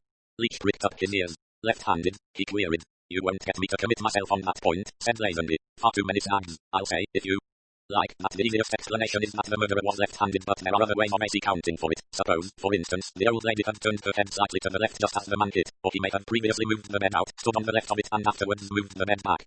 Not very likely at last. Perhaps not, but it might have happened. I've had some experience in these things, and I can tell you, my boy, deducing that a murderous blow was struck left-handed is full of pitfalls. Detective Sergeant Jones, from the floor, remarked, this golf club is the ordinary right-handed kind. Leach nodded. Still, it mayn't have belonged to the man who used it. It was a man, I suppose, doctor. Not necessarily. If the weapon was that heavy niblick, a woman could have landed a terrible swipe with it. Superintendent Battle said in his quiet voice. But you couldn't swear that that was the weapon, could you, doctor? Lazenby gave him a quick interested glance. No, I can only swear that it might have been the weapon, and that presumably it was the weapon. I'll analyze the blood on it, make sure that it's the same blood group as the hairs. Yes, said Battle approvingly. It's always as well to be thorough. Lazenby asked curiously. Got any doubts about that golf club yourself, Superintendent? Battle shook his head. Oh no, I'm a simple man, like to believe the things I see with my eyes. She was hit with something heavy that's heavy. It has blood and hair on it, therefore presumably her blood and hair. That was the weapon used. Leach asked, was she awake or asleep when she was hit? In my opinion, awake. There's astonishment on her face. I'd say that is just a private personal opinion that she didn't expect what was going to happen. There's no sign of any attempt to fight and no horror or fear. I'd say offhand that either she had just woken up from sleep and was hazy and didn't take things in, or else she recognized her assailant as someone who could not possibly wish to harm her. The bedside lamp was on and nothing else, said Leach thoughtfully. Yes, that cuts either way. She may have turned it on when she was suddenly woken up by someone entering the room, or it may have been on already. Detective Sergeant Jones rose to his feet. He was smiling appreciatively. Lovely set of prints on that club, he said. Clear as anything. Leach gave a deep sigh. That ought to simplify things. Obliging chap, said Dr. Lazenby. Left the weapon, left his fingerprints on it. Wonder he didn't leave his visiting card. It might be, said Superintendent Battle, that he just lost his head. Some do. The doctor nodded. True enough. Well, I must go and look after my other patient. What patient? Battle sounded suddenly interested. I was sent for by the butler before this was discovered. Lady Tresillian's maid was found in a coma this morning. What's wrong with her? Heavily doped with one of the barbiturates. She's pretty bad, but she'll pull round. The maid, said Battle. His rather ox-like eyes went heavily to the big bell pull, the tassel of which rested on the pillow near the dead woman's hand. Lazenby nodded. Exactly. That's the first thing Lady Tresillian would have done if she'd caused to feel alarm, pull that bell and summon the maid. Well, she could have pulled it till all was blue. The maid wouldn't have heard. That was taken care of, was it? Said Battle. You're sure of that? She wasn't in the habit of taking sleeping draughts. I'm positive she wasn't. There's no sign of such a thing in her room, and I've found out how it was given to her. Cenopods. She drank a brew of cenopods every night. The stuff was in that. Superintendent Battle scratched his chin. He said. Somebody knew all about this house. You know, doctor, this is a very odd sort of murder. Well, said Lazenby, that's your business. He's a good man, our doctor, said Leach when Lazenby had left the room. The two men were alone now. The photographs had been taken and measurements recorded. The two police officers knew every fact that was to be known about the room where the crime had been committed. Battle nodded in answer to his nephew's remark. He seemed to be puzzling over something. Do you think anyone could have handled that club with gloves on, say after those fingerprints were made? Leach shook his head. I don't, and no more do you. You couldn't trust that club, not use it, I mean, without smearing those prints. They weren't smeared. They were as clear. You saw for yourself. Battle agreed. And now we ask very nicely and politely if everybody will allow us to take their fingerprints. No compulsion, of course. And everyone will say yes, and then one of two things will happen. Either none of these fingerprints will agree, or else we'll have got our man. I suppose so, or our woman, perhaps. Leach shook his head. No, not a woman. Those prints on the club were a man's. Too big for a woman's. Besides, this isn't a woman's crime. No, agreed Battle. Quite a man's crime. Brutal, masculine, rather athletic and slightly stupid. Know anybody in the house like that? I don't know anyone in the house yet. They're all together in the dining room. Battle moved towards the door. We'll go and have a look at them. He glanced over his shoulder at the bed, shook his head and remarked. I don't like that bell pull. What about it? It doesn't fit. He added as he opened the door. Who wanted to kill her, I wonder? A lot of cantankerous old ladies about just asking for a tap on the skull. She doesn't look that sort. I should think she was liked. He paused a minute and then asked. Well off, wasn't she? Who gets her money? Leach answered the implication of the words. You've hit it. That will be the answer. It's one of the first things to find out. As they went downstairs together, Battle glanced at the list in his hand. He read out. Miss Alden, Mr. Royd, Mr. Strange, Mrs. Strange, Mrs. Audrey Strange. Seem a lot of the Strange family. Those are his 2 wives, I understand. Battle's eyebrows rose and he murmured. Bluebeard, is he? The family were assembled round the dining room table where they had made a pretense of eating. Superintendent Battle glanced keenly at the faces turned to him. He was sizing them up after his own peculiar methods. His view of them might have surprised them had they known it. It was a sternly biased view. No matter what the law pretends as to regarding people as innocent until they are proved guilty, Superintendent Battle always regarded everyone connected with a murder case as a potential murderer. He glanced from Mary Alden, sitting upright and pale at the head of the table, to Thomas Royd, filling a pipe beside her, to Audrey sitting with her chair pushed back, a coffee cup and saucer in her right hand, a cigarette in her left, to Neville looking dazed and bewildered, trying with a shaking hand to light a cigarette, to Kay with her elbow on the table and the pallor of her face showing through her makeup. These were Superintendent Battle's thoughts. Suppose that's Miss Alden. Cool customer, competent woman, I should say. Won't catch her off guard easily. Man next to her is a dark horse, got a groggy poker face, got an inferiority complex as likely as not. That's one of these wives. I suppose she's scared to death as she's scared all right. Funny about that coffee cup. That's strange. I've seen him before somewhere. He's got the jitters all right, nerves shot to pieces. Red-headed girl, that utter devil of a temper. Brains as well as temper, though. Whilst he was thus sizing them up, Inspector Leach was making a stiff little speech. Mary Alden meant on everyone present by name. She ended up. It has been a terrible shock to us, of course, but we are anxious to help you in any way we can. To begin with, said Leach, holding it up, does anybody know anything about this golf club? With a little cry, Kay said, how horrible, is that what? And stopped. Neville Strange got up and came round the table. Looks like one of mine, can I just see? It's quite all right now, said Inspector Leach, you can handle it. That significant now did not seem to produce any reaction in the onlookers. Neville examined the club. I think it's one of the niblicks out of my bag, he said. I can tell you for sure in a minute or two, if you will just come with me. They followed him to a big cupboard under the stairs. He flung open the door of it and to Battle's confused eyes it seemed literally crowded with tennis rackets. At the same time, he remembered where he had seen Neville Strange before. He said quickly, I've seen you play at Wimbledon, sir. Neville half turned his head. Oh yes, have you? He was throwing aside some of the rackets. There were 2 golf bags in the cupboard leaning up against fishing tackle. Only my wife and I play golf, explained Neville. And that's a man's club. Yes, that's right, it's mine. He had taken out his bag, which contained at least 14 clubs. Inspector Leach thought to himself. These athletic chaps certainly take themselves seriously. Wouldn't like to be his caddy. Neville was saying. It's one of Walter Hudson's niblicks from St. Esther's. Thank you, Mr. Strange. That settles one question. Neville said. What beats me is that nothing was taken, and the house doesn't seem to have been broken into. His voice was bewildered, but it was also frightened. Battle said to himself. They've been thinking it out, all of them. The servants, said Neville, are so absolutely harmless. I shall talk to Miss Alden about the servants, said Inspector Leach smoothly. In the meantime I wonder if you could give me any idea who Lady Tressilian's solicitors are. Ask with Trelawney, replied Neville promptly. St. Lou. Thank you, Mr. Strange. We shall have to find out from them all about Lady Tressilian's property. Do you mean, asked Neville, who inherits her money? That's right, sir, her will and all that. I don't know about her will, said Neville. She had not very much of her own to leave so far as I know. I can tell you about the bulk of her property. Yes, Mr. Strange. It comes to me and my wife under the will of the late Sir Matthew Tressilian. Lady Tressilian only had a life interest in it. Indeed, is that so? Inspector Leach looked at Neville with the interested attention of someone who spots a possibly valuable addition to his pet collection. The look made Neville wince nervously. Inspector Leach went on and his voice was impossibly genial. You've no idea of the amount, Mr. Strange? I couldn't tell you offhand. In the neighbourhood of £100,000, I believe. Indeed, to each of you? No, divided between us. I see, a very considerable sum. Neville smiled. He said quietly, I've got plenty to live on of my own, you know, without hankering to step into dead people's shoes. Inspector Leach looked shocked at having such ideas attributed to him. They went back into the dining room and Leach said his next little piece. This one on the subject of fingerprints, a matter of routine elimination of those of the household in the dead woman's bedroom. Everyone expressed willingness, almost eagerness to have their fingerprints taken. They were shepherded into the library for that purpose, where Detective Sergeant Jones was waiting for them with his little roller. Battle and Leach began on the servants. Nothing very much was to be got from them. Hurstall explained his system of locking up the house and swore that he had found it untouched in the morning. There were no signs of any entry by an intruder. The front door, he explained, had been left on the latch. That is to say, it was not bolted, but could be opened from outside with a key. It was left like that because Mr. Neville had gone over to Easterhead Bay and would be back late. Do you know what time he came in? Yes, sir, I think it was about 2:30. Someone came back with him, I think. I heard voices and then a car drive away and then I heard the door close and Mr. Neville come upstairs. What time did he leave here last night for Easterhead Bay? About 10:20. I heard the door close. Leach nodded. There did not seem to be much more to be got from Hurstall at the moment. He interviewed the others. They were all disposed to be nervous and frightened, but no more so than was natural under the circumstances. Leach looked questioningly at his uncle as the door closed behind the slightly hysterical kitchen maid, who had tailed the procession. Battle said, have the housemaid back not the pop-eyed one tall thin bit of vinegar. She knows something. Emma Wales was clearly uneasy. It alarmed her that this time it was the big square elderly man who took upon himself the task of questioning her. I'm just going to give you a bit of advice, Miss Wales, he said pleasantly. It doesn't do, you know, to hold anything back from the police. Makes them look at you unfavorably, if you understand what I mean. Emma Wales protested indignantly but uneasily. I'm sure I never. Now, Battle held up a large square hand. You saw something or else you heard something. What was it? I didn't exactly hear it. I mean, I couldn't help hearing it, Mr. Thurstall. He heard it too, and I don't think, not for a moment I don't, that it had anything to do with the murder. Probably not. Just tell us what it was. Well, I was going up to bed. Just after 10 it was, and I'd slipped along first to put Miss Alden's hot water bottle in her bed. Summer or winter she always has one, and so of course I had to pass right by her ladyship's door. Go on, said Battle. And I heard her and Mr. Neville going at it hammer and tongs, voices right up, shouting. It was a proper quarrel. Remember exactly what was said? Well, I wasn't really listening, as you might say. No, but still you must have heard some of the words. Her ladyship was saying as she wouldn't have something or other going on in her house, and Mr. Neville was saying, don't you dare say anything against her. All worked up he was. Battle, with an expressionless face, tried once more, but he could get no more out of her. In the end he dismissed the woman. He and Jim looked at each other. Leach said, after a minute or two, Jones ought to be able to tell us something about those prints by now. Battle asked, who's doing the rooms? Williams. He's a good man, he won't miss anything. You're keeping the occupants out of them? Yes, until Williams has finished. The door opened at that minute and young Williams put his head in. There's something I'd like you to see, in Mr. Neville Strange's room. They got up and followed him to the suite on the west side of the house. Williams pointed to a heap on the floor, a dark blue coat, trousers and waistcoat. Leach said sharply, where did you find this? Bundled down into the bottom of the wardrobe. Just look at this, sir.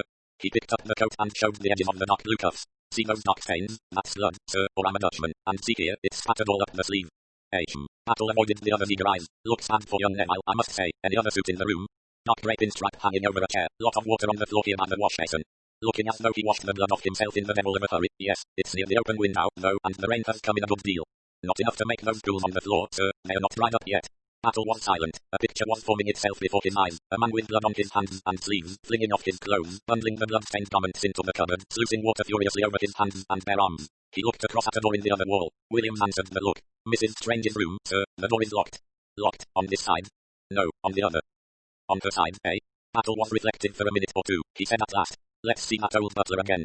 Thurstall was nervous. Leach said crisply, why didn't you tell us, Thurstall, that you overheard a quarrel between Mr. Strange and Lady Tressilian last night? The old man blinked. I really didn't think twice about it, sir. I don't imagine it was what you'd call a quarrel, just an amicable difference of opinion. Resisting the temptation to say, amicable difference of opinion, my foot, Leach went on. What suit was Mr. Strange wearing last night at dinner? Thurstall hesitated. Battle said quietly, dark blue suit or draping stripe. I dare say someone else can tell us if you don't remember. Thurstall broke his silence. I remember now, sir. It was his dark blue. The family, he added, anxious not to lose prestige, have not been in the habit of changing into evening dress during the summer months. They frequently go out after dinner, sometimes in the garden, sometimes down to the quay. Battle nodded. Thurstall left the room. He passed Jones in the doorway. Jones looked excited. He said, it's a cinch, sir. I've got all their prints. There's only one lot fills the bill. Of course I've only been able to make a rough comparison as yet, but I'll bet they're the right ones. Well, said Battle, the prints on that niblick, sir, were made by Mr. Neville Strange. Battle leaned back in his chair. Well, he said, that seems to settle it, doesn't it? Roman 4. They were in the chief constable's office, 3 men with grave worried faces. Major Mitchell said with a sigh, well, I suppose there's nothing to be done but arrest him. Leach said quietly, looks like it, sir. Mitchell looked across at Superintendent Battle. Cheer up, Battle, he said kindly. Your best friend isn't dead. Superintendent Battle sighed. I don't like it, he said. I don't think any of us like it, said Mitchell, but we've ample evidence, I think, to apply for a warrant. More than ample, said Battle. In fact, if we don't apply for one, anybody might ask why the dickens not. Battle nodded an unhappy head. Let's go over it, said the chief constable. You've got motive. Strange and his wife come into a considerable sum of money at the old lady's death. He's the last person known to have seen her alive and was heard quarrelling with her. The suit he wore that night had bloodstains on it, of course. Most damning of all, his fingerprints were found on the actual weapon and no one else's. And yet, sir, said Battle, you don't like it either. I'm damned if I do. What is it exactly you don't like about it, sir? Major Mitchell rubbed his nose. Makes the fellow out a bit too much of a fool, perhaps, he suggested. And yet, sir, they do behave like fools sometimes.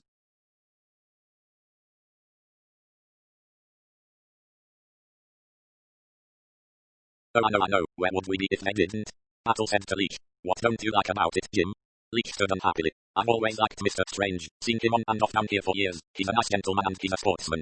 I don't see, said Battle slowly, why a good tennis player shouldn't be a murderer as well. There's nothing against it. He paused. What I don't like is the niblick. The niblick? Asked Mitchell, slightly puzzled. Yes, sir, or alternatively, the bell or the niblick, not both. He went on in his slow, careful voice. What do we think actually happened? Did Mr. Strange go to her room, have a quarrel, lose his temper, and hit her over the head with a niblick? If so, and it wasn't premeditated, how did he happen to have a niblick with him? It's not the sort of thing you carry about with you in the evenings. He might have been practicing swing, something like that. He might, but nobody says so. Nobody saw him doing it. The last time anybody saw him with a niblick in his hand was about a week previously when he was practicing sand shots down on the sands. As I look at it, you see, you can't have it both ways. Either there was a quarrel and he lost his temper, and, mind you, I've seen him on the courts, and in one of these tournament matches these tennis stars are all het up and a mass of nerves, and if their temper's crazily it's going to show. I've never seen Mr. Strange ruffled. I should say he'd got an excellent control over his temper better than most, and yet we're suggesting that he goes berserk and hits a frail old lady over the head. There's another alternative, Battle, said the chief constable. I know, sir, the theory that it was premeditated. He wanted the old lady's money. That fits in with the bell which entails the doping of the maid, but it doesn't fit in with the niblick and the quarrel. If he'd made up his mind to do her in, he'd be very careful not to quarrel with her. He could dope the maid, creep into her room in the night, crack her over the head, and stage a nice little robbery, wiping the niblick and putting it carefully back where it belonged. It's all wrong, sir. It's a mixture of cold premeditation and unpremeditated violence, and the two don't mix. There's something in what you say, Battle, but what's the alternative? It's the niblick that takes my fancy, sir. Nobody could have hit her over the head with that niblick without disturbing Neville's prints, that's quite certain. In that case, said Superintendent Battle, she was hit over the head with something else. Major Mitchell drew a deep breath. That's rather a wild assumption, isn't it? I think it's common sense, sir. Either Strange hit her with that niblick or nobody did. I plump for nobody. In that case, that niblick was put there deliberately and blood and hair smeared on it. Dr. Lazenby doesn't like the niblick much, had to accept it because it was the obvious thing and because he couldn't say definitely that it hadn't been used. Major Mitchell leaned back in his chair. Go on, Battle, he said. I'm giving you a free hand. What's the next step? Take away the niblick, said Battle, and what is left? First, motive. Had Neville Strange really got a motive for doing away with Lady Tressilian? He inherited money. A lot depends to my mind on whether he needed that money. He says not. I suggest we verify that. Find out the state of his finances. If he's in a hole financially and needs money, then the case against him is very much strengthened. If, on the other hand, he was speaking the truth and his finances are in a good state, why then? Well, what then? Why then, we might have a look at the motives of the other people in the house.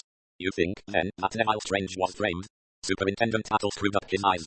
There's a phrase I read somewhere that tickled my fancy. Something about a fine Italian hand. That's what I seem to see in this business. Ostensibly it's a blunt, brutal, straightforward crime, but it seems to me I catch glimpses of something else, of a fine Italian hand at work behind the scenes. There was a long pause while the chief constable looked at Battle. You may be right, he said at last. Dash it all, there's something funny about this business. What's your idea, now, of our plan of campaign? Battle stroked his square jaw. Well, sir, he said, I'm always in favour of going about things the obvious way. Everything's been set to make us suspicious of Mr. Neville Strange. Let's go on being suspicious of him. Needn't go so far as actually to arrest him, but hint at it, question him, put the wind up him and observe everybody's reaction generally. Verify his statements, go over his movements that night with a tooth comb. In fact, show our hand as plainly as may be. Quite Machiavellian, said Major Mitchell with a twinkle. Imitation of a heavy-handed policeman by Star Actor Battle. The superintendent smiled. I always like doing what's expected of me, sir. This time I mean to be a bit slow about it, take my time. I want to do some nosing about. Being suspicious of Mr. Neville Strange is a very good excuse for nosing about. I've an idea, you know, that something rather odd has been going on in that house. Looking for the sex angle? If you like to put it that way, sir. Handle it your own way, Battle. You and Leach carry on between you. Thank you, sir. Battle stood up. Nothing suggested from the solicitors. No, I rang them up. I know Trelawney fairly well. He's sending me a copy of Sir Matthew's will and also of Lady Tressilian's. She had about 500 a year of her own invested in gilt-edged securities. She left a legacy to Barrett and a small one to Thurstal, the rest to Mary Alden. That's three we might keep an eye on, said Battle. Mitchell looked amused. Suspicious fellow, aren't you? No use letting oneself be hypnotized by £50,000, said Battle stolidly. Many a murder has been done for less than £50. It depends on how much you want the money. Barrett got a legacy and maybe she took the precaution to dope herself so as to avert suspicion. She very nearly passed out. Lazenby hasn't let us question her yet. Overdid it out of ignorance, perhaps. Then Thurstal may have been in bad need of cash for all we know. And Miss Alden, if she's no money of her own, might have fancied a bit of life on a nice little income before she's too old to enjoy it. The chief constable looked doubtful. Well, he said, it's up to you two. Get on with the job. Back at Gull's Point, the two police officers received Williams and Jones' reports. Nothing of a suspicious nature had been found in any of the bedrooms. The servants were clamouring to be allowed to get on with the housework. Should he give them the word? Might as well, I suppose, said Battle. I'll just have a stroll myself first through the two upper floors. Rooms that haven't been done very often tell you something about their occupants that's useful to know. Sergeant Jones put down a small cardboard box on the table. From Mr. Neville Strange's dark blue coat, he announced. The red hairs were on the cuff, blonde hairs on the inside of the collar and the right shoulder. Battle took out the two long red hairs and the half-dozen blonde ones and looked at them, he said, with a faint twinkle in his eye. Convenient. One blonde, one redhead and one brunette in this house, so we know where we are at once. Red hair on the cuff, blonde on the collar. Mr. Neville Strange does seem to be a bit of a bluebeard. His arm round one wife and the other one's head on his shoulder. The blood on the sleeve has gone for analysis, sir. They'll ring us up as soon as they get the result. Leach nodded. What about the servants? I followed your instructions, sir. None of them is under notice to leave or seems likely to have borne a grudge against the old lady. She was strict, but well liked. In any case, the management of the servants lay with Miss Alden. She seems to have been popular with them. Thought she was an efficient woman the moment I laid eyes on her, said Battle. If she's our murderess, she won't be easy to hang. Jones looked startled. But those prints on that niblick, sir, were... I know, said Battle. The singularly obliging Mr. Strange's. There's a general belief that athletes aren't overburdened with brains, not at all true, by the way, but I can't believe Neville Strange is a complete moron. What about those cenopods of the maids? They were always on the shelf in the servant's bathroom on the second floor. She used to put them in to soak midday and they stood there until the evening when she went to bed. So that absolutely anybody could get at them. Anybody inside the house, that is to say. Leach said with conviction. It's an inside job all right. Yes, I think so. Not that this is one of those closed circle crimes. It isn't. Anyone who had a key could have opened the front door and walked in. Neville Strange had that key last night, but it would probably be a simple matter to have got one cut, or an old hand could do it with a bit of wire. But I don't see any outsider knowing about the bell and that Barrett took Sarah at night. That's local inside knowledge. Come along, Jim, my boy. Let's go up and see this bathroom and all the rest of it. They started on the top floor. First came a box room full of old broken furniture and junk of all kinds. I haven't looked through this, sir, said Jones. I didn't know what you were looking for. Quite right. Only waste of time. From the dust on the floor, nobody has been in here for at least 6 months.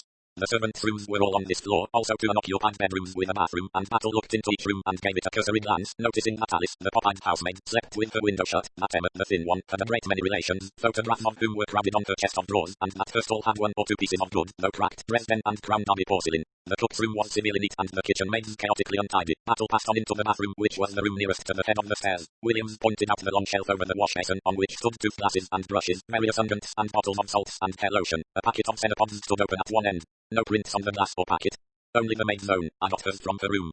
He didn't need to handle the glass, said Leach. He'd only have to drop the stuff in.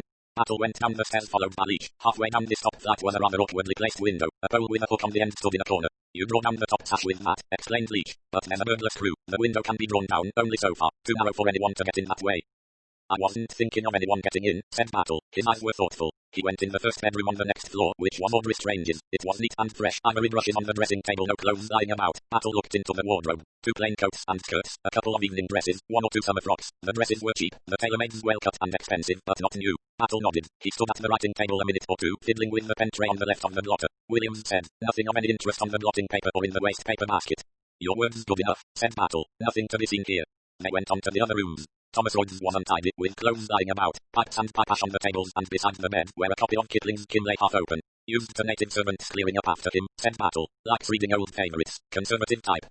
Mary Alden's room was small but comfortable. Battle looked at the travel books on the shelves and the old-fashioned dented silver brushes. The furnishings and colouring in the room were more modern than the rest of the house. She's not so conservative, said Battle. No photographs either, not one who lives in the past. There were 3 or 4 empty rooms, all well kept and dusted ready for occupation, and a couple of bathrooms. Then came Lady Tressilian's big double room. After that, reached by going down 3 little steps, came the 2 rooms and bathroom occupied by the Stranges. Battle did not waste much time in Neville's room. He glanced out of the open casement window below which the rocks fell sheer to the sea. The view was to the west, towards Stockhead, which rose wild and forbidding out of the water. Gets the afternoon sun, he murmured, but rather a grim morning outlook. Nasty smell of seaweed at low tide, too, and that headland has got a grim look. Don't wonder it attracts suicides. He passed into the larger room, the door of which had been unlocked. Here everything was in wild confusion. Clothes lay about in heaps, filmy underwear, stockings, jumpers tried on and discarded, a patterned summer frock thrown sprawling over the back of a chair. Battle looked inside the wardrobe. It was full of furs, evening dresses, shorts, tennis frocks, playsuits. Battle shut the doors again almost reverently. Expensive tastes, he remarked. She must cost her husband a lot of money. Leach said darkly. Perhaps that's why. He left the sentence unfinished. Why he needed 100 or rather 50,000 pounds, maybe. We'd better see, I think, what he has to say about it. They went down to the library. Williams was dispatched to tell the servants they could get on with the housework. The family were free to return to their rooms if they wished. They were to be informed of that fact, and also that Inspector Leach would like an interview with each of them separately, starting with Mr. Neville Strange. When Williams had gone out of the room, Battle and Leach established themselves behind a massive Victorian table. A young policeman with notebook sat in the corner of the room, his pencil poised. Battle said, "You carry on for a start, Jim. Make it impressive." As the other nodded his head, Battle rubbed his chin and frowned. "I wish I knew what keeps putting Hercule Poirot into my head." "You mean that old chap, Belgian comic little guy?" "Comic my foot," said Superintendent Battle. "About as dangerous as a black mamba and a she-leopard, that's what he is when he starts making a mountebank of himself. I wish he was Harris's sort of thing would be right up his street." "In what way?" "Psychology," said Battle. "Real psychology, not the half-baked stuff people hand out who know nothing about it." His memory dwelt resentfully on Miss Humphrey and his daughter Sylvia. "Not real genuine article in just what makes the wheels go round. Keep a murderer talking, that's one of his lines. Says everyone is bound to speak what's true sooner or later because in the end it's easier than telling lies. And so they make some little slip they don't think matters, and that's when you get them. So you're going to give Neville Strange plenty of rope?" Battle gave an absent-minded assent. Then he added, in some annoyance and perplexity, "But what's really worrying me is what put Hercule Poirot into my head. Upstairs, that's where it was. Now what did I see that reminded me of that little guy?" The conversation was put to an end by the arrival of Neville Strange. He looked pale and worried, but much less nervous than he had done at the breakfast table. Battle eyed him keenly. Incredible that a man who knew, and he must know if he were capable of any thought processes at all, that he had left his fingerprints on the instrument of the crime, and who had since had his fingerprints taken by the police, should show neither intense nervousness nor elaborate reasoning of it out. Neville Strange looked quite natural, shocked, worried, grieved, and just slightly and healthily nervous. Jim Leach was speaking in his pleasant West Country voice. We would like you to answer certain questions, Mr. Strange, both as to your movements last night and in reference to particular facts. At the same time I must caution you that you are not bound to answer these questions unless you like, and that if you prefer to do so you may have your solicitor present. He leaned back to observe the effect of this. Neville Strange looked, quite plainly, bewildered. He hasn't the least idea what we're getting at, or else he's a damned good actor, Leach thought to himself. Aloud he said, as Neville did not answer, well, Mr. Strange. Neville said, of course, ask me anything you like. You realize, said Battle pleasantly, that anything you say will be taken down in writing and may subsequently be used in a court of law in evidence. A flash of temper showed on Strange's face. He said sharply, are you threatening me? No, Mr. Strange, warning you. Neville shrugged his shoulders. I suppose all this is part of your routine. Go ahead. You are ready to make a statement? If that's what you call it. Then will you tell us exactly what you did last night, from dinner onwards, shall we say? Certainly. After dinner we went into the drawing room, we had coffee, we listened to the wireless news and so on. Then I decided to go across to Easter Head Bay Hotel and look up a chap who is staying there, a friend of mine. That friend's name is Latimer, Edward Latimer. An intimate friend. Oh, so, we've seen a good deal of him since he's been down here. He's been over to lunch and dinner and we've been over there. Battle said.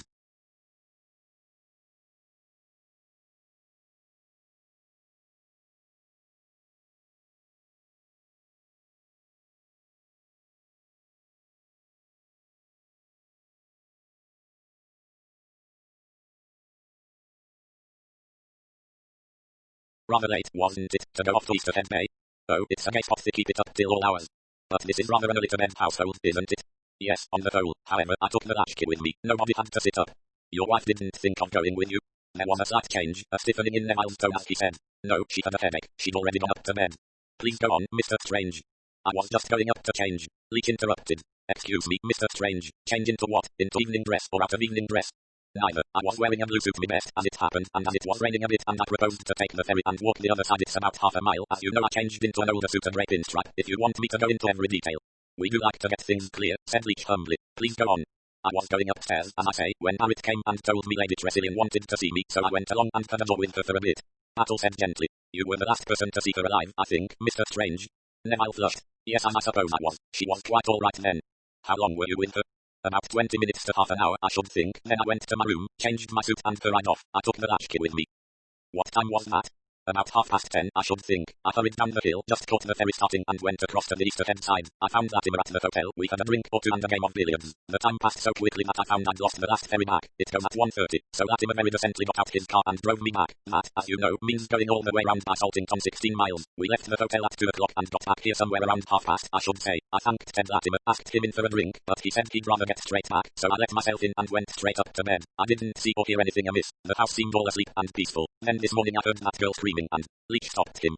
Quite. Now to go back a little to your conversation with Lady Tressilian, she was quite normal in her manner. Oh, absolutely. What did you talk about? Oh, one thing and another. Amicably. Neville flushed. Certainly.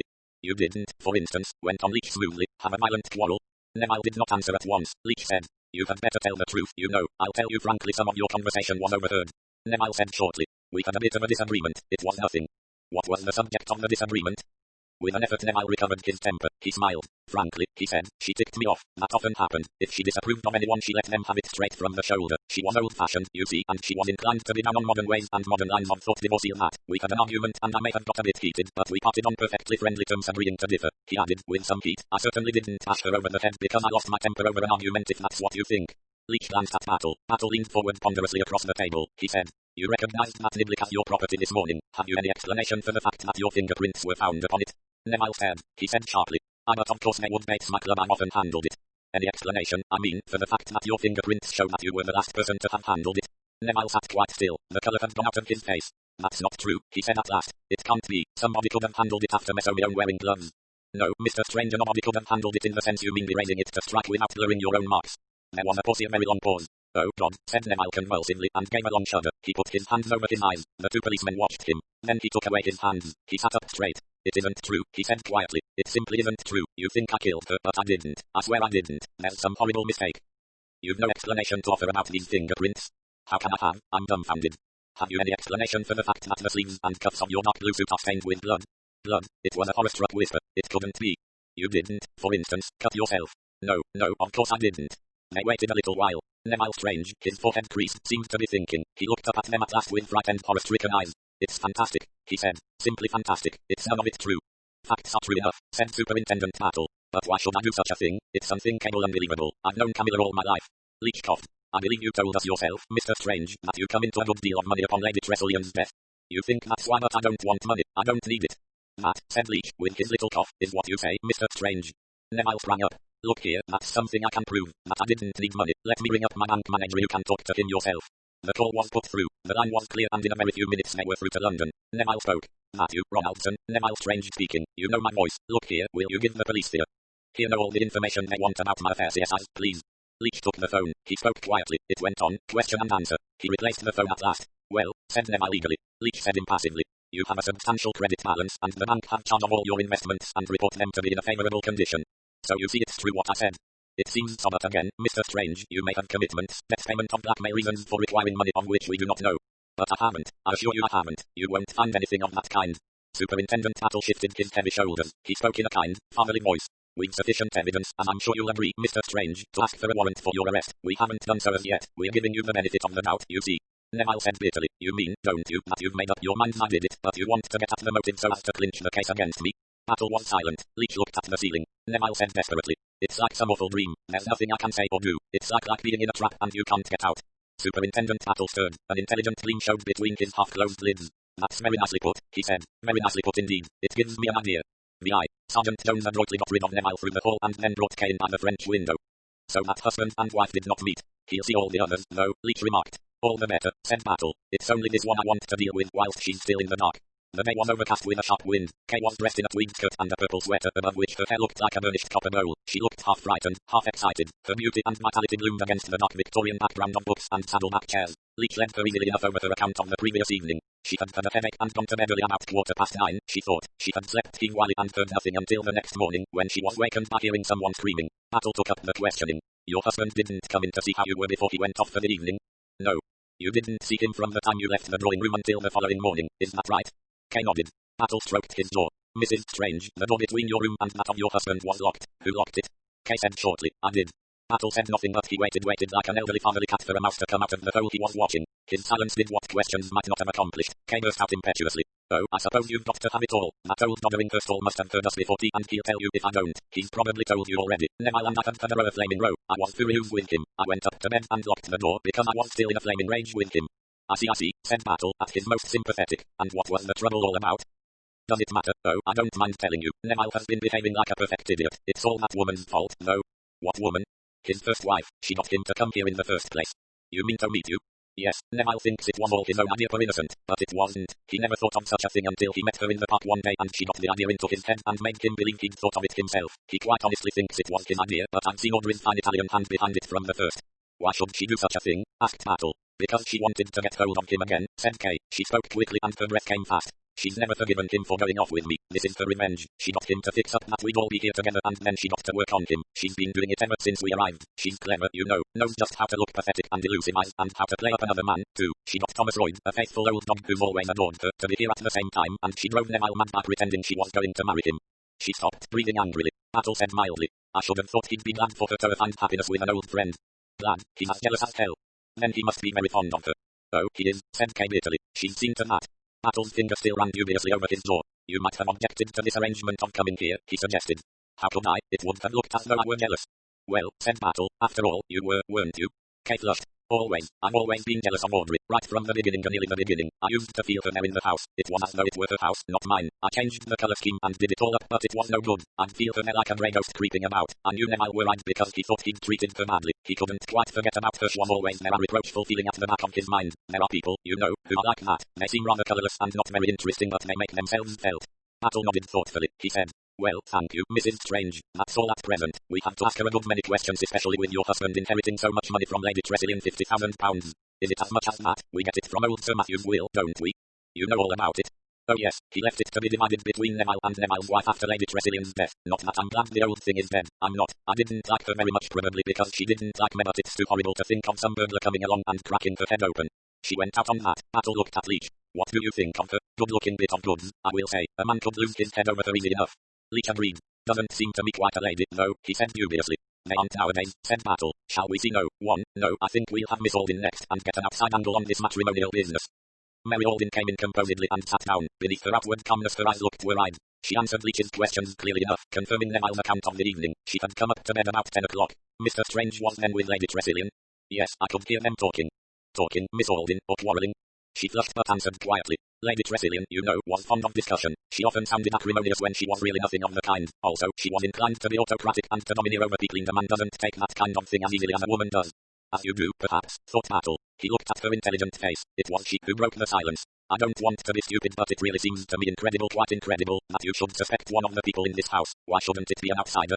For several reasons, Miss Alden. For one thing, nothing was taken and no entry was forced. I needn't remind you of the geography of your own house and grounds, but just bear this in mind. On the west is a sheer cliff down to the sea. To the south are a couple of terraces with a wall and a drop to the sea. On the east the garden slopes down almost to the shore, but it is surrounded by a high wall. The only way out are a small door leading through onto the road, which was found bolted inside as usual this morning, and the main door to the house, which is set on the road. I'm not saying no one could climb that wall, nor that they could not have got in by using a spare key to the front door or even a skeleton key, but I'm saying that as far as I can see no one did anything of the sort. Whoever committed this crime knew that Harriet took Cenopod decoction every night and doped it. That means someone in the house. The niblet was taken from the cupboard under the stairs. It wasn't an outsider, Miss Alden. It wasn't Neville. I'm sure it wasn't Neville. Why are you so sure? She raised her hands hopelessly. It just isn't like him, that's why. He wouldn't kill a defenseless old woman in bed, Neville. It doesn't seem very likely, said Battle reasonably, but you'd be surprised at the things people do when they've got a good enough reason. Mr. Strange may have wanted money very badly. I'm sure he didn't. He's not an extravagant person, never has been. No, but his wife is. Okay, yes, perhaps, but oh, it's too ridiculous. I'm sure the last thing Neville has been thinking of lately is money. Superintendent Battle coughed. He's had other worries, I understand. Kay told you, I suppose. Yes, it really has been rather difficult. Still, it's nothing to do with this dreadful business. Probably not, but all the same I'd like to hear your version of the affair, Miss Alden. Mary said slowly. Well, as I say, it has created a difficult situation. Whosoever's idea it was to begin with. He interrupted her deftly. I understood it was Mr. Neville Strange's idea. He said it was. But you yourself didn't think so? It isn't like Neville somehow. I've had a feeling all along that somebody else put the idea into his head. Mrs. Audrey Strange, perhaps. It seems incredible that Audrey should do such a thing.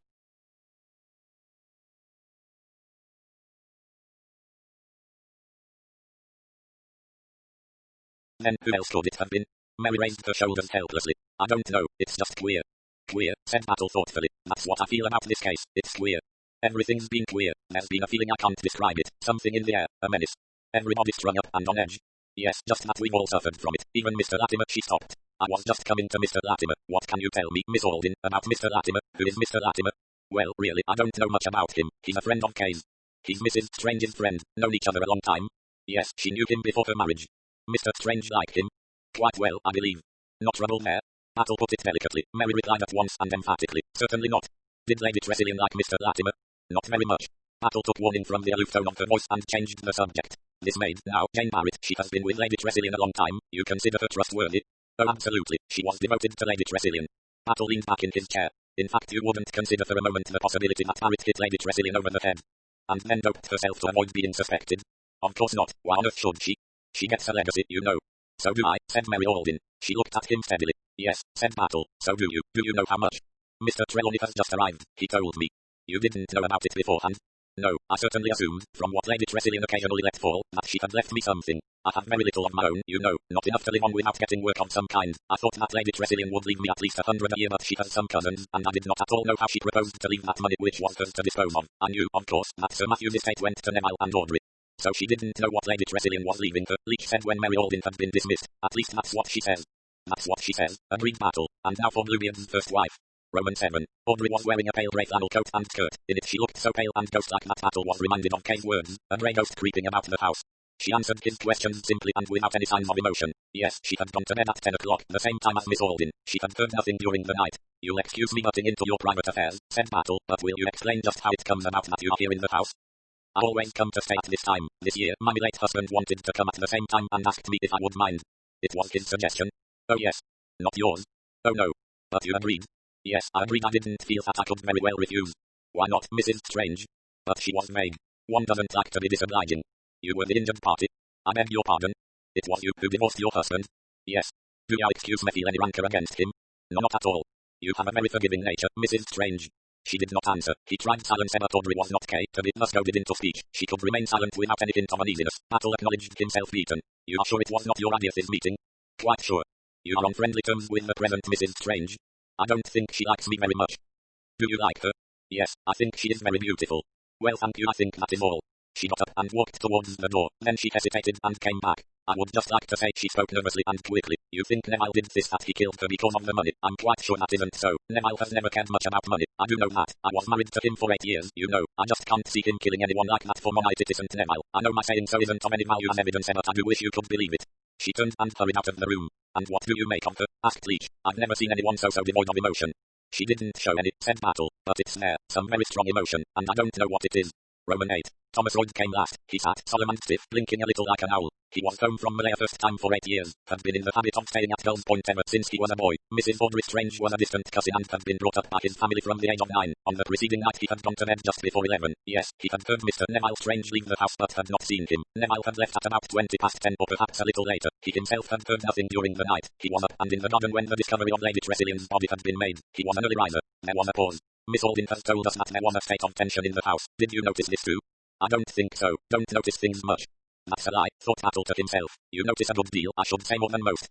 No, he didn't think Neville Strange had been short of money in any way. He certainly had not seemed so. But he knew very little about Mr. Strange's affairs. How well did you know the second Mrs. Strange? I met her here for the first time. Battle played his last card. You may know, Mr. Royd, that we've found Mr. Neville Strange's fingerprints on the weapon, and we've found blood on the sleeve of the coat he wore last night. He paused. Royd nodded. He was telling us, he muttered. I'm asking you frankly, do you think he did it? Thomas Royd never liked to be hurried. He waited for a minute hitch in a very long time before he answered. Don't see why you ask me, not my business, it's yours. Should say myself very unlikely.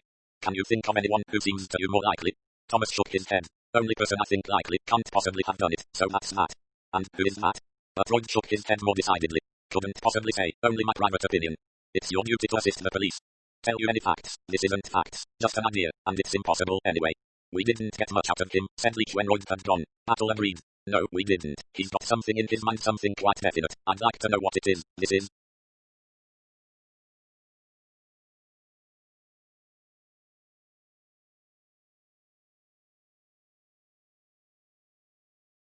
a very peculiar sort of crime, Jim, my boy. The telephone rang before Leach could answer. He took up the receiver and spoke. After a minute or two of listening he said good, and slammed it down. Blood on the coat sleeve is human, he announced. Same blood group as Lady T's. Looks as though Neville Strange is for it. Battle had walked over to the window and was looking out with considerable interest. A beautiful young man out there, he remarked. Quite beautiful and a definite wrong turn, I should say. It's a pity Mr. Latimer, for I feel that Mr. Latimer was over at Easter Head Bay last night. He's the type that would smash in his own grandmother's head if he thought he could get away with it and if he knew he'd make something out of it. Well, there wasn't anything in it for him, said Leach. Lady T's death doesn't benefit him in any way whatever. The telephone bell rang again. Damn this phone, what's the matter now? He went to it. Hello, oh, it's you, doctor. What? Come round, has she? What? He turned his head. Uncle, just come and listen to this. Battle came over and took the phone. He listened, his face as usual showing no expression. He said to Leach, get Neville Strange, Jim. When Neville came in, Battle was just replacing the phone on its hook. Neville, looking white and spent, stared curiously at the Scotland Yard superintendent, trying to read the emotion behind the wooden mask. Mr. Strange, said Battle, do you know anyone who dislikes you very much? Neville stared and shook his head. Sure, Battle was impressive. I mean, sir, someone who does more than dislike you, so me own war frankly. Hates your guts. Neville sat bolt upright. No, certainly not. Nothing of the kind. Think, Mr. Strange, is there no one you've injured in any way? Neville flushed. There's only one person I can be said to have injured, and she's not the kind who bears rancor. That's my first wife, when I left her for another woman, but I can assure you that she doesn't hate me. She's been an angel. The superintendent leaned forward across the table. Let me tell you, Mr. Strange, you're a very lucky man. I don't say I liked the case against you, I didn't, but it was a case. It would have stood up all right, and unless the jury happened to have liked your personality, it would have hanged you. You speak, said Neville, as though all that were past. It is past, said Battle. You've been saved, Mr. Strange, by your chance. Neville still looked inquiringly at him. After you left her last night, said Battle, Lady Tressilian rang the bell for her maid. He watched whilst Neville took it in. After, then Barrett saw her. Yes, alive and well. Barrett also saw you leave the house before she went into her mistress.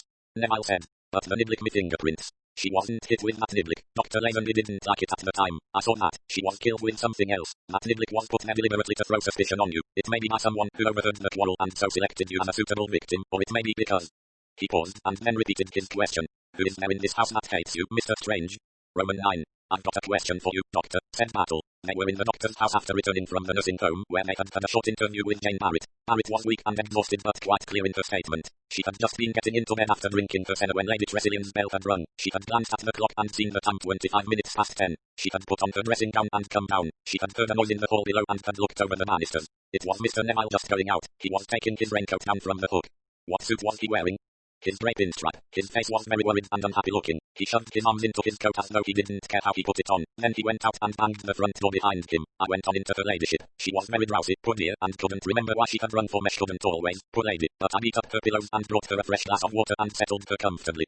She didn't seem upset or afraid of anything. Just tired, that's all. I was tired myself. Yawning, I went up and went right off to sleep. That was Barrett's story, and it seemed impossible to doubt her genuine grief and horror at the news of her mistress's death. They went back to Lazenby's house, and it was then that Battle announced that he had a question to ask.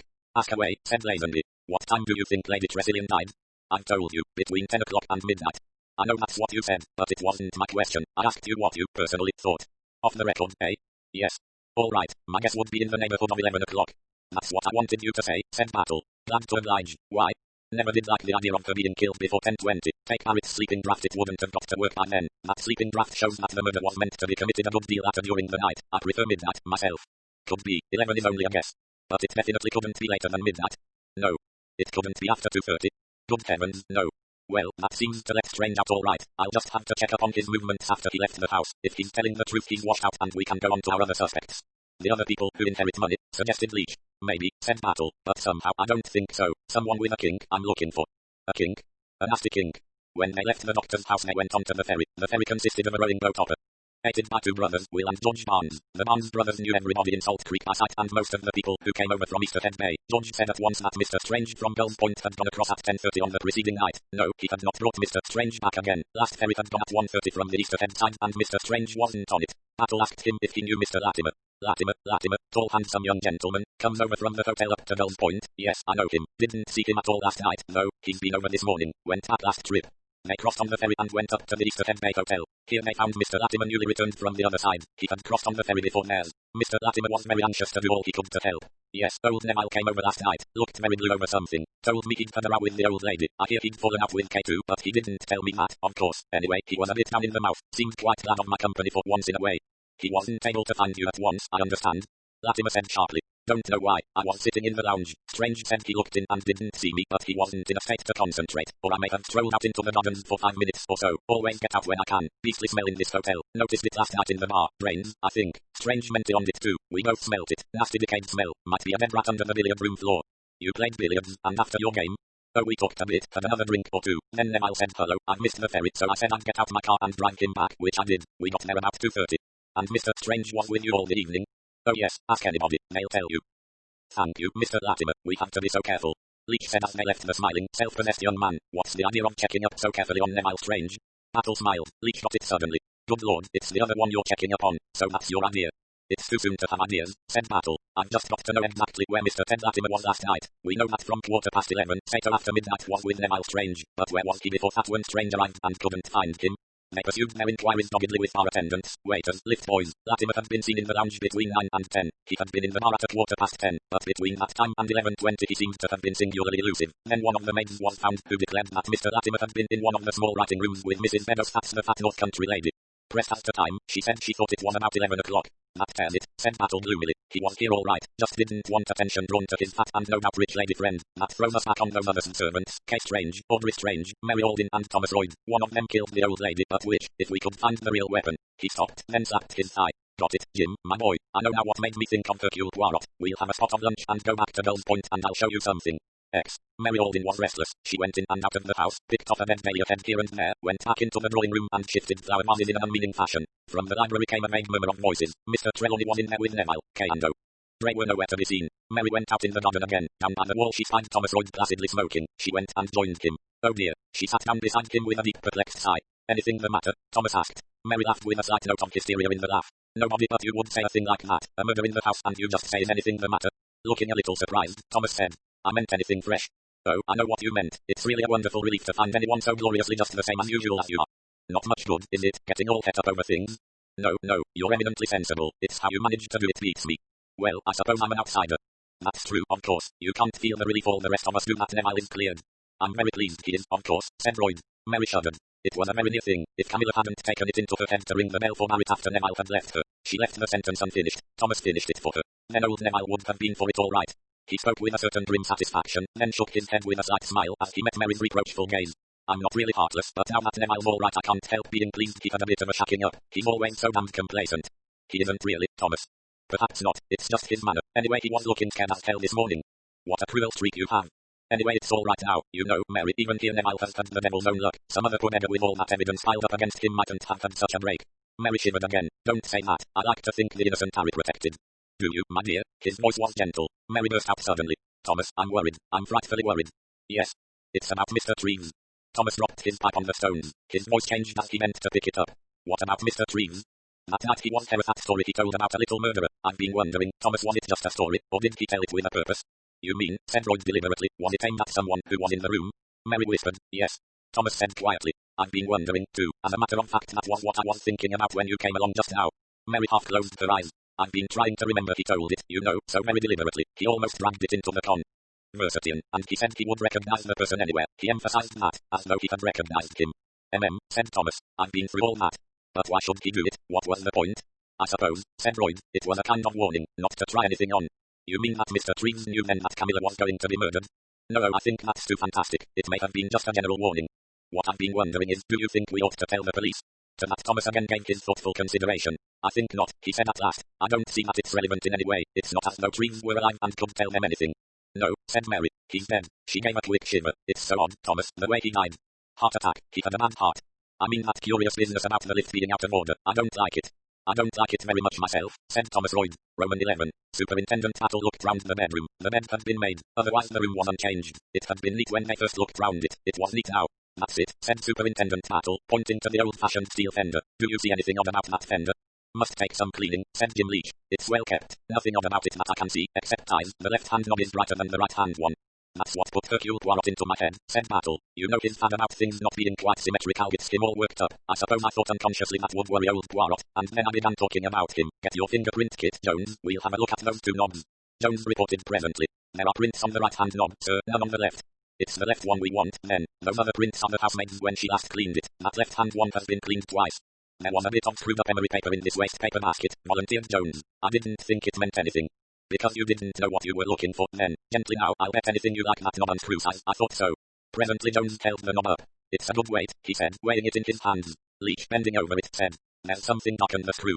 Blood, as likely as not, said Battle. Cleaned the knob itself and wiped it, and that little stain on the screw wasn't noticed. I'll bet anything you like that's the weapon that caved the old lady's skull in, but there's more to find. It's up to you, Jones, to search the house again. This time, you'll know exactly what you're looking for. He gave a few swift detailed instructions. Going to the window he put his head out.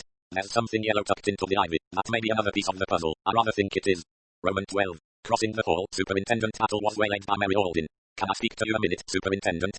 Certainly, Miss Alden. Shall we come in here?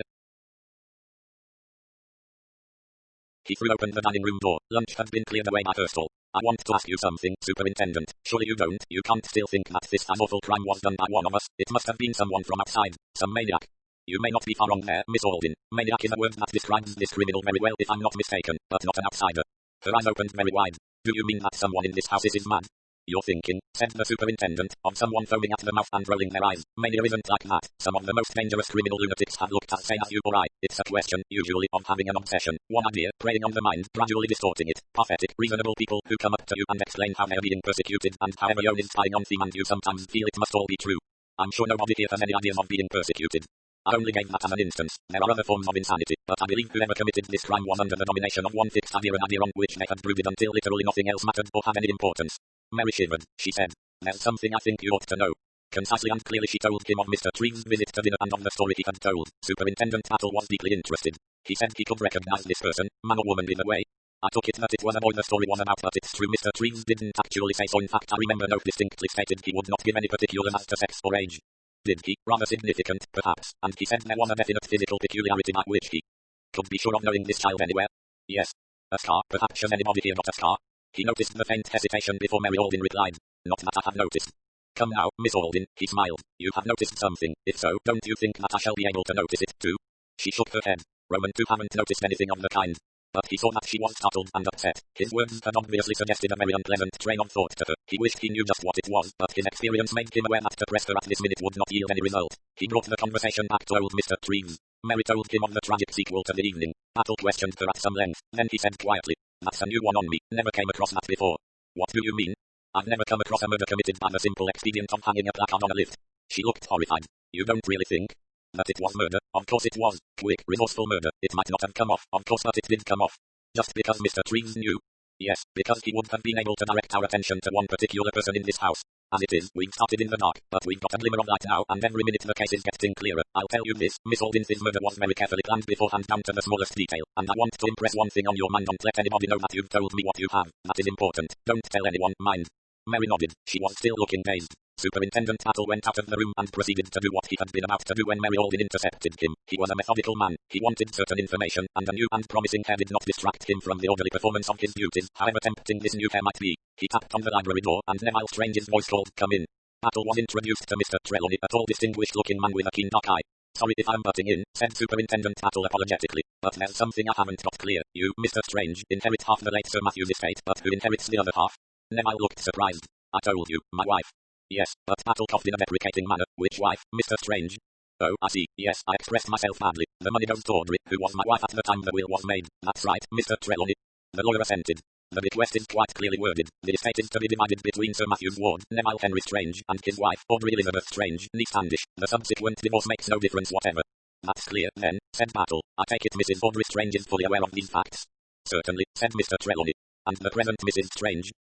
Neville looked slightly surprised. "Oh, I suppose so. At least I've never talked much about it with her." "I think you'll find," said Battle, "that she's under a misapprehension. She thinks that the money on Lady Tressilian's death comes to you and your present wife. At least, that's what she gave me to understand this morning. That's why I came along to find out how the position really lay." "How extraordinary," said Neville. "Still, I suppose it might have happened quite easily. She has said once or twice, now that I think about it, we come into that money when Camilla dies, but I suppose I assumed that she was just associating herself with me in my share of it." "It's extraordinary," said Battle, "the amount of misunderstandings there are even between two people who discuss a thing quite often, both of them assuming different things and neither of them discovering the discrepancy." "I suppose so," said Neville, not sounding very interested. "It doesn't matter much in this case, anyway. It's not as though we're short of money at all. I'm very glad for Audrey. She has been very hard up, and this will make a big difference to her." Battle said bluntly, "But surely, sir, at the time of the divorce, she was entitled to an allowance from you." Neville flushed. He said in a constrained voice, "There is such a thing as pride, Superintendent. Audrey has always persistently refused to touch a penny of the allowance I wished to make her." "A very generous allowance," put in Mr. Trelawney, "but Mrs. Audrey Strange has always returned it and refused to accept it." "Very interesting," said Battle, and went out before anyone could ask him to elaborate that comment. He went out and found his nephew. "On its face value," he said, "there's a nice monetary motive for nearly everybody in this case. Neville Strange and Audrey Strange get a cool 50,000 each. Kay Strange thinks she's entitled to 50,000. Mary Alden gets an income that frees her from having to earn her living. Thomas Royd, I'm bound to say, doesn't gain, but we can include her stall and even Barrett if we admit that she'd take the risk of finishing herself off to avoid suspicion. Yes, and I say, there are no lack of money motives, and yet, if I'm right, money doesn't enter into this at all. If there's such a thing as murder for pure hate, this is it, and if no one comes along and throws a spanner into the works, I'm going to get the person who did it."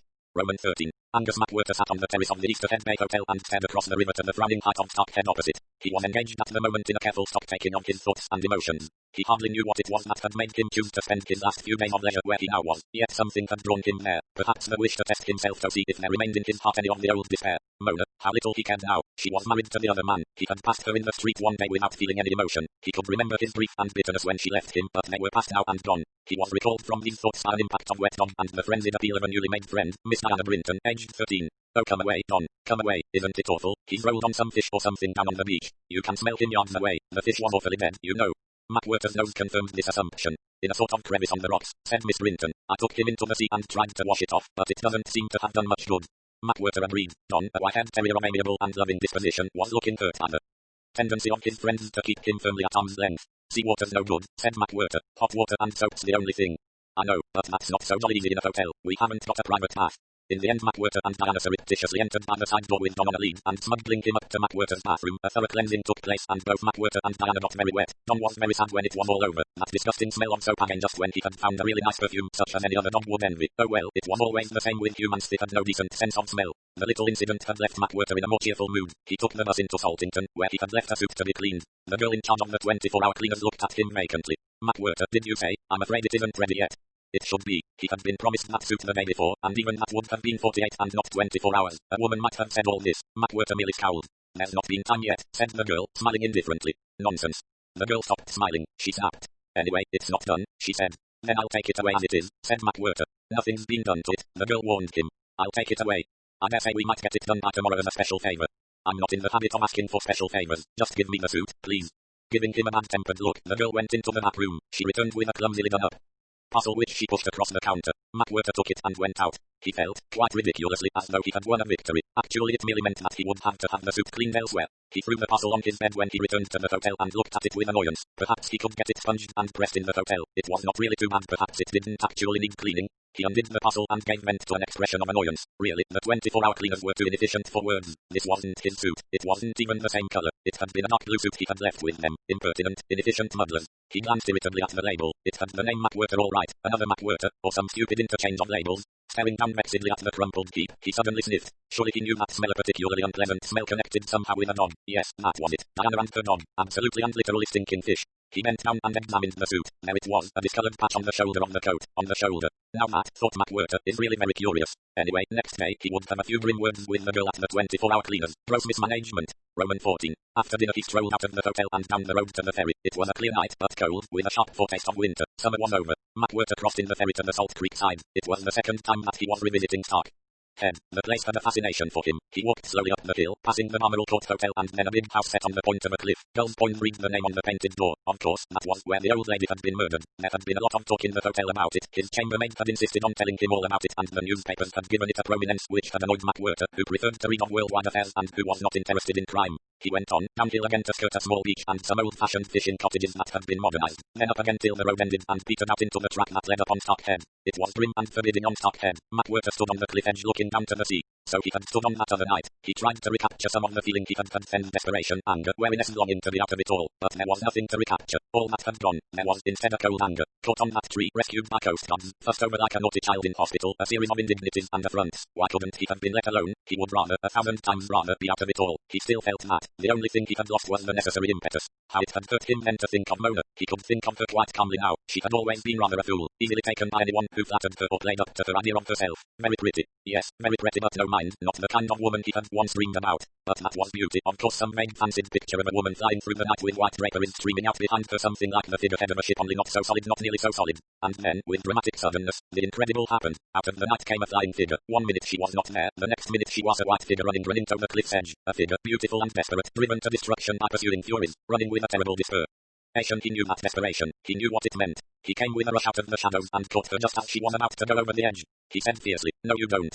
It was just like holding a bird. She struggled silently, and then, again like a bird, was suddenly dead still. He said urgently, "Don't throw yourself over. Nothing's worth it. Nothing, even if you are desperately unhappy." She made a sound. It was, perhaps, a far-off ghost of a laugh. He said sharply, "You're not unhappy. What is it then?" She answered him at once with the low softly breathed word, "Afraid."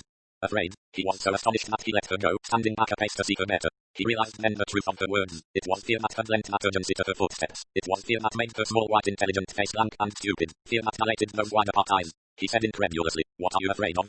She replied so low that he hardly heard it. "I'm afraid of being hanged."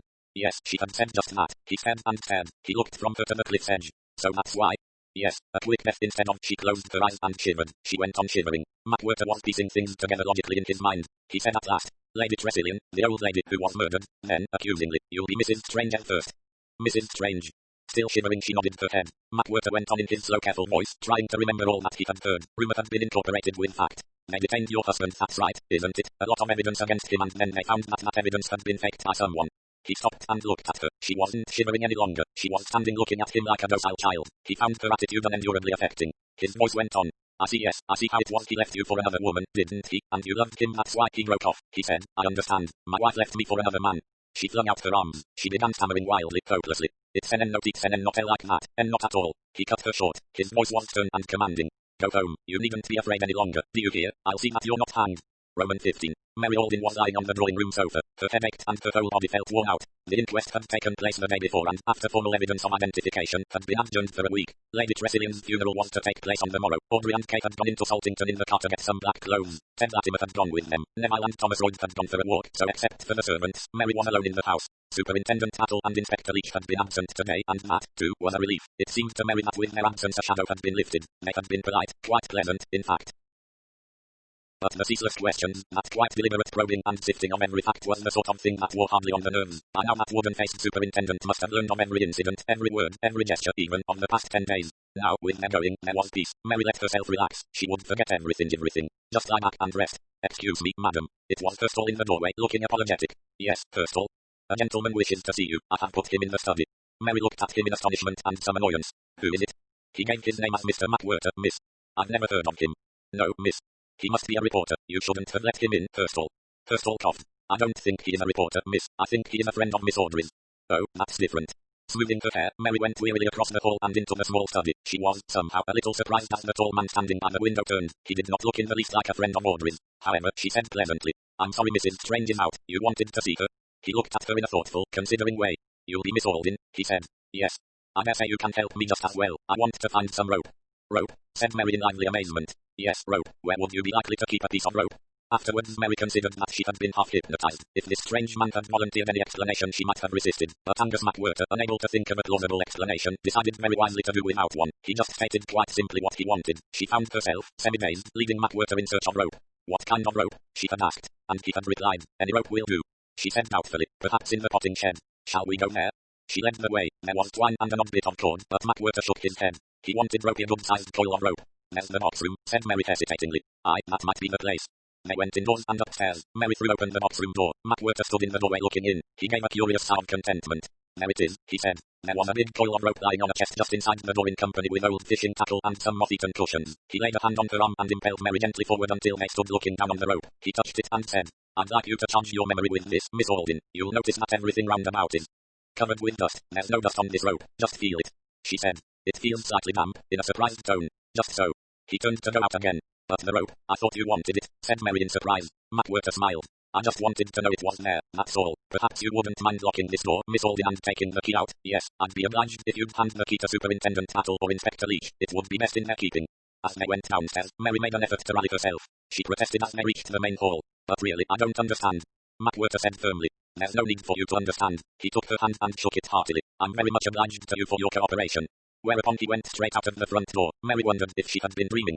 Neville and Thomas came in presently and the car arrived back shortly afterwards, and Mary Alden found herself envying Kay and Ted for being able to look quite cheerful. They were laughing and joking together. After all, why not, she thought. Camilla Tressilian had been nothing to Kay. All this tragic business was very hard on a bright young creature. They had just finished lunch when the police came. There was something scared in Hurstall's voice as he announced that Superintendent Battle and Inspector Leach were in the drawing room. Superintendent Battle's face was quite genial as he greeted them.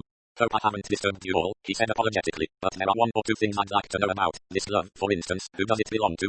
He held it out, a small yellow chamois leather glove. He addressed Audrey. Is it yours, Mrs. Strange? She shook her head. No, it isn't mine. Miss Alden? I don't think so. I have none of that colour.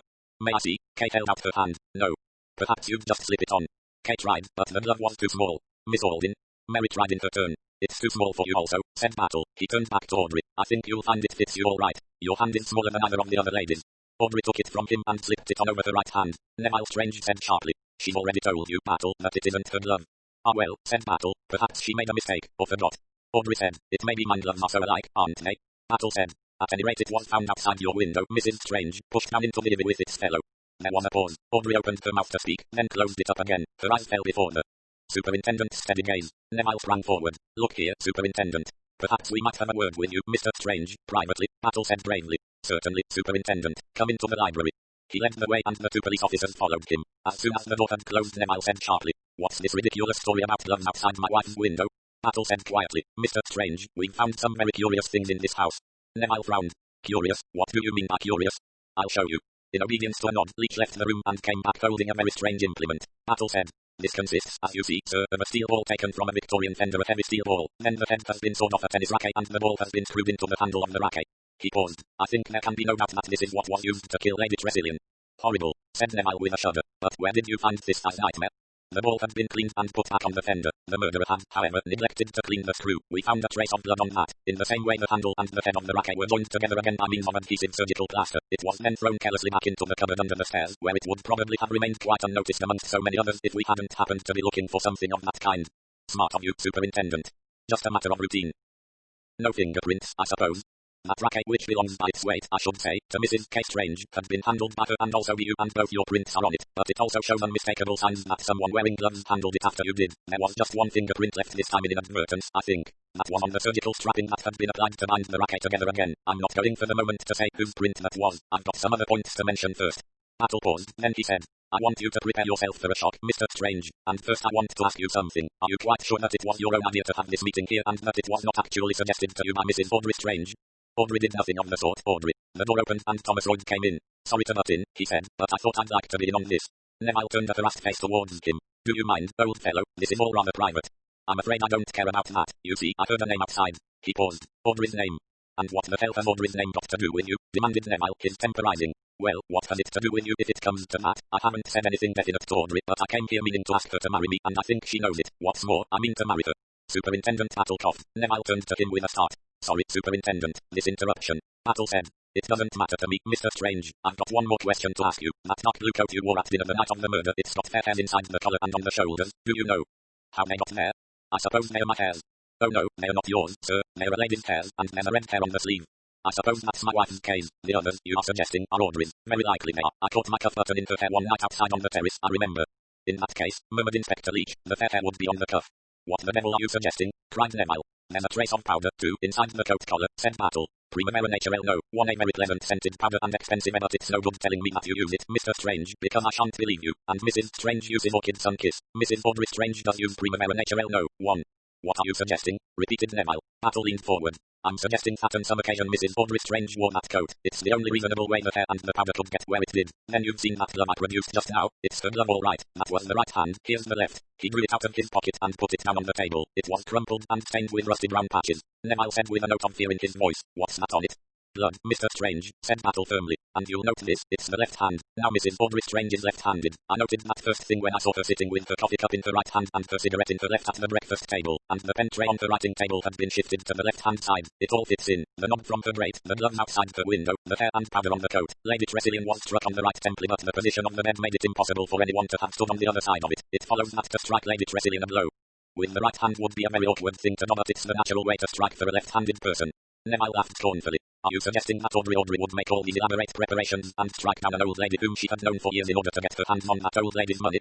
Battle shook his head. I'm suggesting nothing of the sort. I'm sorry, Mr. Strange, you've got to understand just how things are. This crime, first, last, and all the time was directed against you. Ever since you left her, Audrey Strange has been brooding over the possibilities of revenge. In the end she has become mentally unbalanced. Perhaps she was never mentally very strong. She thought, perhaps, of killing you, but that wasn't enough. She thought at last of getting you hanged for murder. She chose an evening when she knew you had quarrelled with Lady Tressilian. She took the coat from your bedroom and wore it when she struck the old lady down so that it should be blood-stained. She put your niblick on the floor, knowing we would find your fingerprints on it, and smeared blood and hair on the head of the club. It was she who instilled into your mind the idea of coming here when she was here, and the thing that saved you was the one thing she couldn't count on, the fact that Lady Tressilian rang her bell for Barrett, and that Barrett saw you leave the house.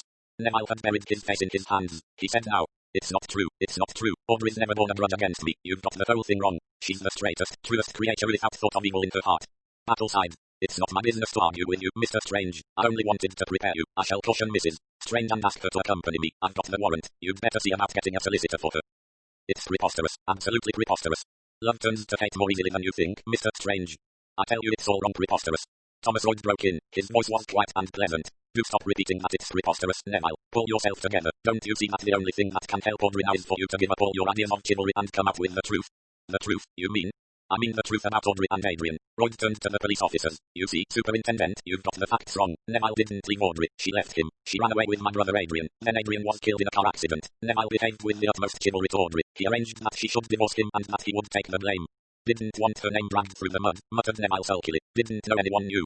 Adrian wrote out to me just before, explained Thomas briefly. He went on, don't you see, Superintendent, that knocks your motive out. Audrey has no cause to hate Neville. On the contrary, she has every reason to be grateful to him. He's tried to get her to accept an allowance which she wouldn't do. Naturally when he wanted her to come and meet Kay she didn't feel she could refuse. You see, Neville put in eagerly, that cuts out her motive. Thomas is right. Battle's wooden face was immovable. Motive's only one thing, he said. I may have been wrong about that, but facts are another. All the facts show that she's guilty. Neville said meaningly. All the facts showed that I was guilty 2 days ago.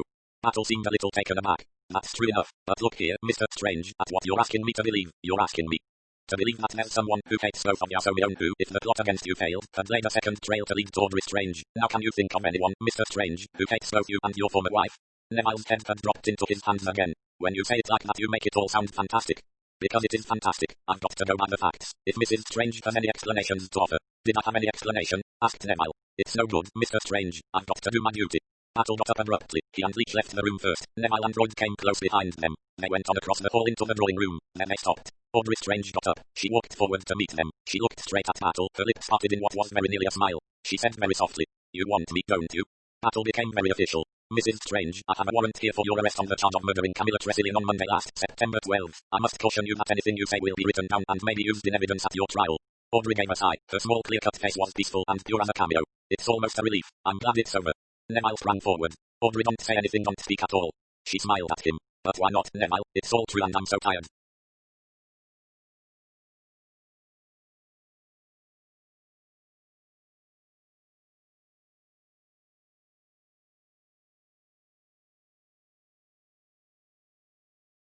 Leach drew a deep breath. Well, that was that. Madame Agatha, of course, but it would save a lot of worry. He wondered what had happened to his uncle. The old boy was looking as though he had seen a ghost, staring at the poor demented creature as though he couldn't believe his eyes. Oh, well, it had been an interesting case, Leach thought comfortably. And then, an almost grotesque anticlimax, Hurstal opened the drawing room door and announced, Mr. McWhirter. McWhirter strode in purposefully. He went straight up to Battle. Are you the police officer in charge of the Tresillian case? He asked. I am. Then I have an important statement to make. I'm sorry not to have come forward before, but the importance of something I happened to see on the night of Monday last has only just dawned on me. He gave a quick glance round the room. If I can speak to you somewhere. Battle turned to Leach. Will you stay here with Mrs. Strange? Leach said officially, yes, sir. Then he leaned forward and whispered something into the other's ear. Battle turned to McWhirter. Come this way. He led the way into the library. Now then, what's all this? My colleague tells me that he's seen you before last winter. Quite right, said McWhirter. Attempted suicide. That's part of my story. Go on, Mr. McWhirter. Last January I attempted to kill myself by throwing myself off Stockhead. This year the fancy took me to revisit the spot. I walked up there on Monday night. I stood there for some time. I looked down at the sea and across to Easterhead Bay and I then looked to my left. That is to say I looked across towards this house. I could see it quite plainly in the moonlight. Yes. Until today I had not realized that that was the night when a murder was committed. He leant forward. I'll tell you what I saw. Roman 16. It was really only about 5 minutes before Battle returned to the drawing room, but to those there it seemed much longer. Kate had suddenly lost control of herself. She had cried out to Audrey. I knew it was you. I always knew it was you. I knew you were up to something. Mary Alden said quickly. Please, Kay. Neville said sharply. Shut up, Kay, for God's sake. Ted Latimer came over to Kay, who had begun to cry. Get a grip on yourself, he said kindly. He said to Neville angrily. You don't seem to realize that Kay has been under a lot of strain. Why don't you look after her a bit, Strange? I'm all right, said Kay. For 2 pins, said Ted, I'd take you away from the lot of them. Inspector Leach cleared his throat. A lot of injudicious things were said at times like these, as he well knew. The unfortunate part was that they were usually remembered most inconveniently afterwards. Battle came back into the room. His face was expressionless. He said, will you put 1 or 2 things together, Mrs. Strange? I'm afraid Inspector Leach must come upstairs with you. Mary Alden said, I'll come too. When the 2 women had left the room with the inspector, Neville said anxiously, well, what did that chap want? Battle said slowly, Mr. McWhirter tells a very odd story. Does it help Audrey? Are you still determined to arrest her? I've told you, Mr. Strange, I've got to do my duty. Neville turned away, the eagerness dying out of his face. He said, I'd better telephone Trelawney, I suppose. There's no immediate hurry for that, Mr. Strange. There's a certain experiment I want to make first as a result of Mr. McWhirter's statement. I'll just see that Mrs. Strange gets off first. Audrey was coming down the stairs, Inspector Leach beside her. Her face still had that remote detached composure. Neville came towards her, his hands outstretched. Audrey, her colourless glance swept over him. She said, it's all right, Neville. I don't mind anything. Thomas Royd stood by the front door, almost as though he would bar the way out. A very faint smile came to her lips. True, Thomas, she murmured. He mumbled. If there's anything I can do. No one can do anything, said Audrey. She went out with her head high. A police car was waiting outside with Sergeant Jones in it. Audrey and Leach got in. Ted Latimer murmured appreciatively. Lovely exit. Neville turned on him furiously. Superintendent Battle dexterously interposed his bulk and raised a soothing voice. As I said, I've got an experiment to make. Mr. McWhirter is waiting down at the ferry. We're to join him there in 10 minutes' time. We shall be going out in a motor launch, so the ladies had better wrap up warmly. In 10 minutes, please. He might have been a stage manager ordering a company onto the stage. He took no notice at all of their puzzled faces. 0 hour.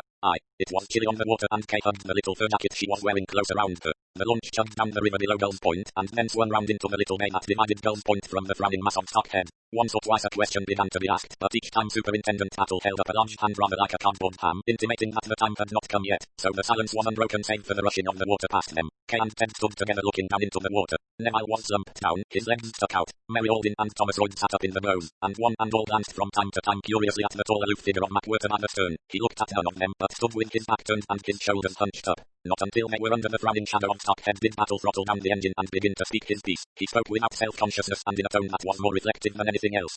This has been a very odd case, one of the oddest I've ever known, and I'd like to say something on the subject of murder generally. What I'm going to say is not original. Actually, I overheard young Mr. Daniels, the casey, say something of the kind, and I wouldn't be surprised if he'd got it from someone else. The trick of doing that. It's this. When you read the account of a murderer, say, a fiction story based on murder, you usually begin with the murder itself. That's all wrong. The murder begins a long time beforehand. A murder is the culmination of a lot of different circumstances, all converging at a given moment at a given point. People are brought into it from different parts of the globe and for unforeseen reasons. Mr. Royd is here from Malaya. Mr. McWhirter is here because he wanted to revisit a spot where he once tried to commit suicide. The murder itself is the end of the story. It's 0 hour. He paused. It's 0 hour now. 5 faces were turned to him, only 5, for McWhirter did not turn his head. 5 puzzled faces. Mary Alden said, You mean that Lady Tressilian's death was the culmination of a long train of circumstances? No, Miss Alden, not Lady Tressilian's death. Lady Tressilian's death was only incidental to the main object of the murderer. The murder I'm talking of is the murder of Audrey Strange. He listened to the sharp indrawing of breath. He wondered if, suddenly, someone was afraid. This crime was planned quite a long time ago, probably as early as last winter. It was planned down to the smallest detail. It had one object, and one object only, that Audrey Strange should be hanged by the neck till she was dead. It was cunningly planned by someone who thought themselves very clever. Murderers are usually vain. There was first the superficial unsatisfactory evidence against Neville Strange, which we were meant to see through, but having been presented with one lot of faked evidence, it was not considered likely that we should consider a second edition of the same thing, and yet, if you come to look at it, all the evidence against Audrey Strange could be faked. The weapon taken from her fireplace, her gloved left-hand glove dipped in blood hidden in the ivy outside her window, the powder she uses dusted on the inside of a coat collar, and a few hairs placed there too, her own fingerprint, occurring quite naturally on a roll of adhesive plaster taken from her room, even the left-handed nature of the blow. And there was the final damning evidence of Mrs. Strange herself. I don't believe there's one of you except the one who knows who can credit her innocence after the way she behaved when we took her into custody. Practically admitted her guilt, didn't she? I mightn't have believed in her being innocent myself if it hadn't been for a private experience of my own struck me right between the eyes. It did when I saw and heard her, because, you see, I've known another girl who did that very same thing, who admitted guilt when she wasn't guilty, and Audrey Strange was looking at me with that other girl's eyes. I've got to do my duty. I knew that. We police officers have to act on evidence and not on what we feel and think. But I can tell you that at that minute I prayed for a miracle because I didn't see that anything but a miracle was going to help that poor lady. Well, I got my miracle. Got it right away. Mr. McWhirter, here, turned up with his story. He paused. Mr. McWhirter, will you repeat what you told me up at the house? McWhirter turned. He spoke in short, sharp sentences that carried conviction just because of their conciseness. He told of his rescue from the cliff the preceding January and of his wish to revisit the scene. He went on. I went up there on Monday night. I stood there lost in my own thoughts. It must have been, I suppose, in the neighborhood of 11 o'clock. I looked across at that house on the Girls' Point, and I know it now to be. He paused and then went on. There was a rope hanging from a window of that house into the sea. I saw a man climbing up that rope. Just a moment elapsed before they took it in. Mary Alden cried out. Then it was an outsider after all. It was nothing to do with any of us. It was an ordinary burglar. Not quite so fast, said Battle. It was someone who came from the other side of the river, yes, since he swam across, but someone in the house had to have the rope ready for him, therefore someone inside must have been concerned. He went on slowly. And we know of someone who was on the other side of the river that night, so we who wasn't seen between 10:30 and 11:15, and who might have been swimming over and back, someone who might have had a friend on this side of the water. He added, Mr. Latimer. Ted took a step backward. He cried out shrilly. But I can't swim. Everybody knows I can't swim. Kay, tell them I can't swim. Of course Ted can't swim, Kay said. Is that so? Asked Battle pleasantly. He moved along the boat as Ted moved in the other direction. There was some clumsy movement and a splash. Dear me, said Superintendent Battle in deep concern. Mr. Latimer's gone overboard. His hand closed like a vice on Neville's arm as the latter was preparing to jump in after him.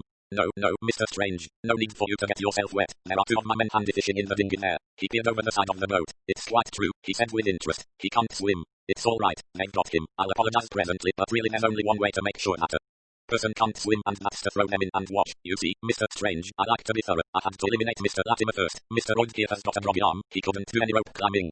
Battle's voice took on a purring quality. So that brings us to you, doesn't it, Mr. Strange? A good athlete, a mountain climber, a swimmer and all that. You went over on the 10:30 ferry all right, but no one can swear to seeing you at the Easter Head Hotel until 11:15 in spite of your story of having been looking for Mr. Latimer then.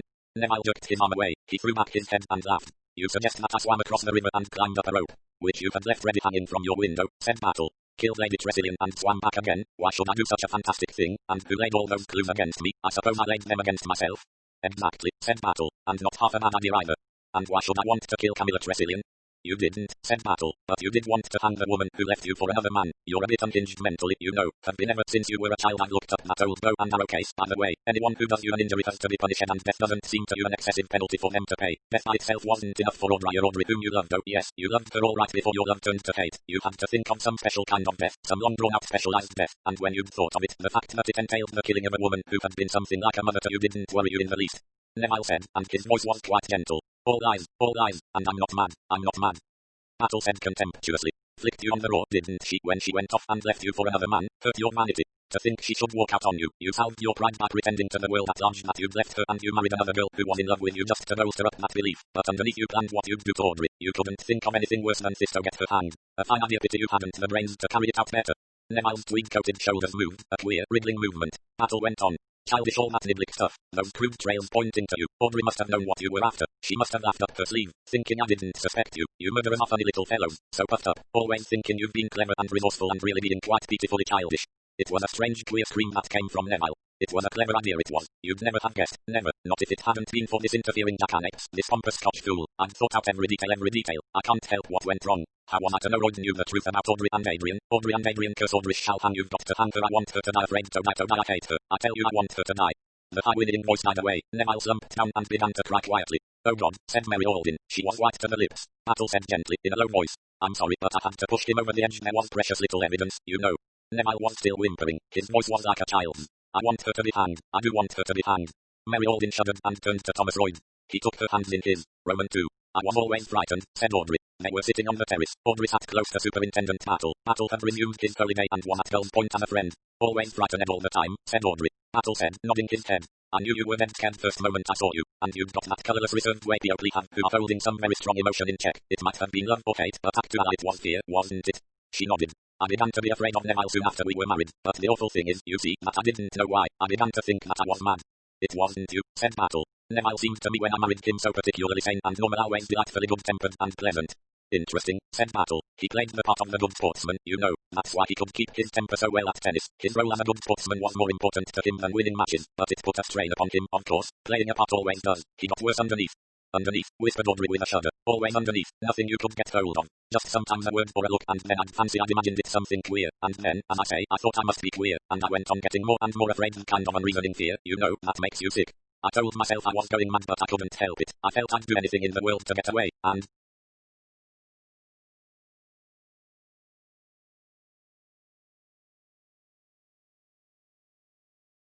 Then Adrian came and told me he loved me, and I thought it would be wonderful to go away with him, and he said. She stopped. You know what happened? I went off to meet Adrian, never came, was killed. I felt as though Neville had managed it somehow. Perhaps he did, said Battle. Audrey turned a startled face to him. Oh, do you think so? We'll never know now. Motor accidents can be arranged. Don't brood on it, though, Mrs. Strange. As likely as not, it just happened naturally.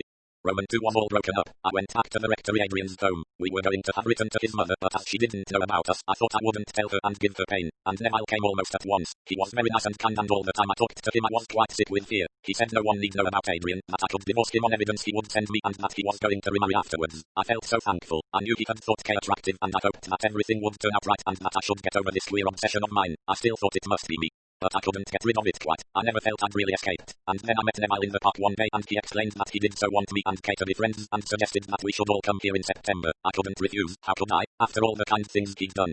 Will you walk into my parlour? Said the spider to the fly, remarked Superintendent Battle. Audrey shivered. Yes, just that. Very clever he was about that, said Battle. Protested so loudly to everyone that it was his idea, that. Everyone at once got the impression that it wasn't. Audrey said. And then I got here and it was like a kind of nightmare. I knew something awful was going to happen. I knew Neville meant it to happen and that it was to happen to me. But I didn't know what it was. I think, you know, that I nearly did go off my head. I was just paralyzed with fright, like you are in a dream when something's going to happen and you can't move. I've always thought, said Superintendent Battle, that I'd like to have seen a snake fascinate a bird so that it can't fly away, but now I'm not so sure.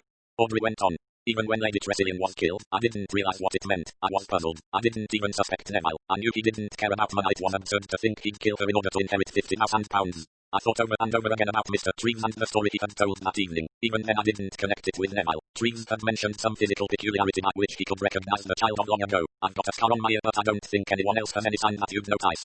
Battle said. Miss Alden has a lock of white hair. Thomas Royd has a stiff arm, which might not have been only the result of an earthquake. Mr. Ted Latimer has rather an odd-shaped skull, and Neville Strange. He paused. Surely there was no physical peculiarity about Neville.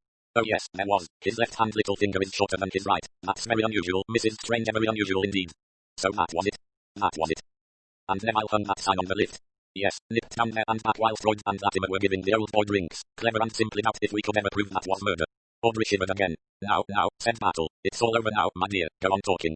You're very clever. I haven't talked so much for years. No, that's what's been wrong. When did it first dawn on you what Master Neville's game was? I don't know exactly. It came to me all at once. He himself had been cleared and that left all of us. And then, suddenly, I saw him looking at me, sort of gloating look, and I knew. That was when. She stopped abruptly. That was when what? Audrey said slowly. When I thought a quick way out would be best. Superintendent Battle shook his head. Never give in. That's my motto.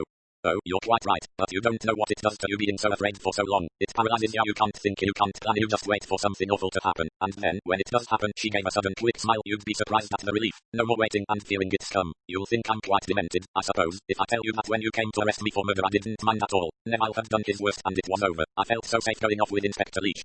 That's partly why we did it, said Battle. I wanted you out of that madman's reach, and besides, if I wanted to break him down I wanted to be able to count on the shock of the reaction. He'd seen his plan come off, as he thought, so the jolt would be all the greater.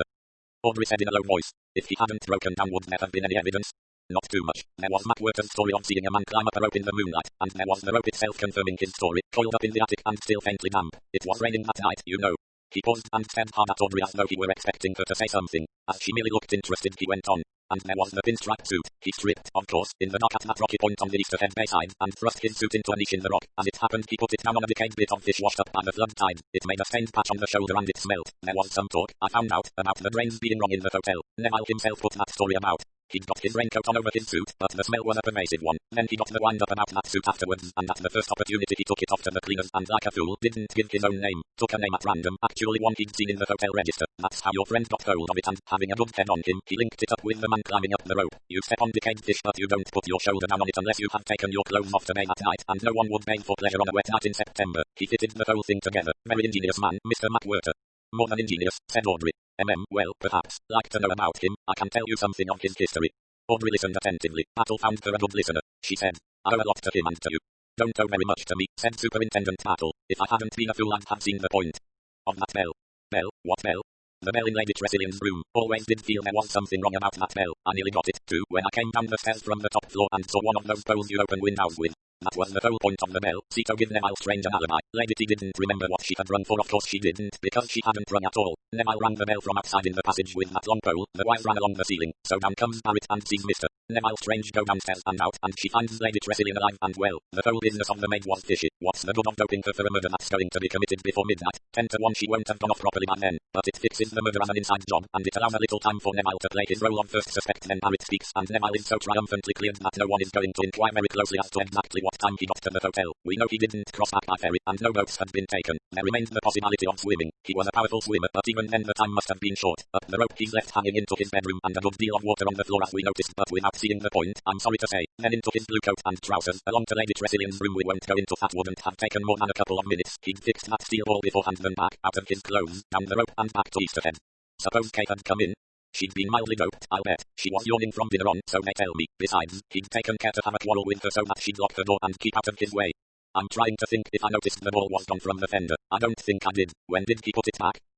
Next morning when all the hullabaloo arose, once he got back in Ted Latimer's car, he had all night to clear up his traces and fix things, mend the tennis racket, etc. By the way, he hit the old lady backhanded, you know. That's why the crime appeared to be left-handed. Strange's backhand was always his strong point, remember? Don't Audrey put up her hands. I can't bear any more. He smiled at her. All the same, it's done you good to talk it all out. Mrs. Strange, may I be impertinent and give you some advice? Yes, please. You lived for 8 years with a criminal lunatic. That's enough to sap any woman's nerves. But you've got to snap out of it now, Mrs. Strange. You don't need to be afraid anymore, and you've got to make yourself realize that.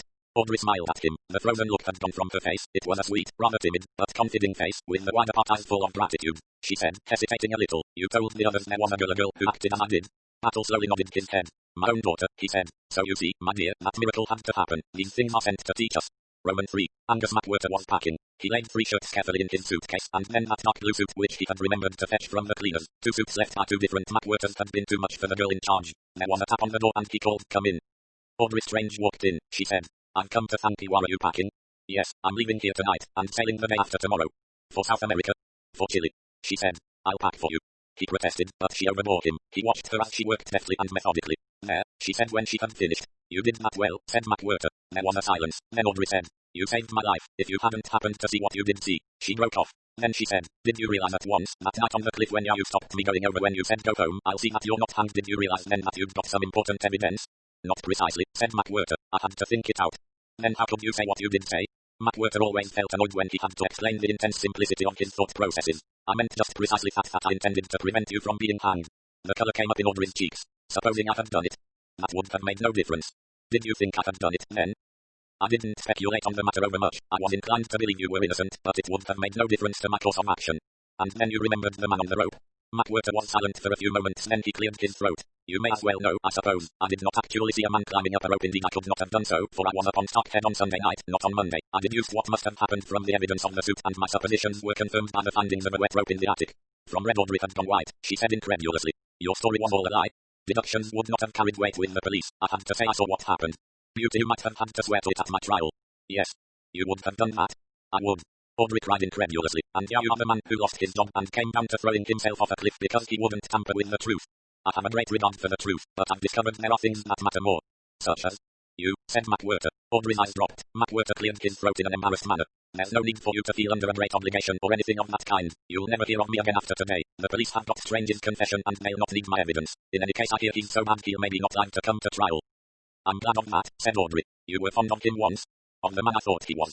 McWhirter nodded. We've all felt that way, maybe, he went on. Everything's turned out well. Superintendent Tattle was able to act upon my story and break down the man. Audrey interrupted. She said. He worked upon your story, yes, but I don't believe you fooled him. He deliberately shut his eyes. Why do you say that? When he was talking to me he mentioned it was lucky you saw what you did in the moonlight and then added something a sentence or two later about it being a rainy night. McWhirter was taken aback. That's true. On Monday night I doubt if I'd have seen anything at all. It doesn't matter, said Audrey. He knew that what you pretended to have seen was what had really happened, but it explains why he worked on Neville to break him down. He suspected Neville as soon as Thomas told him about me and Adrian. He knew then that if he was right about the kind of crime had fixed on the wrong person, what he wanted was some kind of evidence to use on Neville. He wanted, as he said, a miracle. I were Superintendent Tattle's answer to prayer. That's a curious thing for him to say, said McWhirter dryly. So you see, said Audrey, you are a miracle, my special miracle. McWhirter said earnestly. I'd not like you to feel you're under an obligation to me. I'm going right out of your life. Must you? Said Audrey. He stared at her. The color came up, flooding her ears and temples. She said. Won't you take me with you? You don't know what you're saying. Yes, I do. I'm doing something very difficult, but that matters to me more than life or death. I know the time is very short. By the way, I'm conventional. I should like to be married before we go. Naturally, said McWhirter, deeply shocked. You don't imagine I'd suggest anything else? I'm sure you wouldn't, said Audrey. McWhirter said. I'm not your kind. I thought you'd marry that quiet fellow who's cared for you so long. Thomas, dear true Thomas, he's too true. He's faithful to the image of a girl he loved years ago, but the person he really cares for is Mary Alden, though he doesn't know it yet himself. McWhirter took a step towards her. He spoke sternly. Do you mean what you're saying? Yes, I want to be with you always, never to leave you. If you go I shall never find anybody like you, and I shall go lonely all my days. McWhirter sighed. He took out his wallet and carefully examined its contents. He murmured. A special license comes expensive. I'll need to go to the bank first thing tomorrow. I could lend you some money, murmured Audrey. You'll do nothing of the kind. If I marry a woman, I pay for the license, you understand? You needn't, said Audrey softly. Look so stern. He said gently as he came towards her. Last time I had my hands on you, you felt like a bird struggling to escape. You'll never escape now. She said. I shall never want to escape.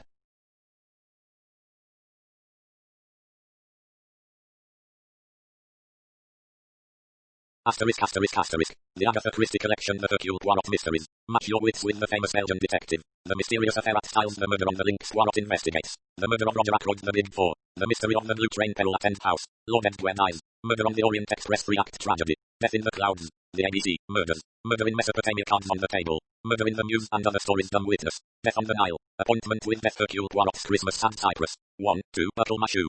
Evil under the sun, 5 little pigs. The Hollow. The labors of Hercules taken at the flood, the underdog and other stories, Mrs. McGinty's dead after the funeral. Hickory dickory dock, dead man's folly. Cat among the pigeons, the clocks. Third girl. Halloween party. Elephants can remember curtain. Poirot's last case, explore more at www.agathachristie.com. The Agatha Christie collection, The Miss Marple Mysteries. Join the legendary spinster sleuth from St. Mary Mead in solving murders far and wide. The murder at the vicarage, the body in the library.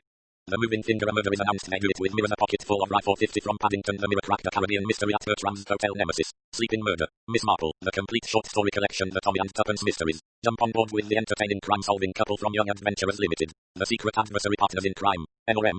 By the pricking of my thumbs, poster of fate. Explore more at www.agathachristie.com. The Agatha Christie collection. Don't miss a single one of Agatha Christie's standalone novels and short story collections. The Man in the Brown Suit. The Secret of Chimneys, The Seven Dials Mystery, The Mysterious Mr. Quinn, The Sitterford Mystery, Parker Pine investigates why didn't they ask Evans. Murder is Easy. The Regatta Mystery and other stories, and then there were none towards zero. Death comes as the end, sparkling cyanide. The Witness for the prosecution and other stories, Crooked House. Three Blind Mice and other stories, They Came to Baghdad, Destination Unknown. Ordeal by Innocence. Double Sin and other stories, The Pale Horse. Star Over Bethlehem. Poems and holiday stories, Endless Night. Passenger to Frankfurt, The Golden Ball and other stories. The Mousetrap and other plays, The Harlequin Tea Set. Explore more at www.agathachristie.com. About the author. Agatha Christie is the most widely published author of all time and in any language, outsold only by the Bible and Shakespeare. Her books have sold more than 1 billion copies in English and another billion in 100 foreign languages. She is the author of 80 crime novels and short story collections, 19 plays, 2 memoirs, and 6 novels written under the name Mary Westmacott. She first tried her hand at detective fiction while working in a hospital dispensary during World War I, creating the now legendary Hercule Poirot with her debut novel The Mysterious Affair at Styles. With The Murder in the Vicarage, published in 1930, she introduced another beloved sleuth, Miss Jane Marple. Additional series characters include the husband and wife crime-fighting team of Tommy and Tuppence Beresford, private investigator Parker Pine, and Scotland Yard detectives Superintendent Tattle and Inspector Japp. Many of Christie's novels and short stories were adapted into plays, films, and television series. The Mousetrap, her most famous play of all, opened in 1952 and is the longest-running play in history. A Among her best-known film adaptations are Murder on the Orient Express 1974 and Death on the Nile 1978, with Albert Finney and Peter Ustinov playing Hercule Poirot, respectively. On the small screen, Poirot has been most memorably portrayed by David Suchet, and Miss Marple by Joan Hickson, and subsequently Geraldine McEwen and Julia Mackenzie. Christie was first married to Archibald Christie and then to archaeologist Sir Max Mallowan, whom she accompanied on expeditions to countries that would also serve as the settings for many of her novels. In 1971 she achieved one of Britain's highest honours when she was made a Dame of the British Empire. She died in 1976 at the age of 85. Her 120th anniversary was celebrated around the world in 2010. www.agathachristie.com. Visit www.authortracker.com for exclusive information on your favorite HarperCollins authors. The Agatha Christie Collection. The Man in the Brown Suit, The Secret of Chimneys, The Seven Dials Mystery, The Mysterious Mr. Quinn, The Sitaford Mystery, Parker Pine Investigates Why Didn't They Ask Evans, Murder is Easy, The Regatta Mystery and Other Stories, and Then There Were None Towards Zero. Death Comes at the End, Sparkling Cyanide. The Witness for the Prosecution and Other Stories, Crooked House. Three Blind Mice and Other Stories, They Came to Baghdad, Destination Unknown. Ordeal by Innocence. Double Sin and Other Stories, The Pale Horse. Star Over Bethlehem. Poems and Holiday Stories, Endless Night. Passenger to Frankfurt, The Golden Ball and Other Stories, The Mousy Trap and Other Plays, The Harlequin Set, The Hercule Poirot Mysteries, The Mysterious Affair at Styles, The Murder on the Links, Poirot Investigates. The Murder of Roger Ackroyd, The Big Four. The Mystery of the Blue Train, Peril at End House. Lord Edgware Dies. Murder on the Orient Express, 3-act tragedy. Death in the Clouds. The ABC. Murders. Murder in Mesopotamia, Cards on the Table. Murder in the Muse and Other Stories. Dumb Witness, Death on the Nile. Appointment with Death, Hercule Poirot's Christmas, Sad Cyprus. 1, 2, Bucklemush, Evil Under the Sun, 5 Little Pigs. The Hollow. The Labours of Hercules Taken at the Flood, The Underdog and Other Stories, Mrs. McGinty's Dead After the Funeral. Hickory Dickory Dock, Dead Man's Folly. Cat Among the Pigeons, The Clocks. Third Girl. Halloween Party. Elephants Can Remember Curtain. Poirot's Last Case, The Miss Marple Mysteries, The Murder at the Vicarage. The Body in the Library, The Moving Finger, A Murder is Announced, They Do It With Mirrors, A Pocket Full of Rye, 450 from Paddington, The Mirror Crack, The Caribbean Mystery at Bertram's Hotel, Nemesis. Sleeping Murder. Miss Marple. The Complete Short Story Collection, The Tommy and Tuppence Mysteries, The Secret Adversary, Partners in Crime, N4M. And The Pricking of My Thumb's Poster of Fate. Memoir. An autobiography, copyright. This book is a work of fiction. The characters, incidents, and dialogue are drawn from the author's imagination and are not to be construed as real. Any resemblance to actual events or persons, living or dead, is entirely coincidental. Agatha Christie Towards Zero. Copyright 2011, Agatha Christie Limited, a Korean company. All rights reserved. Towards Zero was first published in 1944. Towards Zero. Copyright 1944. Published by permission of G.P. Putnam's Sons, a member of Penguin Group USA Inc. All rights reserved under international and Pan-American copyright conventions. By payment of the required fees, you have been granted the non-exclusive, non-transferable right to access and read the text of this ebook on screen. No part of this text may be reproduced, transmitted, downloaded, decompiled, reverse engineered, or stored in or introduced into any information storage and retrieval system in any form or by any means, whether electronic or mechanical, now known or hereinafter invented, without the express written permission of HarperCollins eBooks. Library of Congress cataloging in publication data is available upon request. ISBN 978-0-207,354-9. EPUB edition May 2011. ISBN 978-0-620000676-9. 11, 12, 13, 14, 15. About the publisher. Australia. HarperCollins Publishers Australia Thai. Limited. 25 Ride Road PO. Box 321.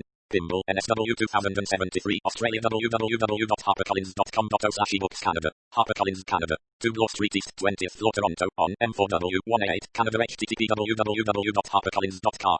New Zealand HarperCollins Publishers New Zealand Limited PO, Box 1, Auckland, New Zealand http www.harpercollins.co.nz United Kingdom. HarperCollins Publishers Limited, 77-85 Fulham Palace Road London, W68JB, UK, http www.harpercollins.co.uk United States. HarperCollins Publishers Inc., 10 East 53rd Street, New York, NY 10022, http www.harpercollins.com.